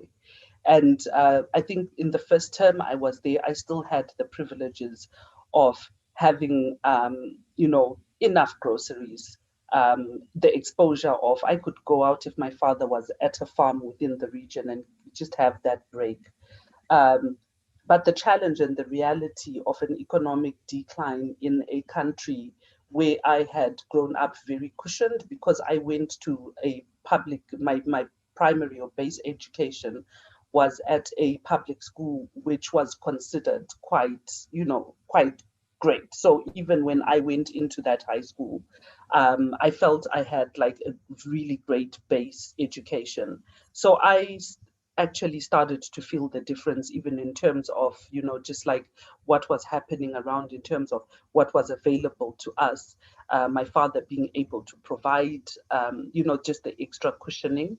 But I must also say, Benga, that even though I speak eloquently and I've come a long way in terms of just my academics, I am not a very sharp young woman academically. I really struggled with having to do more than 13 subjects. But I think the way that I got through it, and I think this is an important lesson for me, was that when you're around other people your age, your peers, and some people, you see people struggling and you have other people to motivate you, you're able to, to cross over. So when I decided that I was going to be a journalist, I keep saying how privileged I have been. My uncle, my mom's brother, was the editor of a newspaper, a provincial newspaper in Bulawayo, which is the second largest city in Zimbabwe. He was the editor of a daily newspaper called The Chronicle. So I had the privilege of finishing my A-level and walking straight into a newsroom as a cub reporter, not getting paid. And slightly before that, I must say that slightly before I had gone into the newsroom, at that time, you needed to go to an actual college to learn how to use a computer. So I went to a college called Athol Desmond, and I went and learned how to type and, basic Control-C, Control-X, Control-V. So I went into this newsroom and there were typewriters. So that was for me also quite a shocking challenge. I I remember journalists that were in that newsroom, the late Foster Dongozi, late Paul Ngala, and some who are still alive, like Brezhnev Malaba, who's with the Hawks. If you follow Zimbabwe news, there's an online paper called the News Hawks. Those were the people in the newsroom. It was a very male-dominated newsroom. And I must say that it was very intimidating. And I remember actually going out to do my first feature story, coming back, ramming onto that typewriter, pushing it back. So that was a very difficult period as well, but it prepared me to go to college. It became so much easier for me to go into an interview for a position at the, we have the Harare Polytech College here. We used to go through interviews to go into journalism school. So I must say that even though I went through that challenge, it became so much easier to, take a next step. In terms of my current challenges now, so I think one of my biggest challenges at the moment is just the reality of working, organizing, whether it's in my mainstream work, whether it's with my feminist circles, whether it's the volunteer work that I have done for many years. It's very difficult to get people's full participation if you can't interact. And this is not to say that it's not possible, but I think just the reality of also coming from, Africa, and you have to think about, ensuring that people are going to be able to participate. So I was looking at the call for sessions by the IGF today, and also we're in that phase of trying to plan around how we're going to have AfriSig. I got a call from Josh yesterday. He's also thinking about how do we organize the West African school. Just the challenge of, okay, we have to make sure that we come up with a stipend or a small grant for people's participation. But how do we guarantee that this is possible? How do we continue to connect? And also realistically, for how long can we continue? Especially when you look at issues relating to, how funding streams have also thinned. It's just like last year, we submitted for the Africa Declaration on Internet Rights and Freedoms Coalition a proposal to a funder within the region. And we were told that, when we have to do a lot more work around COVID-19. But even within COVID-19, Benga, as I was saying, is that they should actually still be a recognition around people's rights, especially issues around rights to privacy. So I walked in to do my COVID vaccine today, and as they were collecting my data, someone was sitting close to me, and I was being asked whether I have a chronic illness. And I do live with a chronic illness, but I don't want people around me to know that I have a chronic illness at that time. So how are we protecting, or how are we going to continue to pitch what is a priority in our work, in our everyday volunteerism, in our everyday mobilizing, organizing, and activism with this reality of COVID-19? Yeah.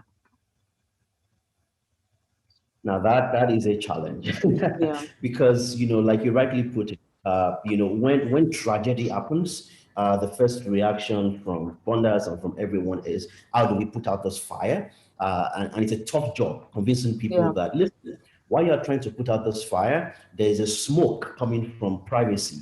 There's a smoke coming from surveillance that you also need to put out. Thank you so much for, literally being vulnerable to share, your challenges. I said I was going to come back to AfriSig, and I'm going to come back to that. I'm a product of AfriSig myself, as you know, and I've had a chance to teach at AfriSig. And, looking at both experiences, I'm just wondering, how on earth do you cope every year from things like selection? Because I know when you look at the list, these are potentially great people. You could select everyone, but you can't because resources are limited. How do you also get faculty? My question to you is, how are you able to do things with AfriSig Number one is consistently building, becoming better, making sure that things go well. And secondly, to sustain it. Because like you've said, resources, there's no tap somewhere waiting for you to say, oh, Comrade Koliwe, open this tap. You have resources. How do you do this in terms of building and in terms of making this process sustainable? But not just for AfriSeek, by the way, for other things, you know, Mr. Zimbabwe, your media, journalism background, how are you able to do these things? Right. So let me start off with AfriSeek. So Benga, I must say that AfriSeek is it's a big project, but it's a project that has a very strong community. So we have the AfriSeek alumni, which are people like yourself, people who have been to the school since the first school in 2013. And that network of people, believe it or not, is what keeps the school going in terms of, firstly, funding or support for the school. So we do have some, you know, funders who are traditional funders. So we have, you know, people like if you go onto the website, you'll see people like Google, Internet Society, ICANN, that community who supports the school is a community that sees value in ensuring that there's continuity in terms of just the capacity of young African leaders who can speak or represent, you know, the contextual issues. Because I think it's, when you look at the AfriSeek curriculum, it's obviously, you know, there's a specific frame around the issue. So you've got internet governance and human rights, you've got the technological issues, you've got issues to do with content, freedom of expression, but the context changes because there's always an issue that is related to a thematic area. Most of the people that we have on the faculty are people who have been at the school or people who have prominently been interacting around the specific issues. And so in terms of planning, the school itself or the curricula, Henriette, who has coordinated the school for, I think, since its inception, is also got quite a lot of experience working with a number of people. She is overall responsible for the development of the curricula. And AfriSeek is actually a member of the coalition on the Dynamic Coalition on Schools on Internet Governance, which is another interesting thing that people should look at. If you go onto the IGF website and look at the dynamic coalitions, you'll find the one on the Schools on Internet Governance. So that constant interaction with the European school, with other schools in other regions, makes it very, you know, makes it also quite easy for us to sustain or keep the vibe around the school.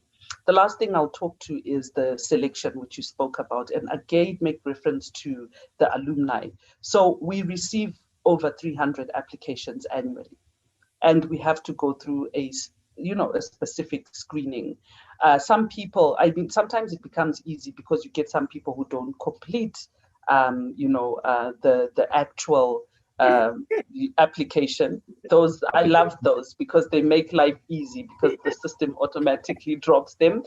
But then we also always go back to members. We always bring in a member of the faculty. So you, Benga, for instance, have been on the faculty for a very long time. And I think it's only probably the past 2 years that you actually haven't been to the school, but we always get a faculty member who understands the value of bringing in people with experience, because that's the difference between the regional school and the national school. In that when you come to the regional school, it's more of a build up on what you're working on, and also an opportunity to interact with other leaders so that you can, also be able to network, but also, just increase your impact within the area of internet governance that you're working. So we have a selection panel that will have a member of the faculty and some past members of, of the AfriSeek alumni. So that's why I said to you, AfriSIG still stands because of the community that continues to support it. And most of that work is actually voluntary. And all the scholarships or fellowships that are given, the school actually has to fundraise for each individual, which is why it becomes virtually impossible to bring in more than 40 people. But we still have organizations or partners who are probably, so an example I would give is the Dachevele Academy, who would be having partners that they are funding, who have projects that they are supporting. They usually like to bring or support some of the representatives from the organizations to come through. So it's also much easier for self-funded people to get into the school, especially if they have a good application. In terms of how I balance my life, I don't think my life is balanced at all, Benga. I think that working for an international organization has taught me to structure and set tasks and be realistic about the work that I do. But then I think my biggest challenge is working with a network. So the African Declaration on Internet Rights and Freedoms Coalition has over 50 members. And being the coordinator of that coalition means that you will be called upon by some of the members to come and speak on a certain issue, or organize somebody who can represent the coalition to speak, or they will call you and ask you to come and adjudicate 700 applications for a grant, a sub-grant. And what I've always found is that it's important for you to be honest about what you can and what you cannot do. There are things that I have continued to do because I have a passion for them. So one of my ground or base trainings is in media advocacy and lobby. So I worked with the Media Institute of Southern Africa, the Zimbabwean chapter, for 10 years. And media freedom issues are issues that are still very close to my heart, that I still follow very closely. And it's the same with issues around gender discrimination, sexual violence, and women's rights and equality, as demonstrated or covered by the media. So I still find time. So sometimes I will take time out to, do some extra work to support women's organizations, to work with MISA, where I'm also an individual member. Also make time to go onto my personal website, write, produce content, because I feel that sometimes we get very caught up in our work and we forget that there's a need for us to still remain individuals. So after APC decides to kick me out, or I decide to jump ship, it should be easy for people to identify or to see who I am. And also it should be easy for me to maneuver between my special areas. So I think that's it in summary. All right, thank you, Koliwe. And talking about building and sustainability, I know you've shared focused a lot on AfriSIG, but I just wanted to ask you, so you've had a chance as a leader of a network and also as an expert that many of us reach out to from time to time, you've had a chance to work with various institutions that are working in digital rights. I'm just curious from you, what are some of the things that you think were not doing well in terms of building and in terms of sustainability that you would love to see a lot more of? Right. So I think that it's unfortunate that the cycle of funding is such that there's time frames to a lot of the work that we do. So you're at any given time, you are either applying for a small grant, which is probably 6 to 8 months. You will find yourself trying to apply for a bigger grant or a larger long-term grant, which will cover you for about 3 years. But I think that the challenge that we face most times is that most of the projects they are boxed, they're cast in stone. you want to measure your impact against a log frame. So one of the challenges that I found is most of us work around media law or digital law reforms. So one of the examples that I would give is the work that Paradigm Initiative did around the Digital Rights Bill. And at a time when we thought it was just about to happen, it didn't. You know, we thought it was going to be passed. Or you look in other regions where we thought, okay, these people have a data protection law in place. But then it gets challenged at some point. So I feel that what probably needs to change is when we have long-term grants, to be able to review them and have flexibility around adjusting them so that the impact is demonstrated not through more high-level sort of results like, you know, the passing of a bill, or maybe a change in a specific policy, but rather the smaller, the smaller milestones. And I find that sometimes we are the ones who tie ourselves down.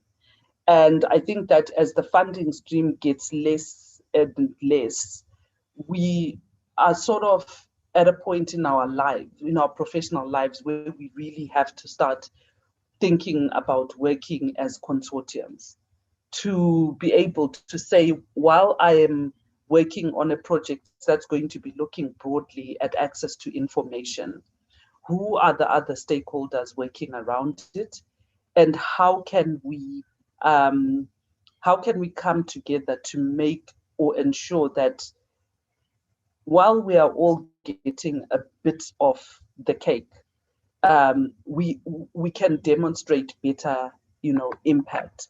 And I think it's a challenge for us, especially in the African region, because a lot of us are really struggling to stay afloat in terms of just like the funding. If you ask people how much they have, what is in their budget for a year, and then you look at the work that people are doing, you do actually realize that we are tying ourselves down because we haven't really thought about how we can diversify the programming, how we can combine efforts and skills and ensure that whatever we are working around is not centered around the impact of an individual organization, but rather is a build up. And I think that's the coolest thing about working for a coalition, because if Paradigm Initiative or CPSA or KicToNet does something really grand, because they're members, we can celebrate that. But we are celebrating it and owning it, but how do we build up on it? So that's another issue, is that we are not celebrating, or we are not we are not amplifying the findings or the impact that are made, or the strides that are made by our colleagues or peers or people in the network or in the communities that we work. So when you are submitting a proposal, it's in isolation. You have not even mentioned a single organization in your background or your context. You have not even referenced anybody. So even in terms of the baseline that you take through to a funding partner or potential funding partner, doesn't actually demonstrate that you are located within a community. So I think that that's the challenge. It's challenges of flexibility, of just like the real geopolitical environment that we operate in, and secondly, as individual organizations or within a sub-region, to what extent are we working as consortiums to collaborate and build up on work that's already existing, but to also be able to share funding to demonstrate greater impact. And it's a survival thing, unfortunately, but I think the reality is where we're going. We might need stronger networks, and we might need to be able to identify within the communities who is better placed to demonstrate or give a reason to believe that this is something that is worth investing in. I hope that makes sense. I felt like I was rambling a little. No, you're not rambling. You actually hit on a point, and this is. I asked you that question because I know you run a network, right? So you're private to being able to work with many different organizations, and I think you've made an important point. Collaboration, by the way, is something we talk about, but we don't do enough of. But I'm just curious to find out from you. Networks are tough. I mean, you gave an example earlier of the fact that you can celebrate something without laying claim to it. So that is from a mature network, perspective. But what are some of the challenges that we have in terms of managing networks and getting better right now? And that's half my question. The second half of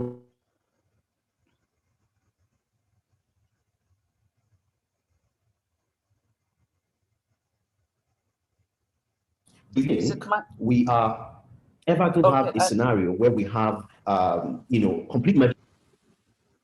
Yeah, sorry, I think I went off for a second there. Yes. The second part of my question.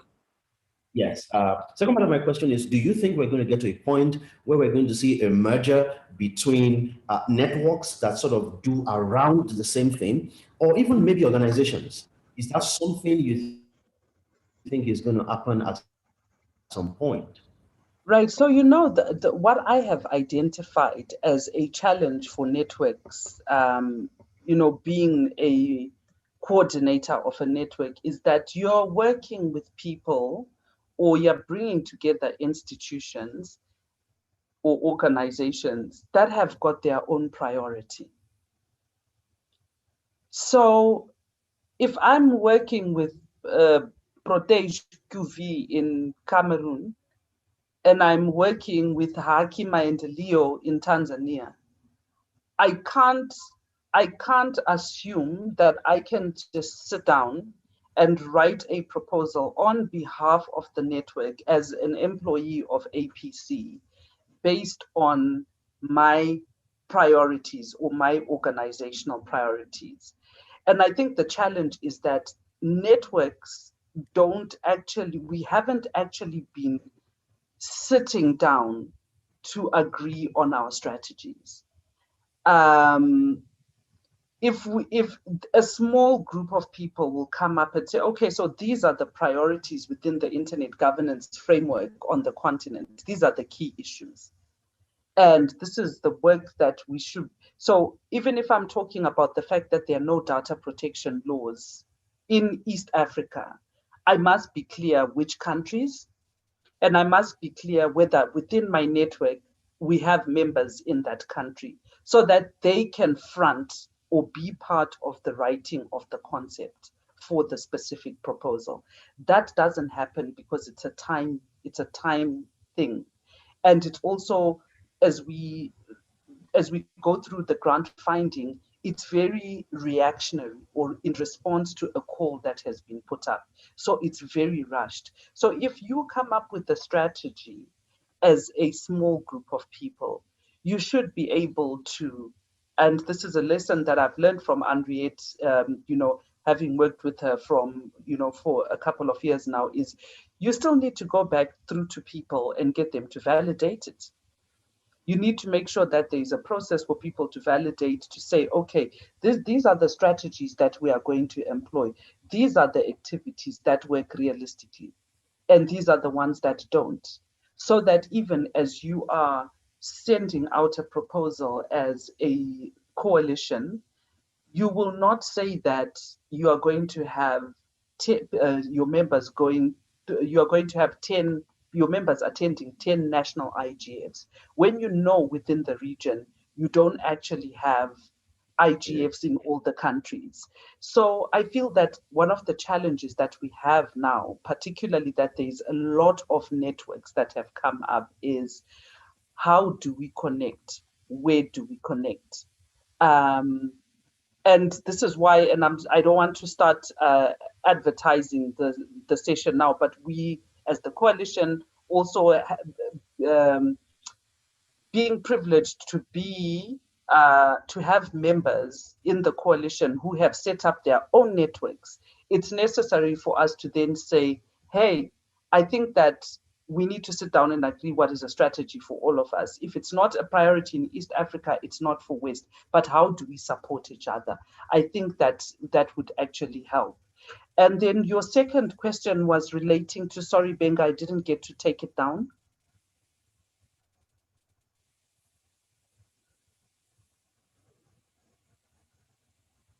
The second question? Yes, I was saying that, do you foresee, and I think you said, yes, do you think organizations actually agree that we're actually working in the same direction, let's come under the same roof, something similar to mergers that you have in the corporate sector?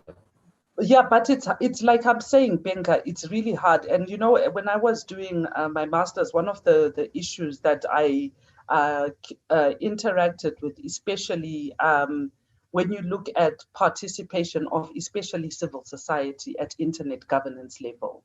So we have quite a number of organizations within our networks that have got observer status at the African Commission on Human and People's Rights. How are we linking up or ensuring that they're representing some of the issues? Have we identified the critical or the most important spaces or human rights mechanisms that we can be using? But you will find organizations that actually do have observer status would probably make or represent a more national or a more sub-regional position. And I feel that how we need to look at our networks now is to identify what is Paradigm Initiative's skill? What is CIPESA's skill? What is Access Now's skill? You know, what is it that they're good? How can we push and get them to come through? But it's also a character issue, Benga. I've had several meetings with different coalitions or networks, and AFDEC being one of the oldest networks that's been in existence and been led or run by different people. You sometimes walk into an organization or a network where there are already attitudes based on, you know, the past, or we see, I could see IRA as a challenge, depending on how much they get. I could see the African Digital Rights Network as a challenge because maybe AFDEC is broke. But how do we link up with those networks so that we continue to be relevant? And how do we support each other? And another issue is that we have a lot of, you know, instruments. So we've got the AFDEC declaration, we've got the data rights declaration, we've got people are coming up with different manifestos, different positions. How do we build up? We can't say you can't come up with something new, but how do we constantly keep ensuring that whatever we've built on remains relevant? So if you look at the African Declaration, it actually in its preamble says that it built up on other instruments like the Windhoek Declaration, the African Charter on Human Rights, you know, the African Charter on Broadcasting. So there's a need to always acknowledge and to, you know, to ensure that we are showing growth, not how can I put it? We're showing growth and acknowledging that there's been steps that have been taken for us to get where we are. And also what I've learned over the past 2 years coordinating the AFDEC coalition is that if you have a core team, so we have what they call the AFDEC Secretariat, which is APC, the Media Rights Agenda and Media Foundation for West Africa. You can't always be the organizations that are representing the coalition. You can't always be the organizations that are submitting an application on behalf of the coalition. If there's a coordinator responsible and somebody or another organization has seen this call, let them be in the forefront of, you know, just like handling or administering those funds. And in AFDEC, we've done that with several of our members to say, hey, as the coalition, we feel we should apply for this grant. You are the stronger member of the network, and it gives you an opportunity to be able to administer funding for the region. of course, with the support from the coordinator, because I'm dedicated to work with the coalition. So I think those are the strategies that we should be employing in terms of our fundraising, but in also ensuring that the network doesn't become about an exclusive group of people. People or members of the coalition should actually be able to sit and say, this is a session that has been organized by the AFDEC coalition and is being chaired by the Center for Human Rights, for instance. So I think this should actually help us recognize and acknowledge the work we're doing differently in different networks, but also to recognize that we still represent continental issues that don't change in terms of framing. Thank you, Koliwe. This has been very helpful, and I want to say at this time, if there are questions, either please you can use the Q&A tool.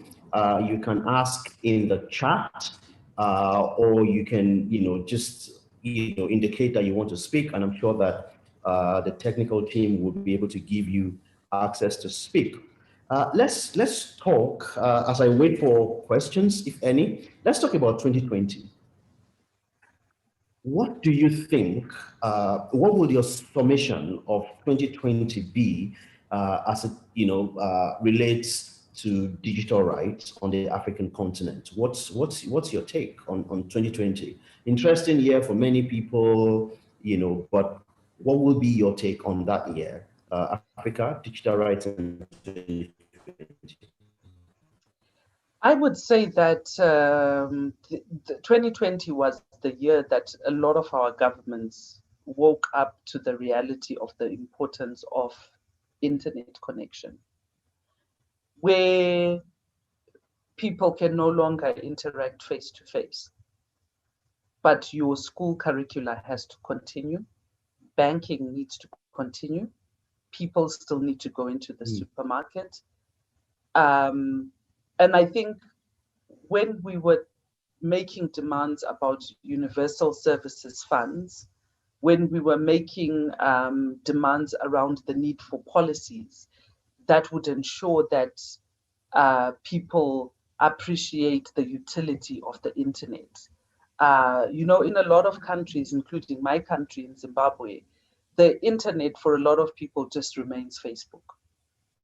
So if there's breaking news, it's going to be a screenshot that you get on Facebook or on WhatsApp. People are still not able to interact with content or news or just opinion. So I'm on Twitter as well, not very active anymore, but then I know that there are certain opinion leaders who I need to interact with, or just, suss out what they're saying about certain issues to be able to, come up with my own opinion. A lot of us are reliant on the people within our circle. So when they start talking about the internet, or you being part of an echo chamber or in an echo chamber, it's, if I come to a meeting, I'm going to see there's Tobegile, there's Benga, there's Chennai, there's, it's the usual circle. And this is what I'm talking about in terms of the utility of the internet, in that there's been a rude awakening for the governments around that, especially as it relates to, the educational system, firstly. Secondly, also just, it was how shocking it was, the levels at which some administrations have no recognition at all for people's privacy and rights online, in terms of even just storing their data. So for me, a lot of us have data centers in our countries, but we still have no idea the framework around their operation. We have no idea around, okay, we will assume that a lot of the public data is available and there's sharing between, secondary usage of data or sharing between ministries and other government departments. But no one is really aware how that data is being taken care of. And a lot of data has been collected in 2020. And we should actually be having a conversation about that. We also need to, so when I look at 2020 as well, I think that we have marginal communities. And I think that the reality is that the challenges that they've faced were worsened in terms of, just accessing public facilities and also being able to interact. And it's unfortunate that I'm feeling as though there was a lot of hype around COVID-19 and digital rights within the first half of 2020. But I think that we seriously need to look at what we compiled around the challenges relating to digital rights at the time and see the extent to which there has actually been any movement. So we shouldn't be producing new content that's analyzing a newer trend, but we should be able to evaluate whether all this work that we've done, because I know, for instance, that IRA had some sub-grant around COVID-19. AFDEC had funds around COVID-19. So it's time to look back at those interventions made in 2020 and see how far we are and where else we should actually be going. Thank you. And speaking of COVID-19 and digital rights, so I was talking to Edith earlier, and he was talking about the importance of being in spaces where you can contribute, but you can also listen to people. And now we've now come to a point where we get zoomed out all the time. I mean, you're always invited to this panel and that panel. I'm just curious, like I asked him also earlier. So how do you cope with that? Because if it was physical, you could choose where to travel to. In fact, at times, depending on how much time you have to send your passport to the embassy and things like that. But now, no visa required, just internet access. How do you cope with that? Benga, I think it must have been on the 31st of December, 2020. One of my closest friends sent me a poster. Unfortunately, I think I'm always clearing my phone because my kids sometimes use my phone. I don't want them to interact with some of the messages and pictures that I get on my phone. But I think that sometimes you need to say no. You can't be everywhere. You just have to prioritize. I ordinarily would have been at DRIF. I'm at DRIF every year.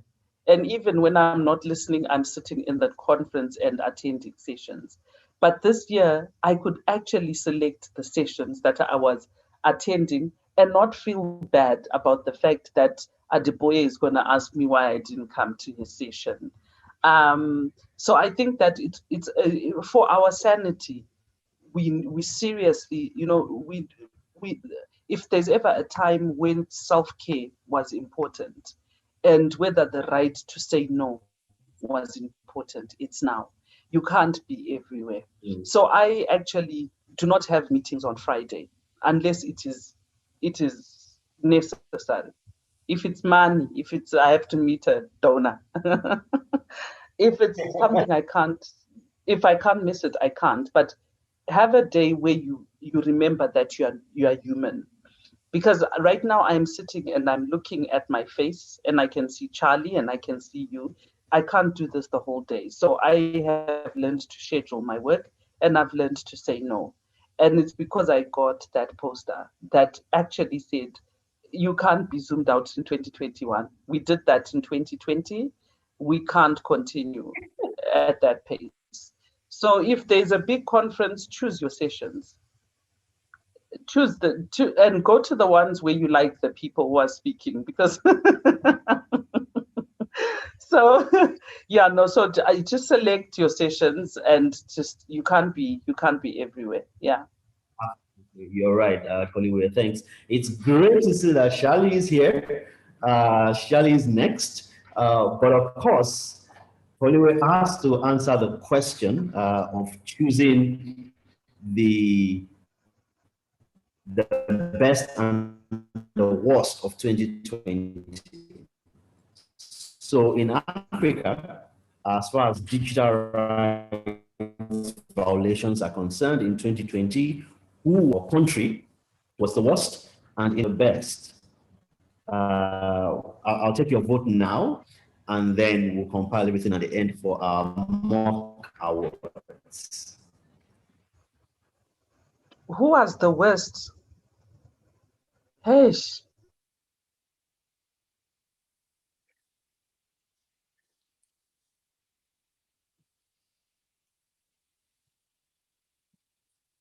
Hi, Poliwe.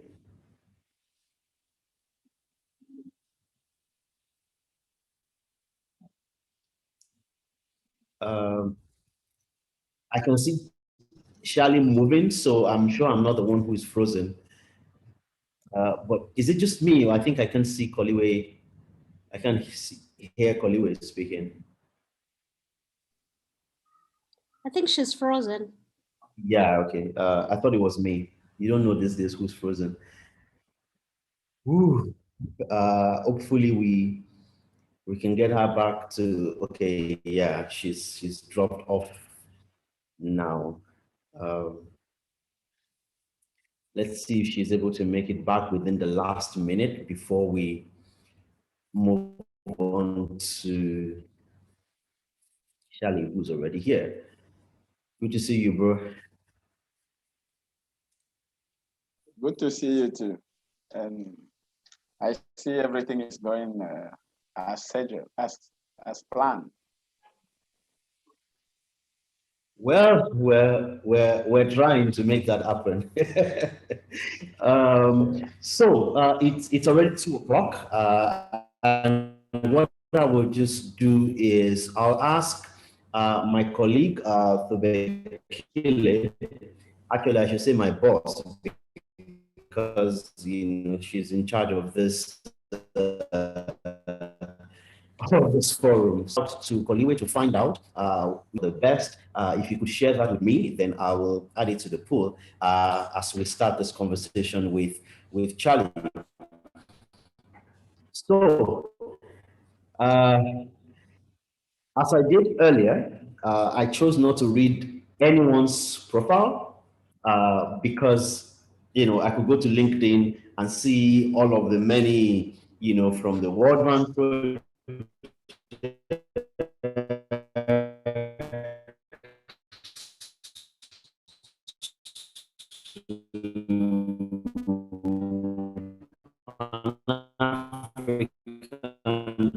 projects, Cameroon specific projects that Charlie has led, that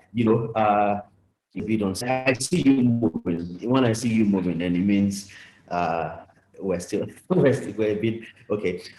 Just would like to meet you. Who is Charlie? Without having to read your profile, without having to say is the leader of Afro leadership and things like that. Let's meet the man Charlie. Thank you, Benga, for inviting me to this caucus. I think it is with all these prominent digital rights, human rights activists, and it's a pleasure to be part of this game. Who is Charlie? I would say Charlie is so many people at once, and I think I started doing my university classes doing theology, systematic theology.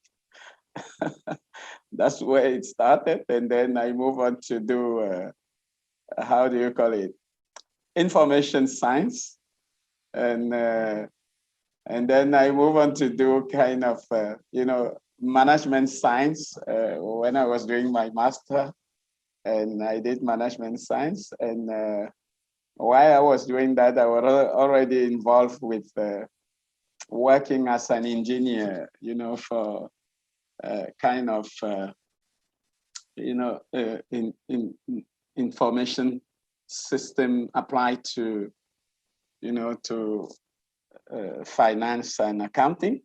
And then that's what led me to working with the International Association of French-speaking Mayors, and that brought me to this issue of working with IFMIS, as you know it, Integrated Financial Management Information Systems. But while I was working as a consultant, I had a desire to work as an activist.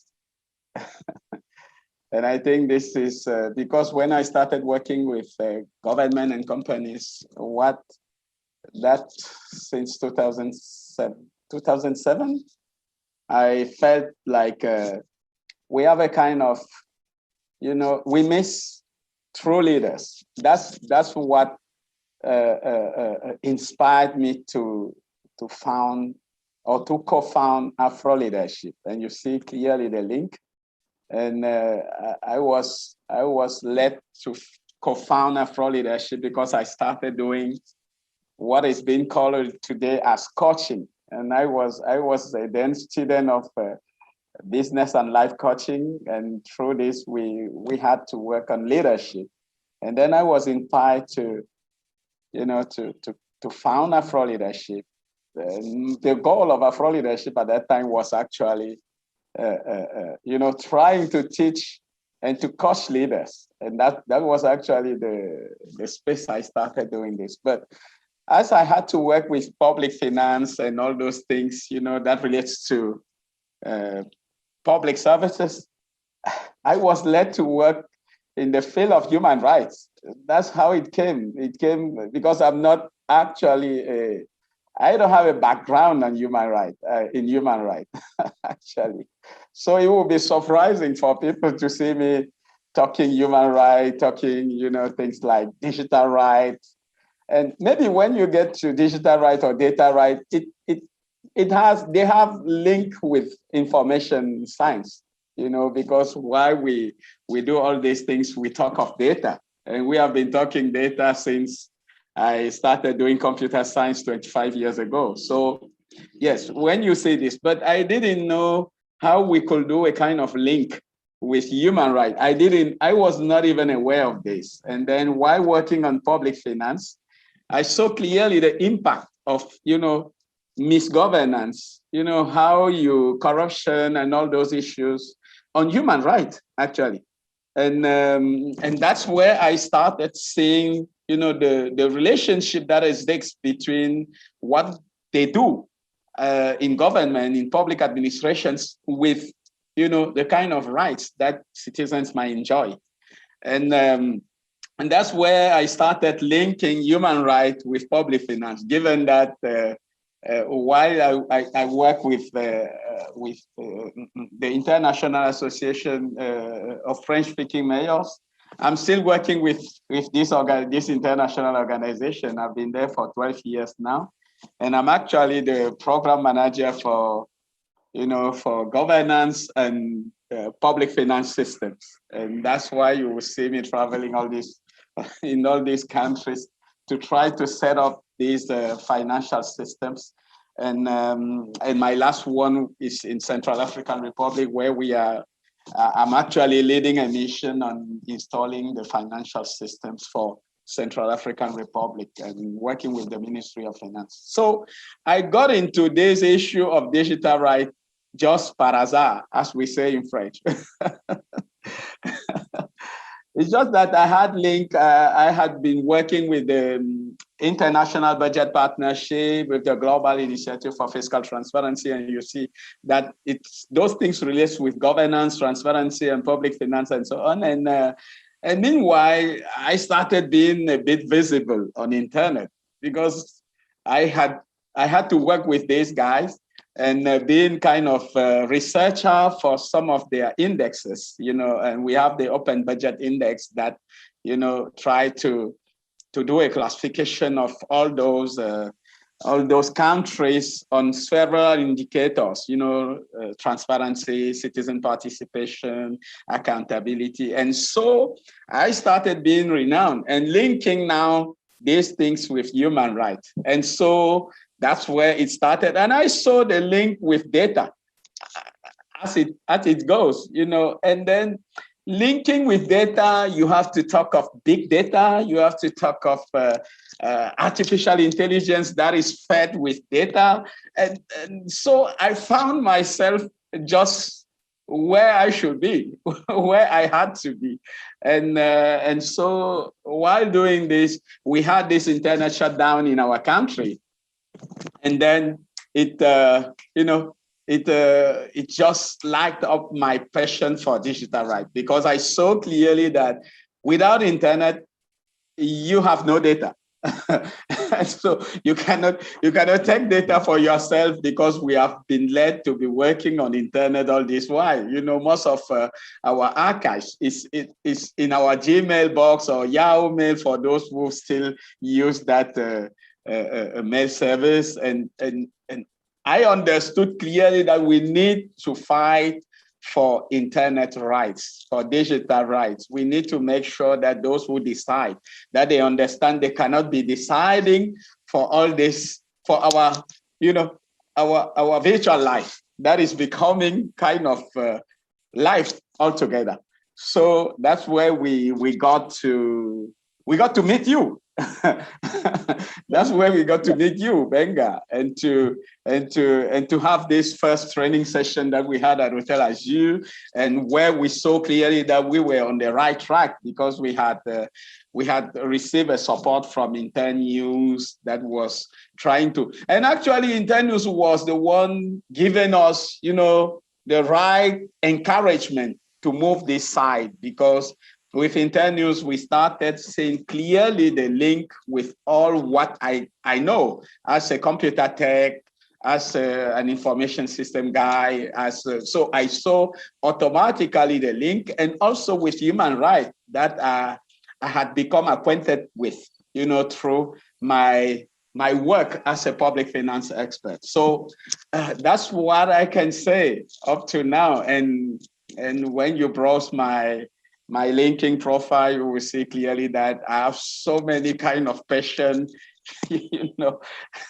and I've started doctoral studies for, I think, 2-3 times without finish. Even in theology, I started one that is still in my cupboard and all those things. So who is Charlie now? To sum it up, is just a passionate guy who is trying now to push more young people, to be involved in these issues, because I think we also need to be training the youth that they take the lead, actually. And so my passion for coaching, for business coaching, for life coaching is finding a field where I can express this. And I think that's what I'm doing now, trying to give this same passion to others, to young people, actually.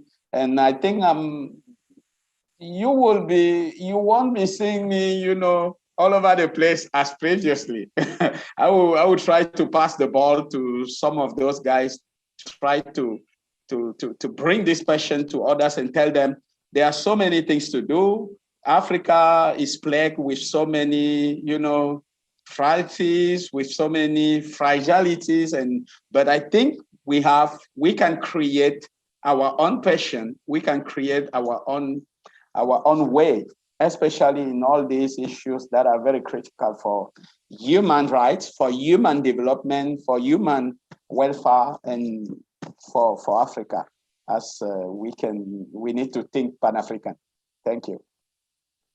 I am tempted to say nice to meet you again, Charlie. This has been quite interesting. I knew some of this areas that you had been involved with, but it's great to see your journey about how all of this have come together. But I'm still going to rewind time a bit. I know you've talked about now working with young people, but let's go back to the young Charlie. So young Charlie in Cameroon, what were the experiences you had, and what happened? Why did you decide to get involved in all this development work in the first place? What was your business trying to help countries set up financial systems, and then getting you into human rights and now digital rights? What happened to young Charlie that led him on that path? I hope internet is okay. It is. Okay, thank you. And yes, young Charlie is what? Is someone who is born in a very humble family, just to say it honorably. And so while we wander with, through uncle's families, uncle's house, going from here to there, trying to find our ways. At that time, I think I won't say like some stars, you have some stars, musicians and so on, that will tell you that they were actually born with their guitar, and no, I won't say that. I think I was just fortunate just when to grow up in a house, in one of the houses that welcomed me when I was young, because my father died very early, and my mother was just a poor woman. When my father died, she went back to the village, leaving the city, urban space to the village. You know what it is. It is not actually it is actually a good direction to take, especially when you have kids. And so I was fortunate, and I would say thanks to God, I was fortunate to receive the help of elders who were actually very, very intellectual, who were very, the kind of discussions that we had in our house was very, very high, high rated, and so from Form 3, I was already immersed in this kind of space. And that said, then I just noticed that you could do history and be a star in history. You could do, African literature and be a master in that. So at Form 3, I had already read things like books from Toni Morrison, from Fanon, because books were there. We had a very big library at home, and it was very, very interesting. So I think being acquainted with those kind of authors, gave me kind of openness, not to be very, very wide open, to let myself learn what comes in. And I think that's where I have taken this passion for doing anything that I know, that I see. Because I think whatever you do, if you have the passion to do it, your brain will just adapt and make you a creator. That's what I've learned from what I do. And so when I was going to school I had planned when I was ending my what we call here lycée, where my secondary school, I had planned to be a physician. But I became a Christian in the holidays after my baccalaureate, as we usually say. I became a Christian. And so I decided to do theology. And you can understand that my family was very upset with a young guy of 17, considered as a bright and very clever guy that would save the family from this, this kind of poverty. And then the guy decides to do theology. What the hell? That guy can just choose to do theology and so the family decided to try to orient me, to do kind of, to be in a theology, a traditional theology that can give honor to the family, and I decided to go against my family at 17 and decided to go my way and to do my systematic theology with American fundamentalists, those that decide for elections in the US there. And as a free man, I think I had a problem with with the dean of the faculty. That is, but he was a wonderful man. He gave me this, mindset for research, mindset for discovery. You see, all those things just added to help me to be what I am today. I won't say that I had planned this. No, it came par hasard. And I think most of the things that we have in our life come from those that we meet. Today you will meet even an enemy that you meet adds something to your life, because at times an enemy will teach you to care, will teach you to be careful, will teach you, so many of those things. So we have to be grateful. The thing is that your enemy won't accept you to come and say thank you, but you have to tell it, to say to say it to yourself that that this man or this woman brought something to my life, brought something in my life. And I think most of what we are today, we might not be aware of it. Our ego might be too big, to recognize this. But from your birth, from your meeting, your first meeting with you don't even meet with your parents, you meet with the nurse. Your first meeting is with the nurse. So all those people that you meet in your life, whatever you think they did to you, there is a wonderfully positive outcome to who you meet. And I think when I look at my life, when I look when I look at it, I see clearly that I was fortunate to meet all those people. And so we have a doctrinal contention with my dean, with the dean of the faculty. I was actually the first of the class, as usually, the first of the school as usual. And we had a problem, I would say this, we had a problem with, American fundamentalists, they are very traditionalists. When you look at it from a Christian point of view, I apologize for those who are not, for those who are from another religion, but just to explain, they don't drink alcohol, they do kind of baptism, and they do such things. And I decided, I was 20 at that time. I was the first of the school, the entire school. I had opened most of the books that you have in the library, and library was totally English. I was a Francophone. I had to learn English there, learning how to read, going to dictionary for each word that I had met. That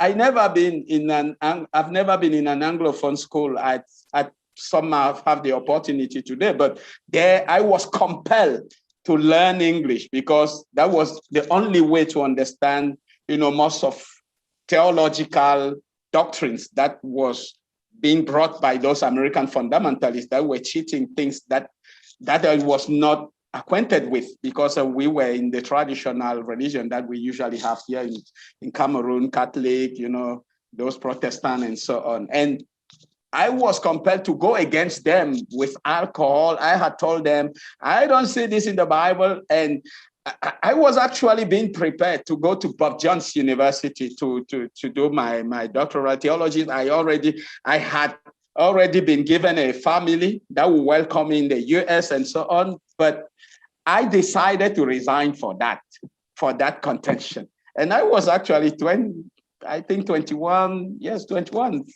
maybe 22.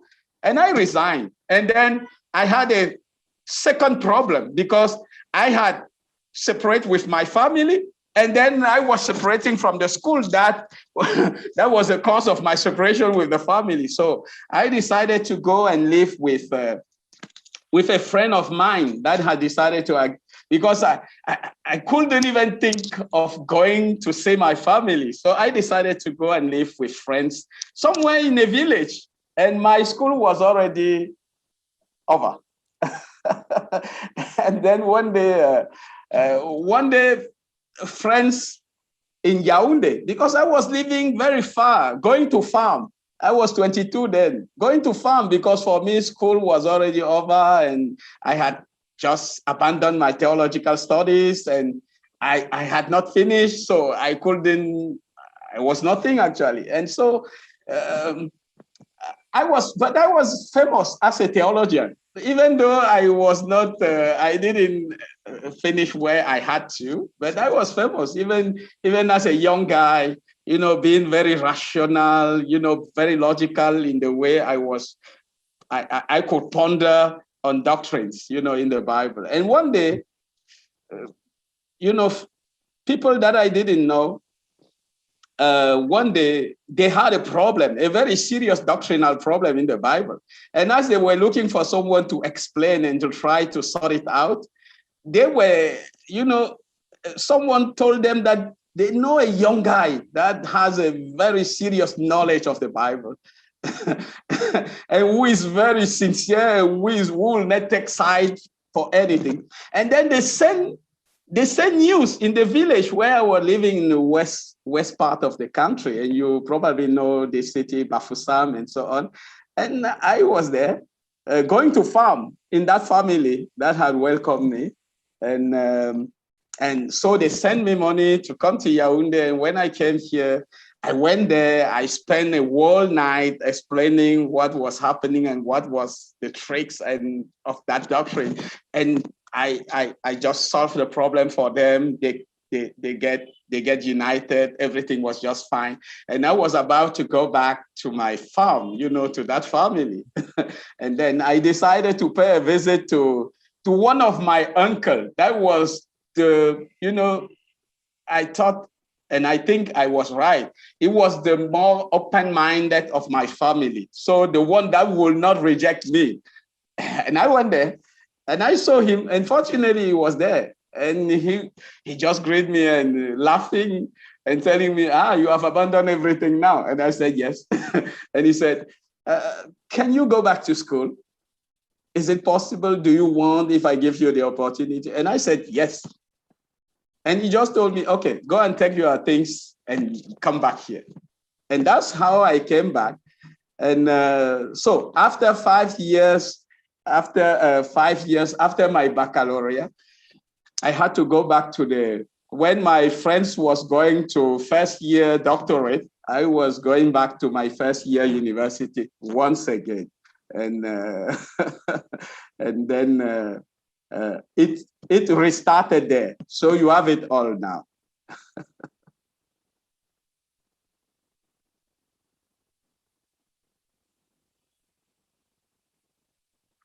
But I think that you've actually, I was going to ask you a bit about, you know, the challenges that you faced along the line. And I thought I knew Charlie, but this is quite a revelation, I must say. Because you've dabbled into many things. I mean, I knew about the, you know, financial services. I knew about some areas in development. I knew a little bit about this theology, but I didn't know it was that deep. So let me ask you, when you eventually decided to work in development, what did it for you? What helped you to make that decision? Because you had all this background. You could have been in the farm. And agriculture is very profitable, you know, at least right now. So why did you settle with financial services? No, I think I was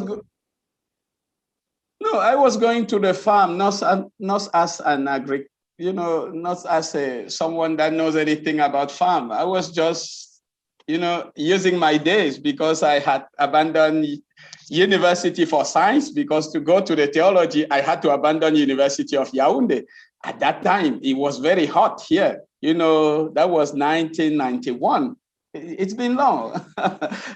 So 1991, I was registered as a student. I even have a scholarship here as a student of Yaoundé University 1. That was the last time they gave scholarship to students here.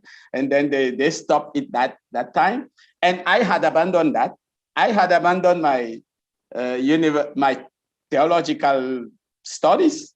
And so I was just, you know, I was just using my days like I could have played football just to spend my 24 hours a day, you know. So it is just, like I say, par hasard that you find yourself in things. And if you have if you are positive, if you are open-minded, I don't think there is a good way to go. I think if you are cooking, if you are teaching, if you are doing whatever you are doing, whatever you do, I think you could find your very true passion, true life. I don't, even though I'm a Christian, even though I'm a kind of biblical scholar, I don't think there is kind of determinism. I don't think that. I think you can, yes, God prepares so many things on your way, but you have to pick them up while you move on. That's what I believe. So it just happened that when I ended, because I started doing computer science, I was even the sole guy, to have the higher national diploma that year in my class. We were, so I was even surprised because I thought 5 years after maybe things like mathematics, physics, and so on, I will never, I will be very, very, that would be strange for me. But in the class, I found myself being the same. It's like our brain is prepared for everything. And whatever you do contributes to what you will do tomorrow, whatever you do. And that's what I've learned. And when I ended my master, so 5 years again, I was doing already a doctorate once more. And I found that I discovered things like neurolinguistic programming, like transactional analysis and all those things. And I decided to do coaching. I had even found a company. I even did a certification training, to be a business coach. And I had started doing that before it came to my mind that our countries are suffering in Africa because we lack true leaders. That's where I started thinking about, building a civil society organization. And I did that, and I got it registered, and then I saw the link with, and even public finance. It came par hasard.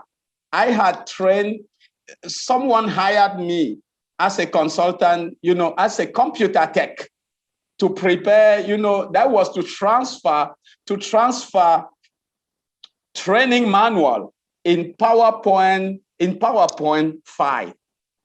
And as I was doing the transfer, I saw that was a manual for public finance, and that was to train mayors and public accountants.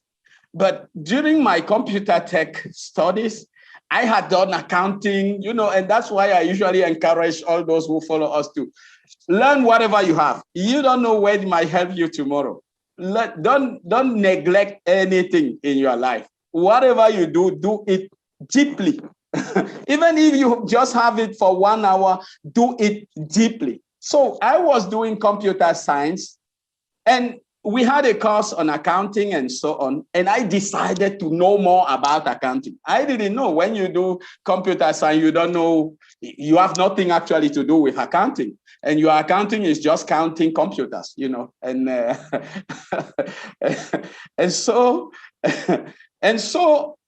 I discovered that they were looking for trainers, those people that hired me, to do this transfer, and I was able to do this because I had learned PowerPoint. So I was to transfer it to PowerPoint. And then I just decided to ask them, are you looking for a trainer on this accounting thing? They said, yes.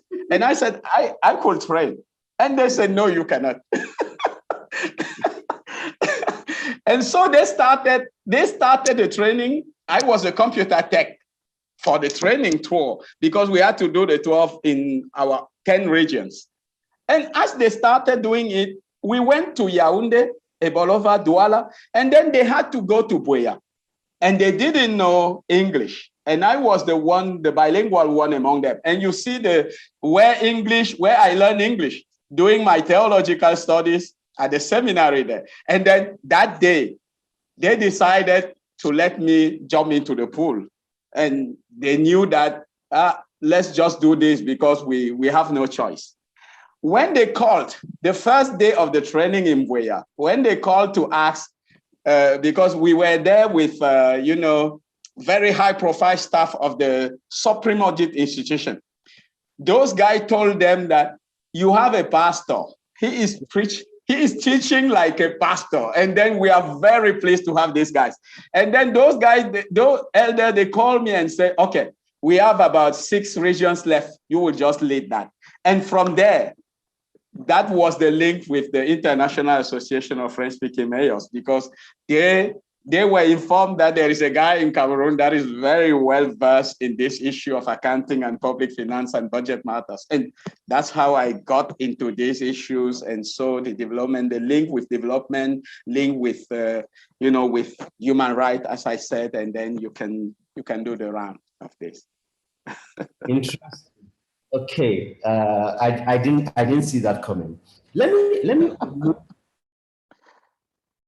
We talked about leadership and starting Afro leadership. Let me ask you a bit about that.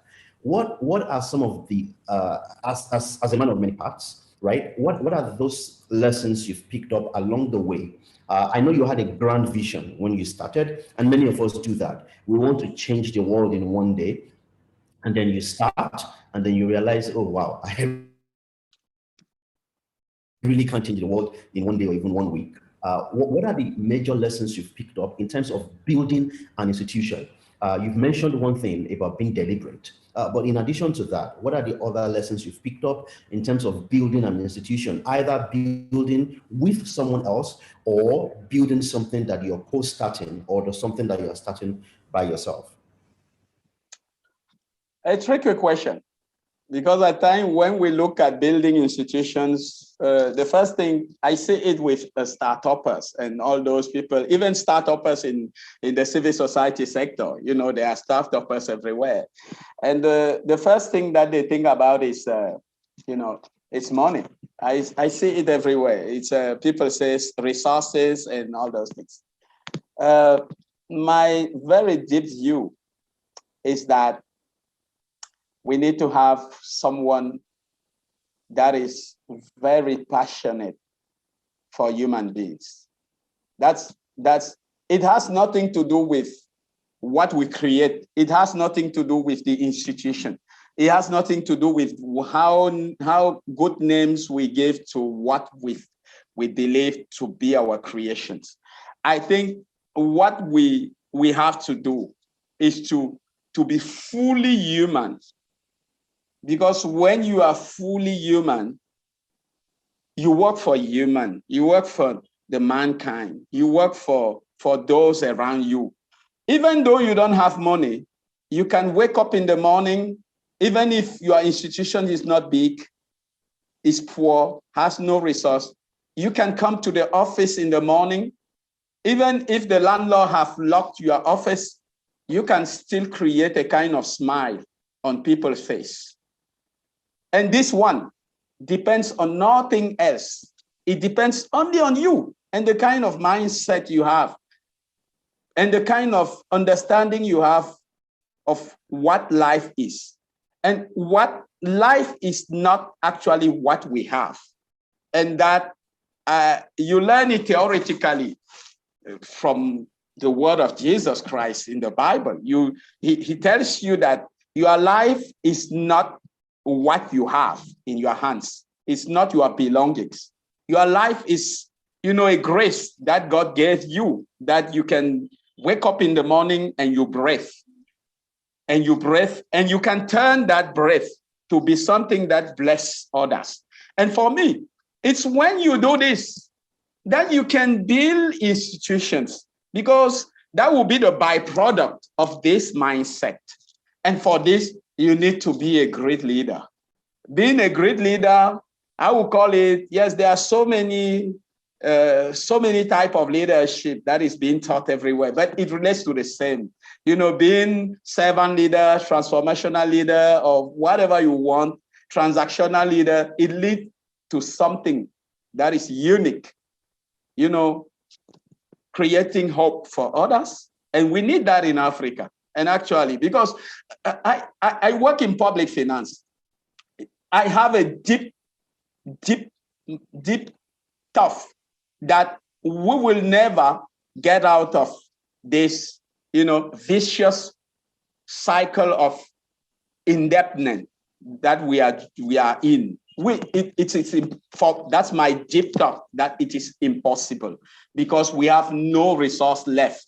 Most of the resources that we have, you will hear that RG Congo is rich and so on. They are not. This country has nothing because most of the resources they have has already been sold without our knowledge. So it will be difficult. And when you see the kind of demography that is exploding in Africa, you see clearly that it will be difficult for us, to create the kind of development we see elsewhere.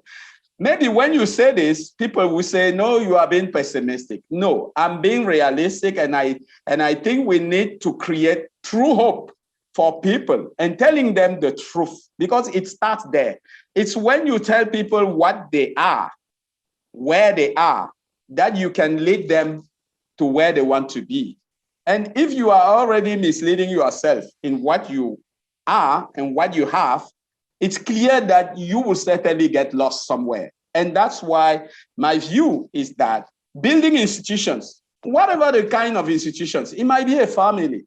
It might be a family of 2 or 3. And today that even families are being totally disrupted today. I will use this word that you are used to in the digital rights sector, disruption. And you see clearly that families, that very little space where you can have peace more easily, even this space is already totally disrupted today. And that's why my view is that if you want to build institutions, make it human. We can't be going to this kind of development that forgets human beings, because actually we develop for human beings, and so we cannot sacrifice human beings for development. And that's why my view is we need leaders. We need true leaders that will create this kind of hope by the way they are, by the kind of sacrifice they do as human beings. That's what I believe on.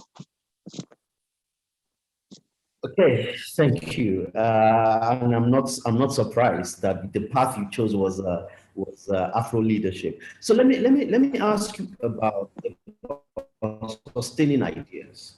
And I'm particularly asking you this, not because I've asked others, but because you've been involved with many ideas.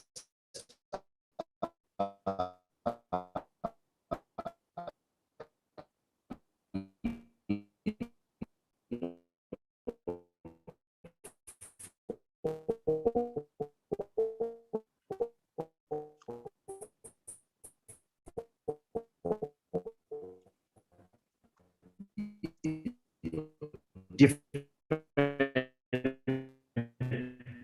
periods of time.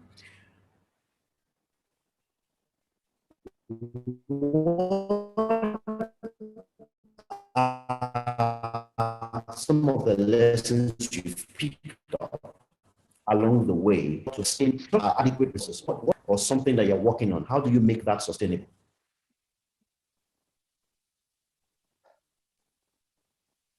Hello, are you getting me?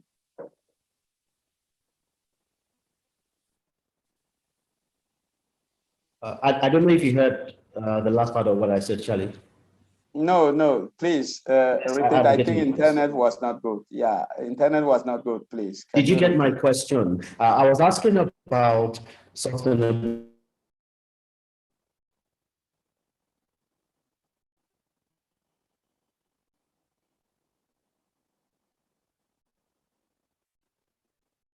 Hello, Benga. Hi, Charlie. Can you hear me now? Oh, great. Sorry about that. So I was asking, as somebody who has been involved with many projects over different periods of time, what are some of the lessons you've picked up on how to sustain your passion and sustain the projects you are involved with, in spite of discouragements or even at times when there are no resources to continue? Thank you for this question. I know most of the time we will say we rely on our might, we rely on our self-energy, as I used to call it. But I think when you have surrendered yourself with wonderful people, you might overcome any kind of things that happen. Because as you know, no road, no way is just upright. And you will have to face, some backslash and some of those things. For me, I think, no.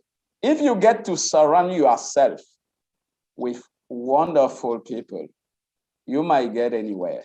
That's the resource that we have, that anyone on earth, when you look at 7 billion human beings on earth, we can afford to surround ourselves with people that are our premium supporters. And when you have these people, you might go everywhere, because we are just human beings. We have the angel sides, we have the demon side.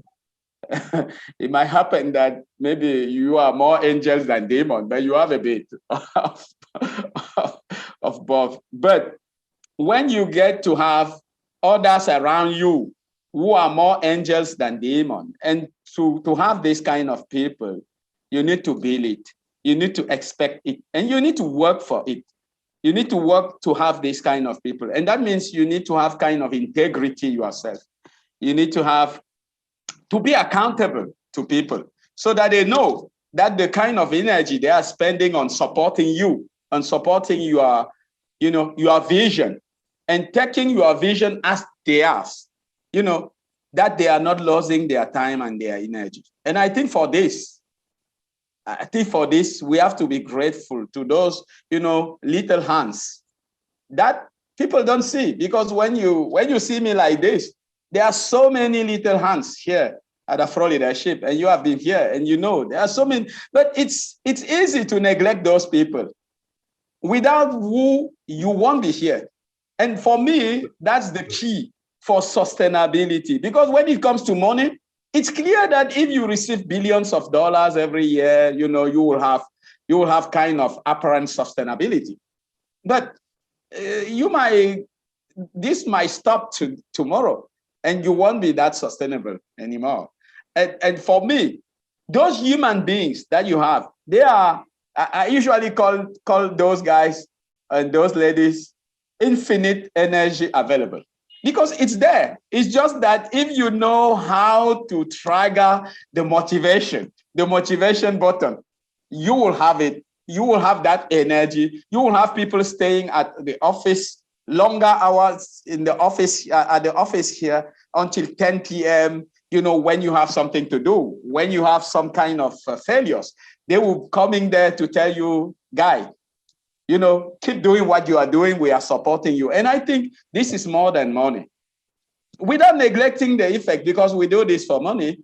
We do this at times, to receive money, to receive, financial and logistic support to do what we have to do. But for me, this is the priority, and we need not to forget this. And this is, if I have an advice to give you as you build paradigm, this is what to do, so that whenever, even when you on cross path with some of them, that where they are, they will be still support you. They will be still, telling your fame as a great leader. And then you will be impacting them without even knowing that you are doing it.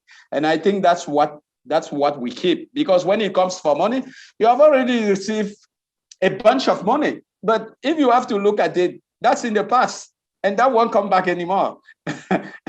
And the money you have today will certainly be spent. And at the end of it, like in some movies where you have the end of the world, you will just stand in the middle of, yes, of those buildings that has collapsed. Like a warrior that have that has survived the end of the world. And I think that's the best that we have to think about when we build and that's where I see the sustainability. The secret of sustainability lies there. For me, it lies there. And I'm very proud when I see guys with whom I work, since I've been working for 5, 6, 7, 8 years. I don't see them as thriving financially as we plan. But why do they stay here? Because they believe there is a kind of integrity, there is a kind of, sincerity, those kind of values that are disappearing everywhere now because of money. And the world today is just money. Even friendship is linked by money now. When I see this, I see this is true poverty, because I think true wealth is having these kind of guys around and ladies around you that will push you up when you are down, because the time you are down will certainly come one day. It might come even if you are expecting $1 million and you receive only $900,000, you might be down for that 100,000 that you have not received, and you know it well. And so that's the time when those people will come with an energy that is worth $100,000 and tell you, boss, move on. We'll do the best with what we have received. Interesting. So let me, I want us to talk about 2020 and do the mock votes. But before then, I'm very curious. You are a leader in Francophone Africa, and you've been working with other organizations in the region, on digital rights and human rights in general. I don't think, or do you think digital rights organizations on the continent are paying enough attention to Central and Francophone West Africa? Because we've seen a lot of things go wrong with violations there. Do you think we're paying attention? And the second part of my question is, what can organizations do to understand and contribute to the region better? My first view is that Francophone regions have a kind of, we are prisoners of our birth certificate, as I used to say. Being Francophone, you see what is happening in Chad now. You see, you can understand where we are. We, as Francophones, we have not really yet enjoyed, true democracy, true governance. We usually understand. It is not apparent, but when you just take it behind the scene, you will see that our countries has been hijacked by a kind of culture that is not democracy prone. And this is the problem we have with every kind of, fight for human rights.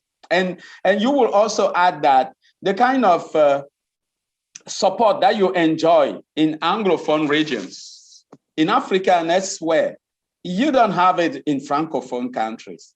And the truth is that you cannot forget the geopolitical fight, that exists between those powerful countries that fund civil society and even those powerful international NGOs that fund civil society. And it will be difficult. It's clear that what Internews is doing is, or maybe some organizations, some Anglo-Saxon organizations are doing in Francophone Africa, is just a bit courageous, because you are funding countries or maybe organizations that are not actually in your geopolitical space, the geopolitical space that you master. It's easier for American NGOs to fund Paradigm in Nigeria. Nigeria is 200 million, people, and then they are thriving. They are economically the lead in Africa. And so there are things that, there are reasons why you can fund those countries, those NGOs, there, because there are benefits that you can envision easily. But in Francophone Africa, a coup d'etat might change everything anytime. Like what you see now in Chad, they are just sliding back And it's terrible. And so when you see this kind of risk, who would like to come and spend? You will see Ford, you will see Howlett, you will see all those countries, all those organizations, all those funders, Omidyar and so on, that fund you over there. You see clearly that we are at kind of disadvantage. And it is not their fault. It is not that they are deciding not to fund NGOs here, but we have problems, and that kind of problem is, I think it's political, but it's also cultural, because the politics decide for kind of culture in which we live. And when you see clearly that our civil society, most of the time you will hear new news of activities going against accountability. That won't encourage too, and that's true. I cannot think that we are just angels. We also have this kind of demonic side that you see happening in some of our countries. And I will take the example of my country. We have not been able in this country to build a kind of federation of NGOs. We have not been able, kind of country, yes, it's impossible. It doesn't exist. And when you hear of a federation of NGO, no, just understand that it's just a group of friends, and you will have so many kind of group of friends calling themselves federation of NGOs. And that has to do, I'm not telling a secret. I'm not betraying anyone here. I'm just telling what I see. And you will see that in so many Francophone countries and civil society sectors in Francophone countries. And it means, it's not easy. And I understand it from that point of view. And if you want the solution, I think the solution is for organizations as we look at it from a Pan-African point of view, so that we don't get landlocked in the country where I think this peer sharing, like the one you are doing, this kind of peer sharing that you do, that CIPESA is trying to do, that Afro Leadership also is trying to do, as we have some chapters in some Francophone countries and even Anglophone countries. I think we need to be learning, from each other. And instead of, for example, repeating creation of, because that things that we all do, creation of chapters in countries where you already have maybe paradigm. We don't need this. And this is something that is not Francophone or Anglophone. It's something that is in Africa. That as we fight us for resources that we don't have resources. As we fight us, I think we need to find ways to collaborate deeply using our strengths. Because for our weaknesses, we all have, and we will all have. And why we repeat kind of representation in so many countries, we will certainly be weakening ourselves. We'll be weakening ourselves because we don't have enough resources to be replicating our chapters in every country in Africa. We could use ourselves like when Afro Leadership is maybe in Central African Republic as we are now.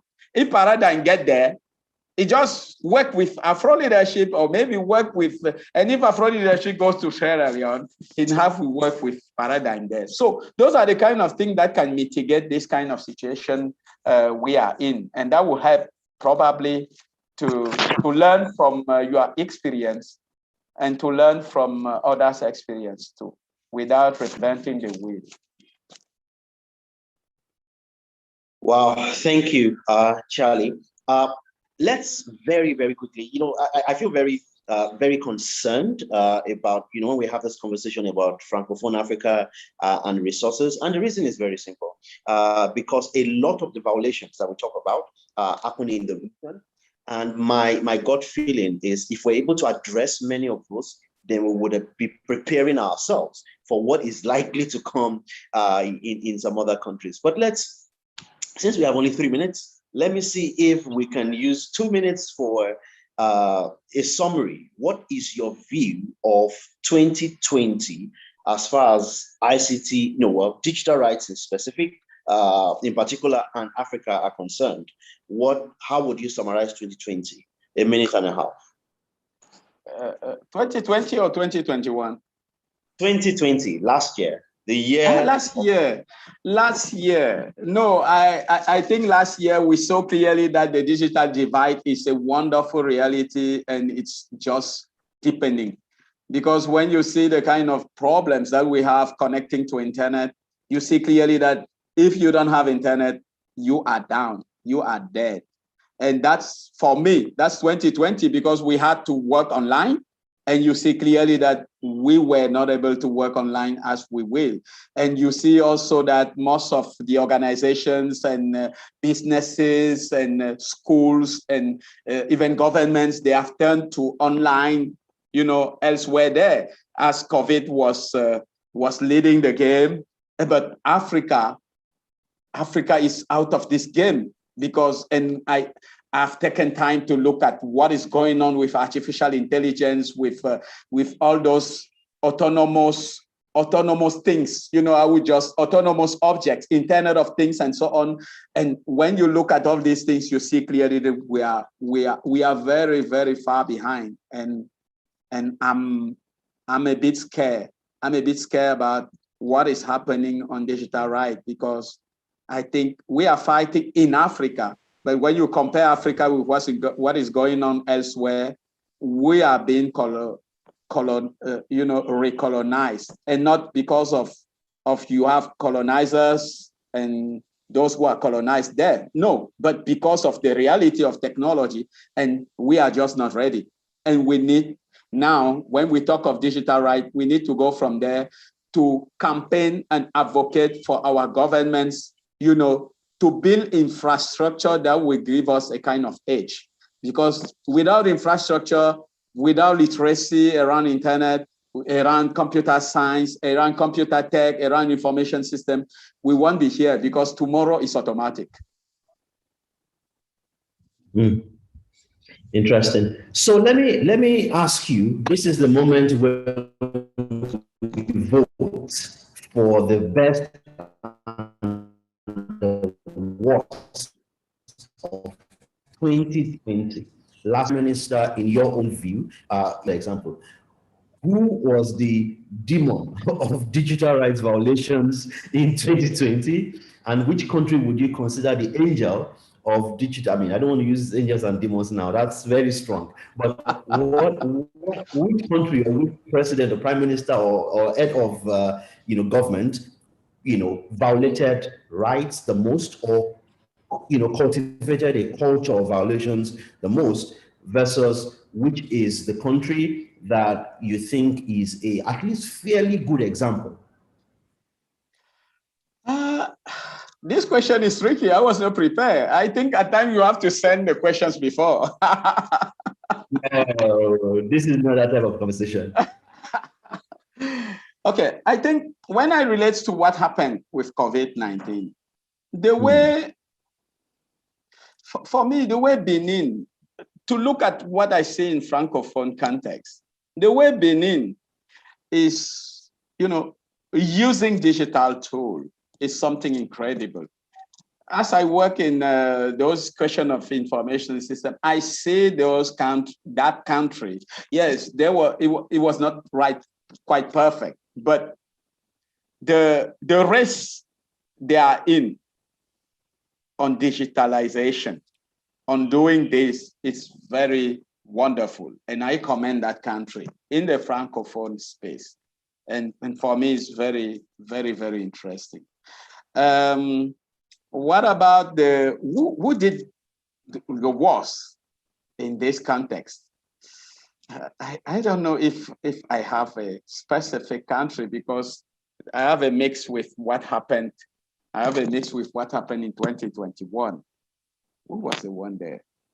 Congo Brazza? That is very recent, I guess. Yeah, I'm thinking 2020 and the entire continent at large. Not just Francophone region. Not just Francophone. Who is that? Maybe I will call Uganda. I will call Uganda on this place. Maybe I'm not fair, but I guess Uganda. And I think my brother, some of my Ugandan brothers are here. So I will say Uganda. Okay, that's interesting because you're the third person who is saying Uganda today. And like I said, this is mock votes. Like Edith said earlier, we do not. This is not a scientific voting process. It's a lot more nuanced than that. You can go into the reports by Paradigm Initiative or even CEPESA and see each of the countries within the context and all that. But for today, it looks like, well, we'll see what Julie says, but we're beginning to see a certain trend in terms of the worst. In terms of the best, we are also seeing a particular trend. So someone is asking you. I have to ask. I think he's asking you a question. Even though he also selected Uganda, he's saying, was Uganda that bad? Was it really that bad? No, I think that's the name that came out, and I guess I guess I have my witch telling me that was it. But just to tell me, before the end of the vote, just give me my mark here. No, you're not getting a mark. Nobody's getting a mark. But just going to put all the numbers together and see who what and also being their best. Thank you, Charlie. This has been instructive. A lot of your interesting journey. And that's one thing that I'm very, very certain that others must also have heard you say a lot, is that regardless of whatever you find your hand to as possible, and I think that is something that links through in all of the conversation I've had today with Wakabi, with Grace, with Edith, with Koliwe, and now with you, and hopefully shortly with Julie, is that we have to be deliberate, because the journey towards success, and we're not saying that anybody's there just yet, but it's a journey that needs a lot of deliberateness to oil its wheels. So thank you so much, Charlie. Let me allow you, have your closing words now. Now is your chance to answer. I don't see any question in the Q&A, and I don't see any from my Oga Tobekile. So any question that I have not asked, this is your chance to answer it. So in 2 minutes, what are your closing words, and what do you want everyone to remember from our conversation? Thank you, Benga, and thank you for inviting me to this exercise. And it was also this was also an opportunity to rediscover myself, because I think as we are forward looking, we usually forget where we come from. And so thank you for giving me this opportunity, and thank you for giving me also the opportunity to be grateful to God and to so many other people that have led me here, including you and your team. With I see the way I receive mails, to remind me some of the meetings that I've forgotten, and it's great. And thank you for all that. My last word would be that we need to, our African context is full of fake politicians and fake governance. And we need to be very, very clever enough to find our ways through, as we try to advocate and defend human rights. We can't just be copying what is going on in Western world or in Asia. We need to have our own say. And this is something we also need our funders to understand, to give us, so that they don't impose us, their mindset, because their mindset is from a culture and context and specific settings where they cannot even think of what is happening here in our countries. And I think, you know, some of our funders, they live in spaces where they have all the securities, you know, for their health, for their food, for everything. But in Africa, and you see it with COVID-19, we even was unable to be locked in because you have to choose between dying from hunger and dying from COVID. So we have to, we all have to go out for our food. And so when that will be my plea here, that our funders, those who support us here, because unfortunately our government sees civil society as enemies. That is unfortunate. But our funders that help us, those who support us, they have to give us kind of freedom to design our own policies, to design our own goals. And why they keep asking us to, you know, to keep being very high when it comes to standard of accountability. That will be my last word. Thank you.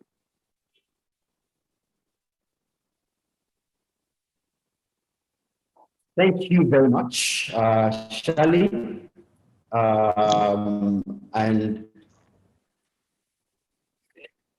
thank you to you. Thank you to, you know, Wakabi, Grace, Edith, and also Koliwe. We will be joined very shortly by my sister, Julie Owono. My sister too. It's interesting because it's very, very early for her right now, but I'm glad she's accepted to join us to do this. So we're all sisters having this conversation, and that it's recorded so that it's not just only about the keynotes and the usual, you know, digital rights messaging and all that. And I see the message from Julie. She's already here. Okay. So once the technical team is able to, you know, migrate Julie to the appropriate channel, we will start the conversation. Thank you so much, Charlie. Thank you.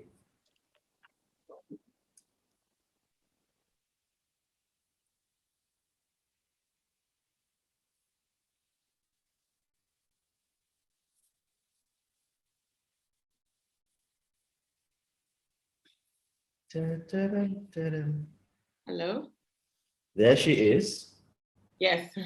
Hello, everyone. Good morning for those who are on my side of the... Hi, Julie. Yes.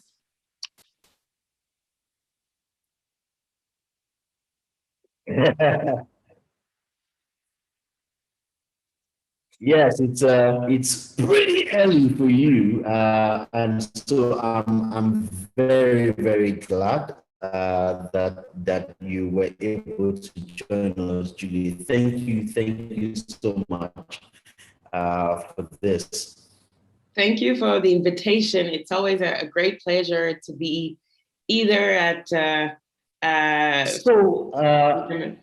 As we started the conversation earlier with what.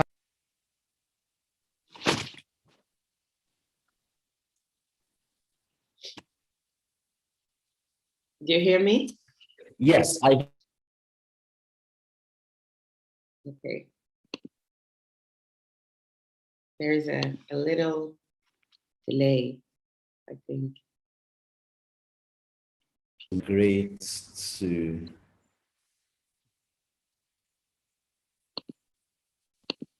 Hello? Hi, Julie. Yeah. I don't know if you can hear me better now. I Sorry. hear you well. Yeah. So thank you so much for joining us and for, I mean, I know it's very, very early for you right now, so I really appreciate that. But I'm really glad we're having this conversation. I've always looked forward to a chance to ask you questions about not just the typical keynote that Julie will give about digital rights, but to learn more about your journey. how you got here, some of the lessons you picked up on the way. And so let's start. Like I asked Wakabi, Grace, Edet, Koliwe, and just now, Charlie, would like to meet Julie. So we all know the brilliant, the ED of Internet Sans Frontières, but let's meet Julie. Who is Julie beyond all of those things we read in our profile? Yes. So first of all, I really wish to say that it's always a pleasure to be back. I was here at several past occasions in Lagos and in Abuja when we could still meet in person, which I hope we'll be able to do very soon. And it's always a wonderful time that I spend with my colleagues and with the team of Paradigm Initiative. So who is Julie? Well, Julie is a Cameroonian who, well, decided that she didn't want, 12 years ago now, decided that she didn't want to be the migrant struggling in Europe. That I deserved way better. Just not because I'm Julie, but just because, any other person in my position would, I wanted to have the same chances as any other people in my situation. And I thought I definitely don't want my nationality or my skin color, I was living in France at that time, to be a hindrance to that. And then came this wonderful opportunity, which is the internet, basically, which at the time, and still to some extent, was an incredible space where you could just be yourself, no matter what you looked like.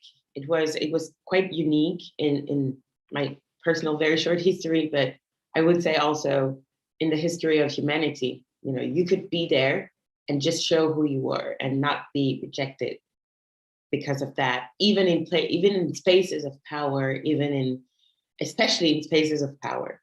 And what I thought was, yes, since it's a space where I can talk, when I can speak, let me talk about my reality and let me talk about the reality of my cousins back home, my family, and all the brothers and sisters who live in our country. So I started blogging at Global Voices Online, which is a platform, an international platform for bloggers who write about stories about, any places in the world. And I used to do that focusing on what we call Francophone Africa, or West and Central Africa of French expression. And what I wanted to do was, at the time when the conversation around on cyber development in Africa was focusing on some countries, which were namely South Africa, Nigeria, a little bit less at the time, but a lot of people talked about Nigeria too. And most importantly, Kenya, because of course of the huge innovation that was coming, and incredible innovation that was coming from our brothers and sisters in Kenya. And I said, well, I really hope we can also talk about what's happening in our countries. Mine was Cameroon, but I was thinking about the sub-region, really. So I started working and writing stories about those countries, trying to get away from, as I said, making sure that the stories that were told about our countries were not only drama, or were not only, without being over optimistic, being realistic, but still giving another sound from that part of the world. And after that, it opened, yes, a lot of opportunities. I started guest writing for several publications, including Al Jazeera at the time. And in parallel, of course, I decided to join Internet Sans Frontières. Actually, I first decided to join Internet Sans Frontières. And do that work of talking about cyber development in Francophone Africa. And doing that work, I realized that, well, the language around rights should be the same, or is in theory the same, and should be the same everywhere, any place in the world, no matter what, no matter where you come from, your background, where you live, etc. It should be the same for everyone. So I started focusing a lot of the efforts in my work at Alliance Sans Frontières, trying to shed more light on on digital rights issues in general in the region. And we did lots of campaigns, advocacy campaigns, and we made sure that in the media, those campaigns were talked about. And yes, we at our level, we tried to shift the conversation a little bit on this part of the world. And yes, well, I worked a lot, very hard. And after that, I got a fellowship to go to the Berkman Klein Center for Internet in Society at Harvard University in Boston. That was in October 2019. I packed my things and my family, and we left France and then went to the Boston area. And yes, and also after that, currently working at the Digital Civil Society Lab at Stanford University. And since May last year, almost a year, I've been a member of the Facebook Oversight Board, but I'm sure we'll talk about that later. So yes, I guess that's Julie in very broad terms. No, but that's very, very helpful. Thank you so much. One of the things that has been part of every conversation today is that we've seen new sides of people's journeys that we never really knew about. And it was interesting when Charlie just talked about the fact that even he was happy to talk about some things that he thought he had forgotten. So let me. I know you've talked a bit about the fellowships and how you talked very briefly about how you joined Internet Sans Frontières. But can I rewind time? Sure.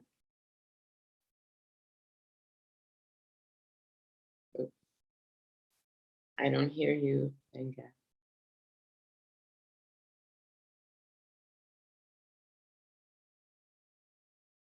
I hope I'm still live. Yes, I am. I don't hear anything.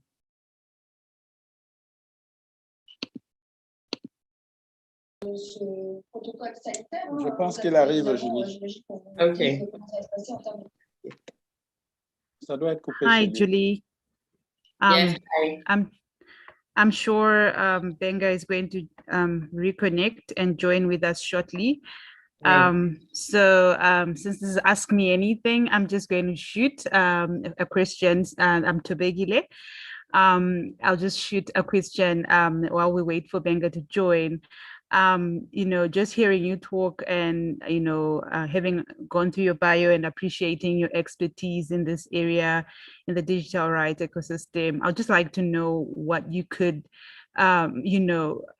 say to young people who want to join the digital rights space by way of, what they need to be on the lookout for, or how they need to, position themselves in this space in a way that ensures growth, but not just growth for the sake of, going through the years, but also growth in the sense of making a mark in the ecosystem. Yeah. Yes, thank you, Bekile.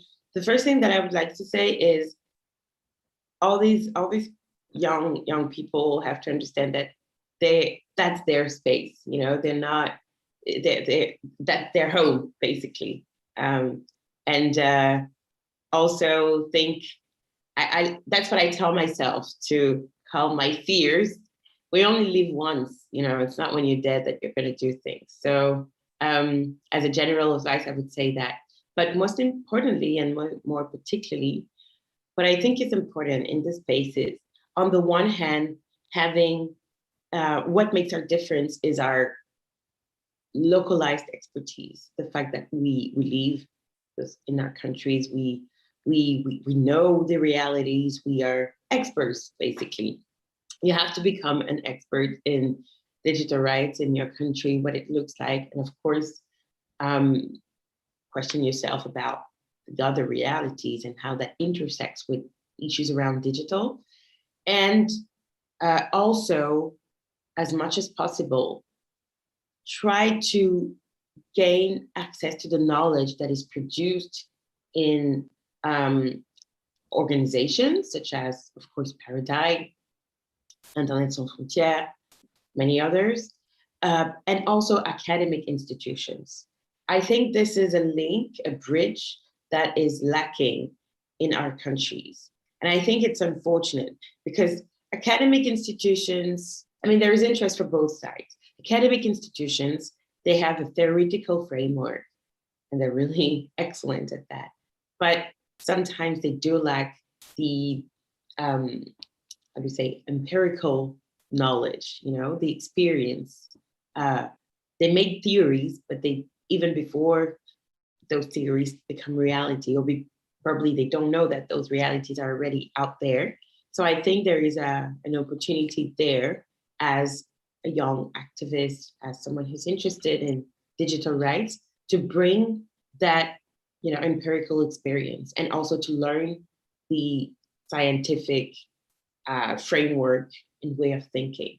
That's extremely important because that's what has, I would say, shaped me, honestly, because I had a lot of opinions. I was being an activist on the ground, but I think I really have gained a lot since I've started also looking at what is happening in the academic sphere. So I really wish to, you know, anyone listening that they can also, yes, develop those bridges and reach out more to academics, that there are more, yes, conversations and collaborations between activists, citizens, and academic institutions.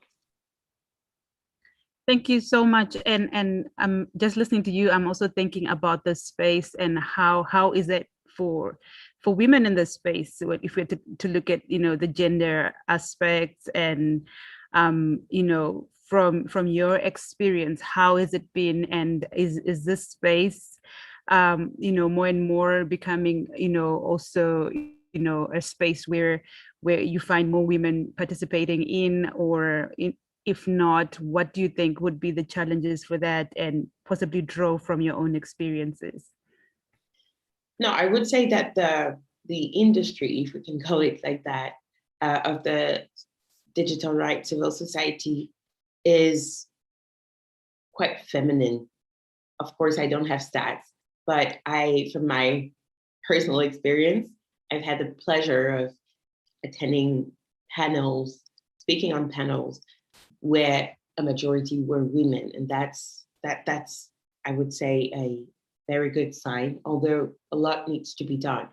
When we talk about doing activism in the digital rights space, we should not ignore the realities, which are that, first of all, to access the internet, you need money.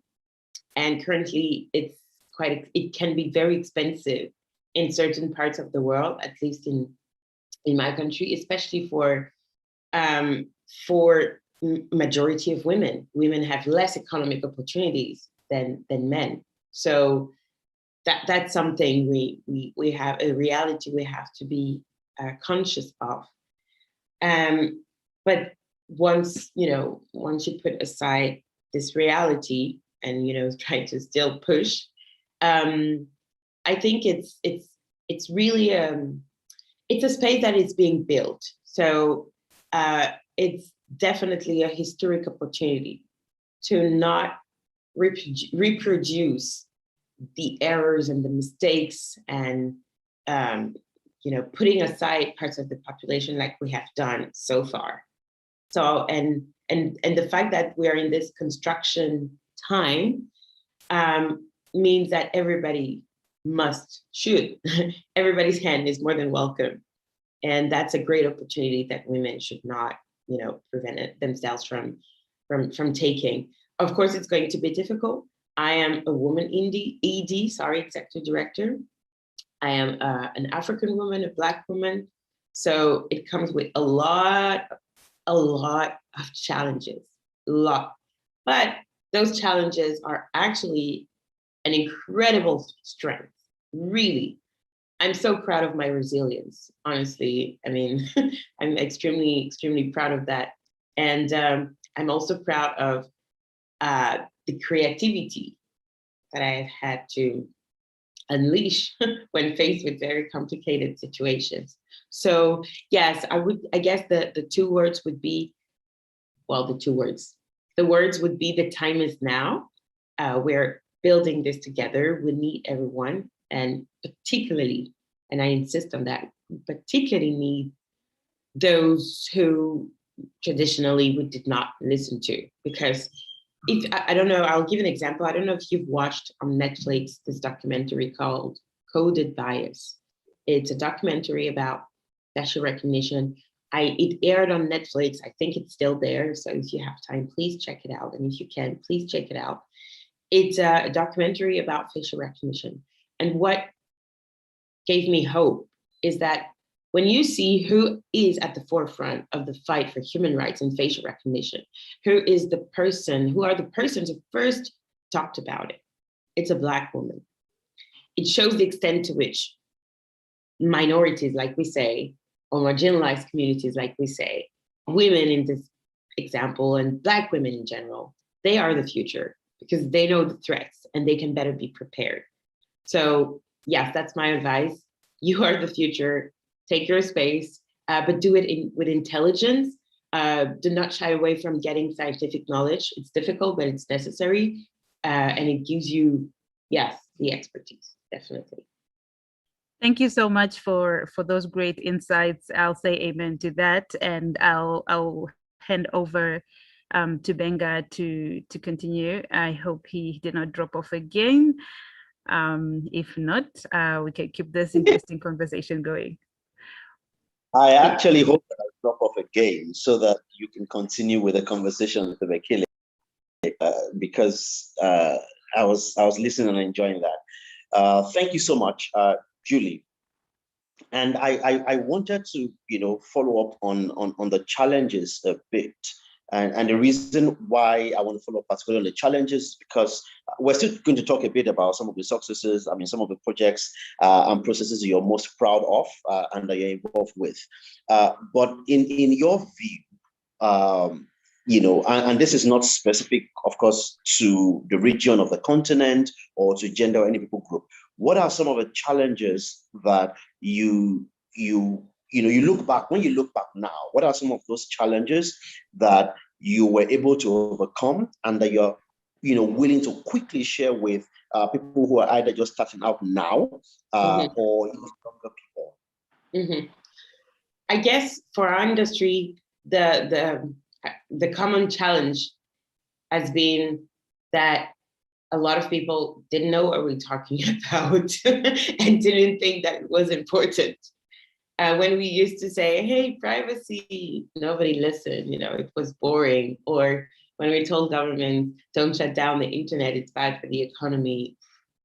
Who cares really? What is freedom of expression, especially online? We're already doing a lot offline. So yes, I think that the most important challenge from my perspective has been to convince that this is not just internet and just internet and human rights online. It's really about our society, really, and the future of those societies. We are starting to see that, and in a particular issue, which is the issue of content governance and content moderation on social media platform.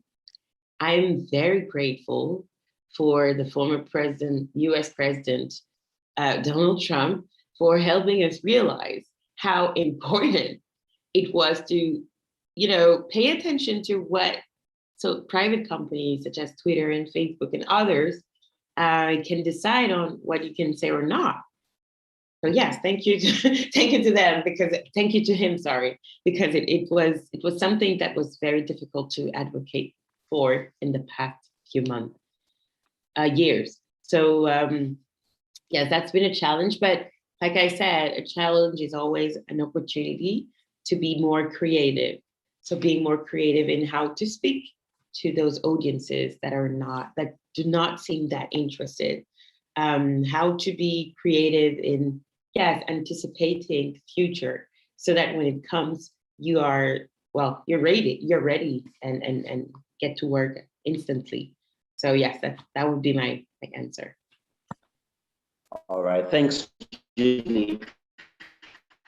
You knew I was coming here because you said it earlier, and with the oversight board, and you actually just talked about the opportunity of the some of the things that Donald Trump helped bring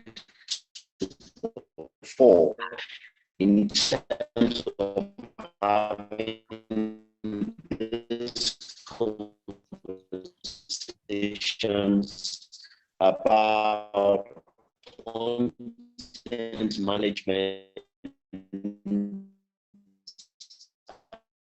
Sorry, Benga, the line is breaking way too much. I don't hear anything. I just wanted to ask, before that, we're talking content moderation and all those areas.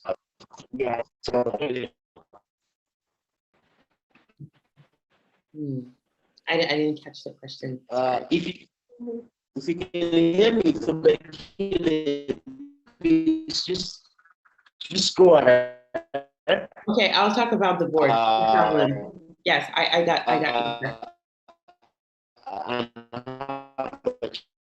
I will talk about the oversight board.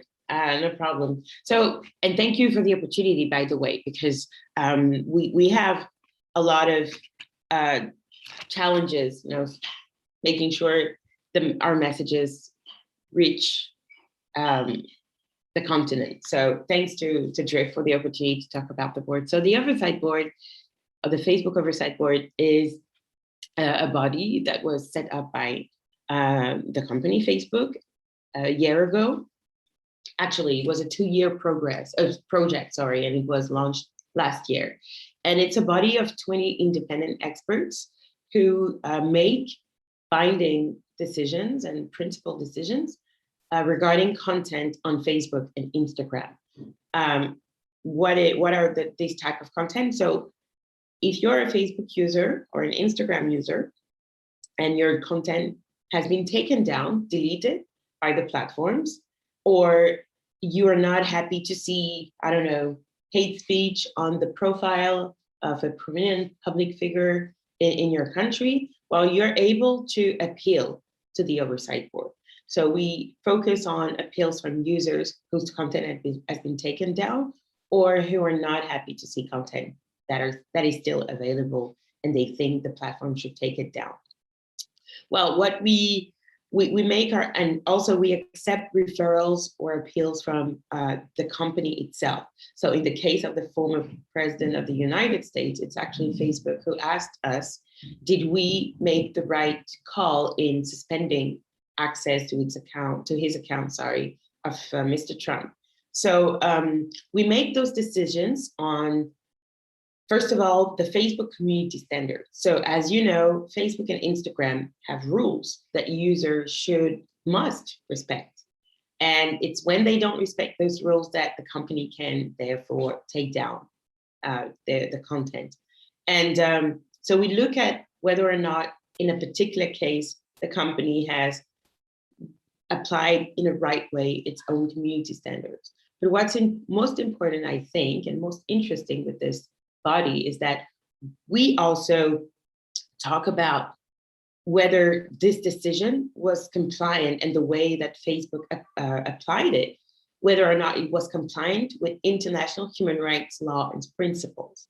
That's very important, because that's where we are able to say, in this case, Facebook did not respect the freedom of expression of its user and therefore should put back the content, for instance. It's an uncharted territory, really, because never in the history so far has anyone, has any company applied tried to find what it means to apply. What are the principles that must guide us when we're applying international human rights law and standards principles to our business decisions and how we conduct business.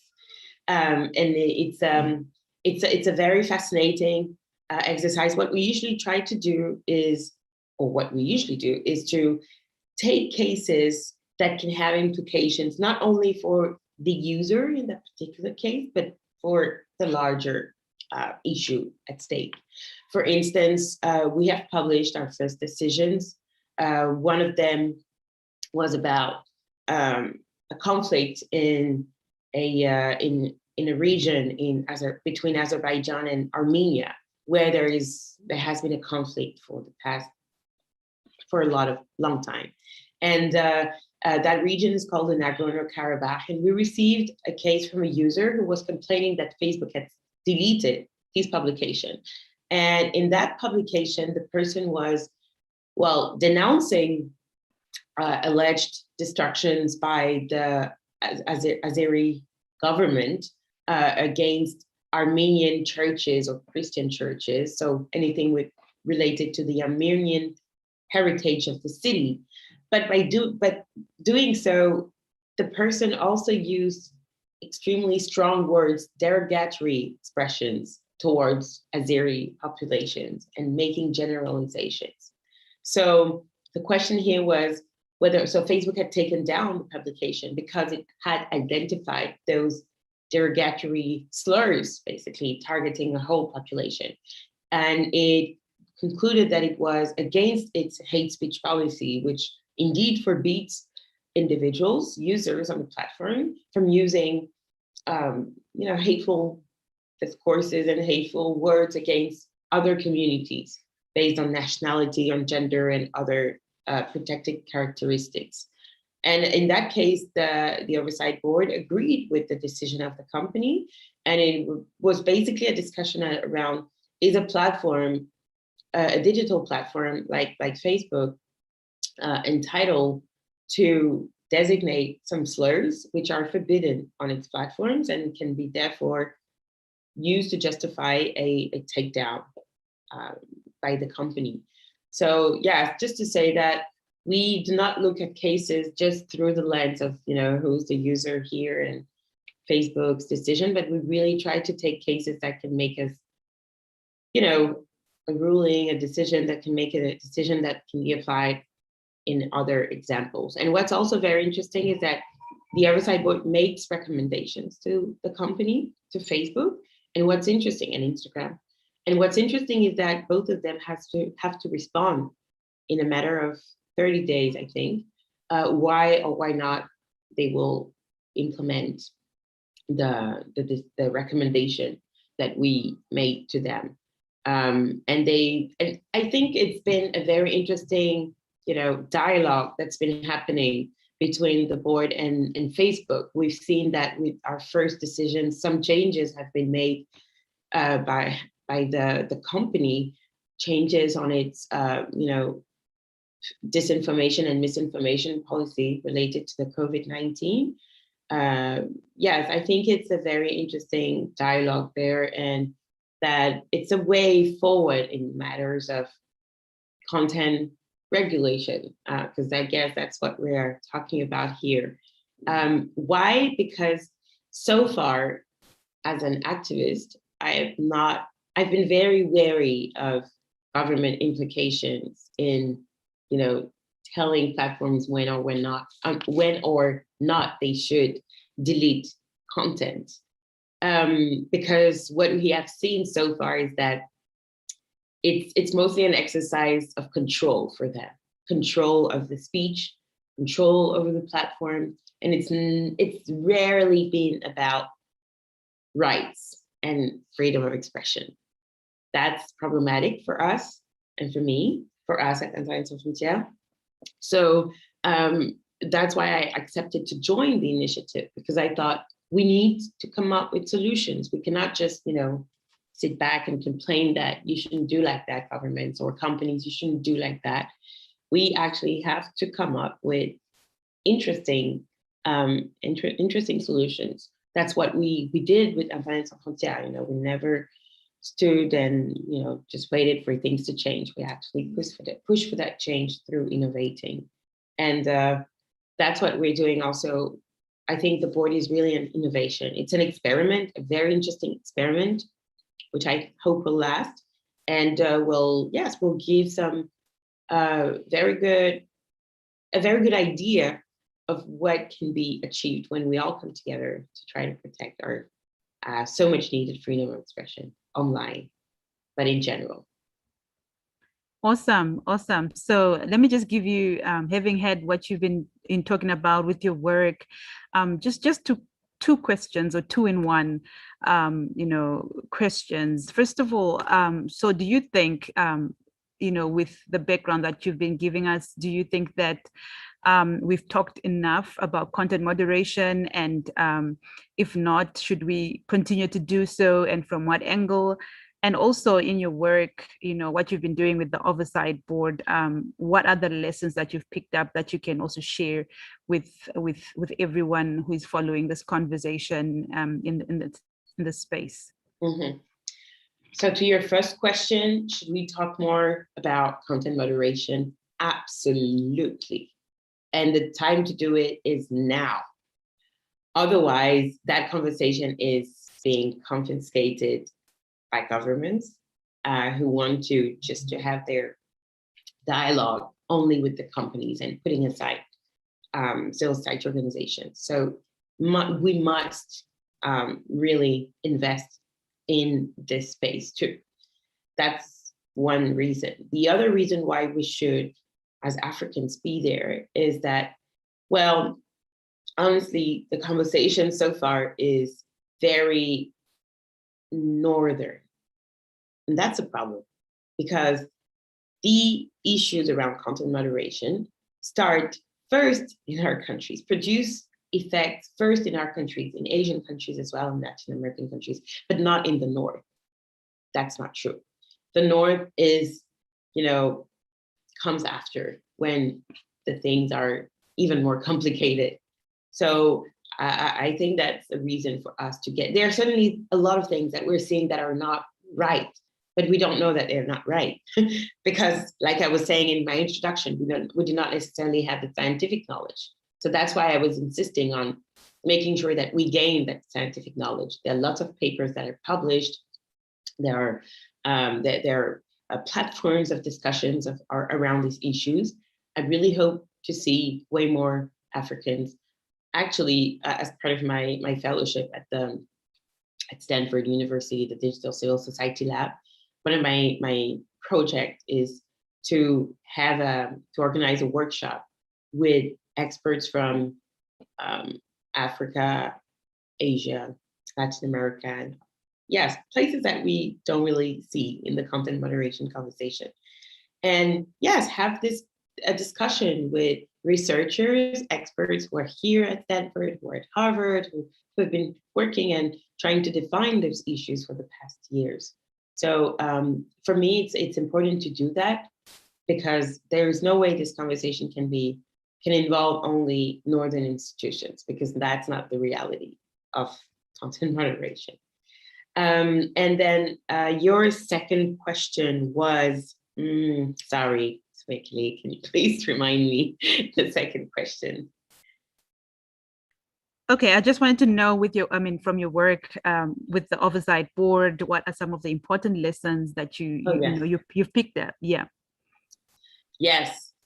Oh, yes. One of the most important lessons is that context is absolutely important in content moderation. And that's why it's also related to my previous answer, which was we should get more involved as Africans, because who better than Africans can bring that context? Not many people.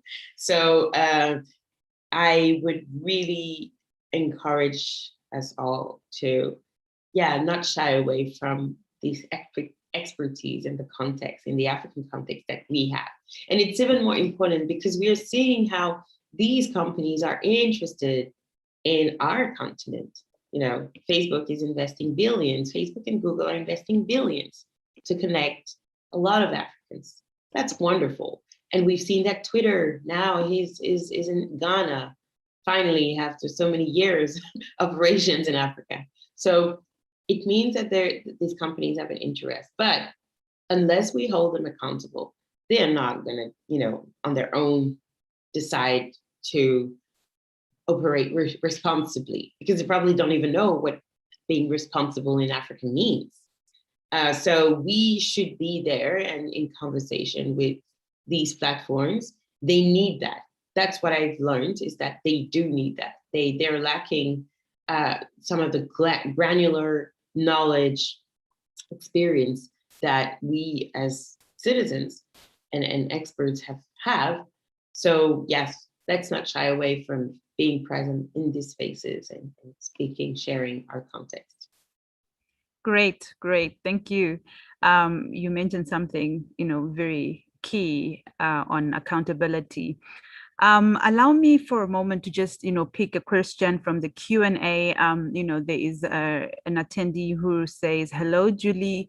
We understand the importance of digital rights, taking into consideration Cameroon's reality. Where do you place digital inclusion, given that most of these people whose rights are to be protected know very little about the digital rights that we're talking about, and less about using digital materials as well? What is Internet Sans Frontiers doing regarding this?" That's a question for you. Yeah. Yes, we had a program on digital inclusion focusing on women in Cameroon. So we are aware of the problems, really. What we try to do is to make a lot of recommendations to the authorities. I remember, for instance, 6 or 7 years ago, I wrote with a colleague of mine a report about why internet was so expensive in Cameroon, so expensive.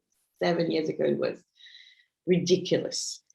And we wrote that report in which we highlighted, well, first of all, that the regulator was probably not doing, we're probably not seeing those problems. I'll talk like that. It's better. It's more politically correct. They were probably not aware of these problems. And there was not a lot of transparency with how those costs were, actually put up by the internet service providers, the companies, the telcos. So we put out a report on that, and with recommendations, recommending, for instance, to the regulator that it should take a closer look, on how companies are setting up their tariffs, basically, and how that impacts the users.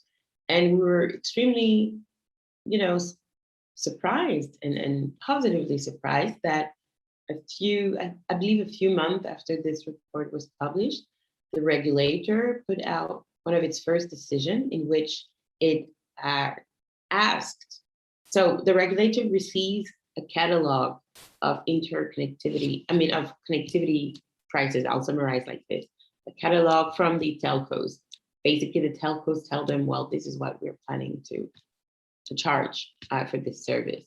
And the regulator is basically allowed to say, well, just go back and come back with something more interesting.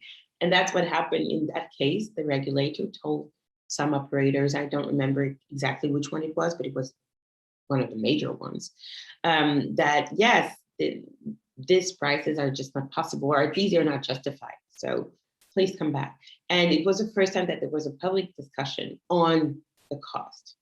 And it has, there have been a lot of improvements, definitely, but still a long way to go, especially if we are, considering that more people will be connected should be connected in Cameroon. So yes, we are aware of these problems, and we're doing our best, making recommendations to authorities, and also doing some digital literacy workshops, but also organizing conferences to discuss digital rights. I remember in 2018, we organized a conference on with lots of partners. Paradigm actually was a partner, on how to protect digital rights in times of election. And we did that because we wanted to anticipate on, well, the government, again, shutting down the internet. And we had this very interesting gathering in which members of the government were present, members of the election commission were present, members of the opposition were present, civil society organizations were present. I think, yes, it was one of the first time that all these stakeholders were in the same room and, talking about the same thing. How can we preserve digital rights in Cameroon? And what happened was, yes, there was in the election, the 2018 presidential election in Cameroon, there was no internet shutdown, to our greatest satisfaction. Not to the extent that we had seen a few months before. And that was for us a sign that, yes, there needs to be more, people are, even authorities are eager to have more of these conversations. One thing that I did mention, we did have big platforms, big tech platforms also at the conference, and the biggest one in Cameroon, which is in Facebook. And that was a very unique moment in which, yes, we had all these stakeholders, including the platforms themselves, have a public conversation with authorities and with citizens on what it means to have digital rights protected in an environment like Cameroon. So, yeah. Thank you so much. Amazing work that's happening, and that's been happening. And you've taken us back, 7 years, and it's amazing. I'm sure you'd love just to see how things are improving, hopefully. And, I think in the midst of it all, we need to also, spotlight, organizations in this space. How can leaders of digital rights organizations build sustainable organizations so that they continue to impact the landscape, they continue to impact change, to bring change to the environment? Yes. I think, yeah. Absolutely. Sustainability is really, we have to be constant in the effort. It's not just, you come here once and that's it, you've done what you have to do. No, it's a continuous process. It requires this kind of involvement, really, because it's for the better good of everyone. Everybody profits from it. So it's an interesting challenge and very motivating. Right. Thank you so much. I don't know if Benga is back on the call. I know now I don't see any questions, but I'll check. If there's any question, please just type it in the Q&A or in the chat box, and we'll uplift it from there. But I see Benga is raring to go. Sorry, I think there's been a lot of internet disruptions in Nigeria today, which makes this conversations very, very critical. So over to you, Benga, and take us through the last segment of the session. Thank you, Thobekile. It's not disruptions. This is what happens when service quality is poor. We've been through 3 service providers today. This is the 4th one. Hopefully, this allows us to get through to the end. But Julie, thank you so much. I caught a lot of a bit of a conversation back and forth as I joined and dropped off. And I want to thank you for speaking, openly about, some of the issues, some of the work that you're doing at the moment. And like I said to, the other leaders that I spoke to earlier, we should have more of this conversation. That isn't like a keynote that, Julie is giving a keynote on digital rights, but just to get to know more about your own story, even how you cope, because you get all these invites from, all of these platforms and events and things like that. And I'm actually going to ask you that before I, ask you the 2 closeout questions. How do you cope, and what do you do to catch your breath? Wow. Wow. Coping, that's been a word very common in this household in the recent months. Well, what really keeps me is and pushes me is the mission. It has to be mission driven. If you're here just for the money, please forget, because you're not. That's not how it goes. Be mission driven, and your mission will keep you late at night, will, make your kids understand that sometimes there are pressing issues, and mommy cannot be as present as she would. But yes, it's a mission. It's historic. Really, I insist on that. It's a historic moment that we have to seize, because if we do not, we're gonna miss not a wagon but a whole train. And there's no way we cannot afford to do that. Not for us, not for those who will come after us, our children and those after. So once you're conscious of the importance of the mission and that you're not doing it for you only, but really for society as a whole, it helps you get things done. And also, what I think is important is perfection is not important, really. Just if you feel in your heart that you should do something, just do it. I know it sounds very, it's like I'm making an ad, right? And I'm borrowing the motto from a very famous brand, but no, it's I really mean it. If you think that what you want to do, what you're doing is the right thing, if you really feel it, just do it. Don't question. And have a mission. Yes. I guess that's it. Also, have a great partner if you're in a couple. Have a supportive partner. That's very important. Yes. The third part of the question you haven't answered is, what does Julie do for fun? When you're not on keynotes, when you're not on the oversight board, when you're not advising the next generation on digital rights, what does Julie do? Julie sings and dances a lot with my kids. And what do I do? I read. I try to read. I try, because it's, sometimes I'm just too tired and just want to chill on Netflix. Sorry, no advertisement for anyone, but yes, chill and watch a good movie. But yes, I try to read novels. I love novels. And sing a lot with my kids. The Wheels on the Bus is our best tune at the moment. Yeah, well. And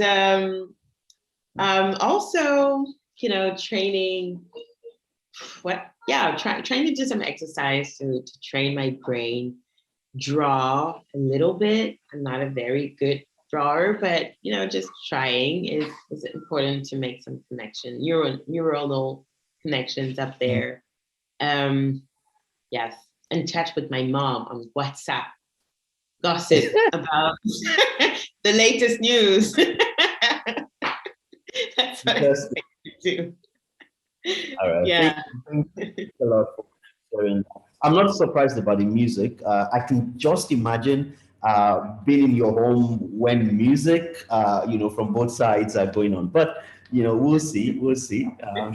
Next time we'll make a concert for Drift opening. Yeah. Let me ask you about 2020. In one sentence, how would you summarize 2020 as far as digital rights is concerned in Africa? Wow, one way to summarize. I would say a big pause.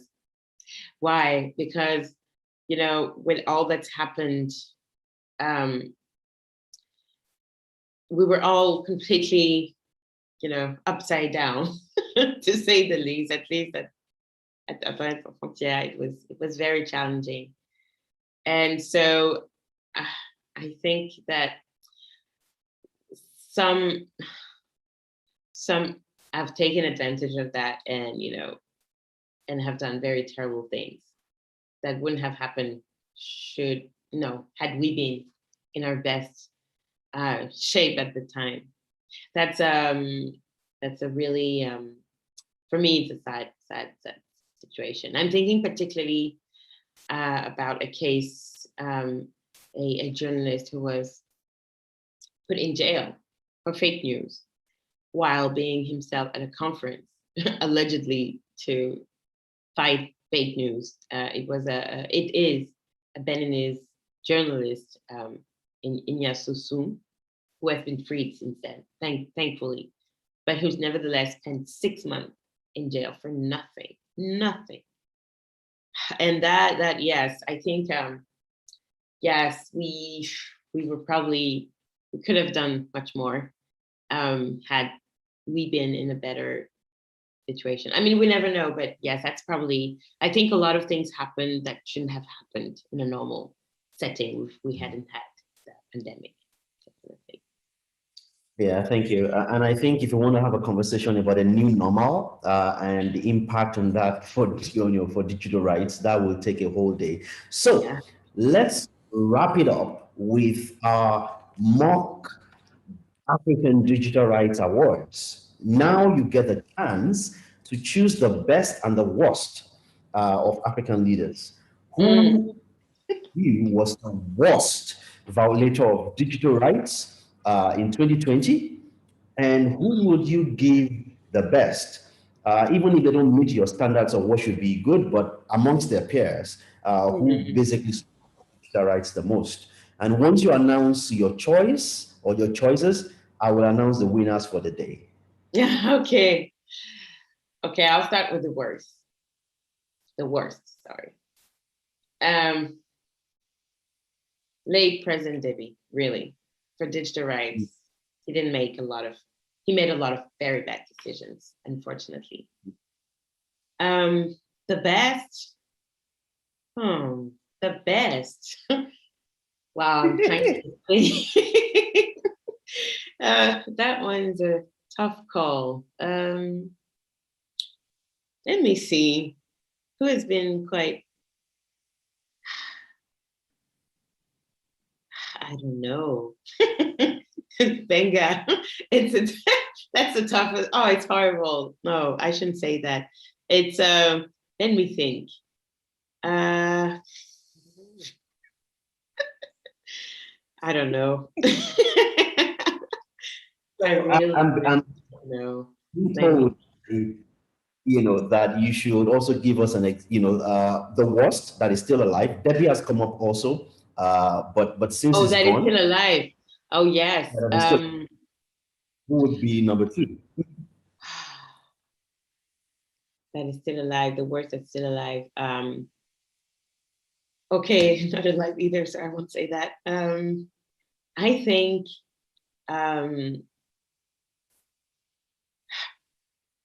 I know the situation is complicated, right? But I think Prime Minister Abiy Ahmed has disappointed a lot with regards to digital rights. I know it's challenging. I know Ethiopia is facing a very complicated situation at the moment. But yes, I don't know. I feel that, cutting off whole populations from the internet for so long is it's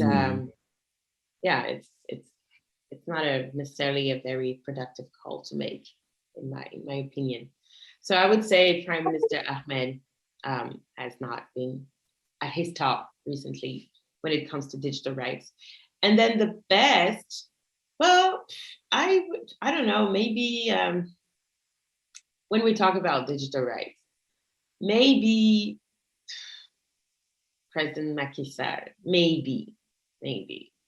Because, internet was not shut down during that. I mean, I know it should be normal, so it shouldn't be a congratulatory, thing, but at least from a digital rights perspective, I feel like when faced with a challenge, his government or probably didn't, I don't know what happened, but they didn't shut down.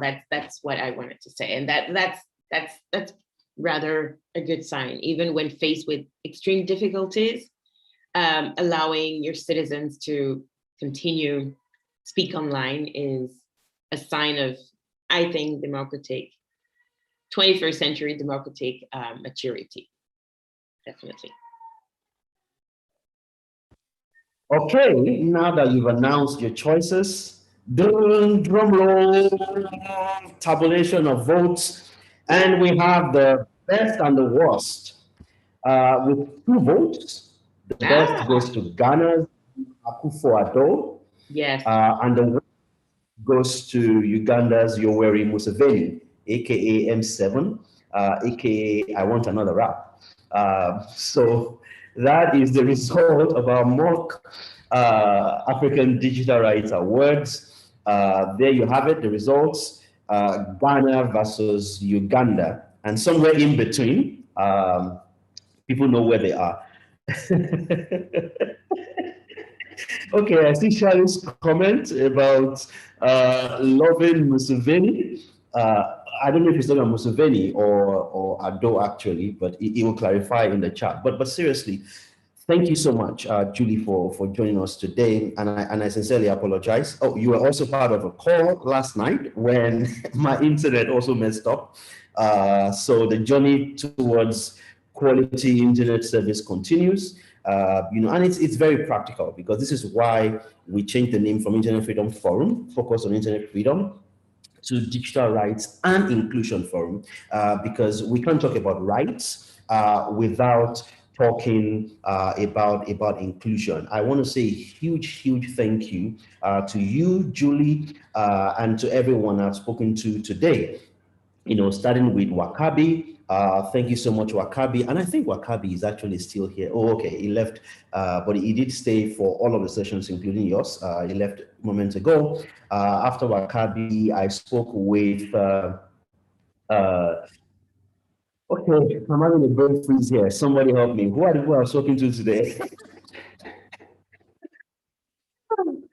So, I've spoken to Edet, I've spoken to Grace, I've spoken to Shali, and I'm talking to you. And I also, so the 6 of you, I just want to say a huge thank you for taking the time, and it was deliberate, by the way, to have Koliwe from Southern Africa, you and Shali from, Central, and from Africa, Edet from West Africa, and then Grace and Wakabi from East Africa, so we can just have a view of some of the issues you've shared. And thank you so very much, everyone. I'll allow you to have the rest of your day. I don't know if the Bekele has anything to share in terms of logistics, but I will say tomorrow is the last day of DRIF 21.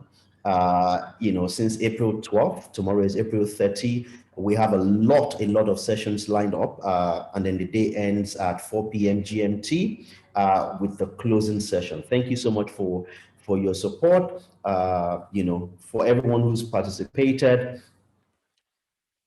Oh, okay. Just got a message from Tobekile that there's nothing else to add. So, Julie, thank you so much. And thanks to, enjoy the rest of your day and have fun. Bye, everyone. Thank you.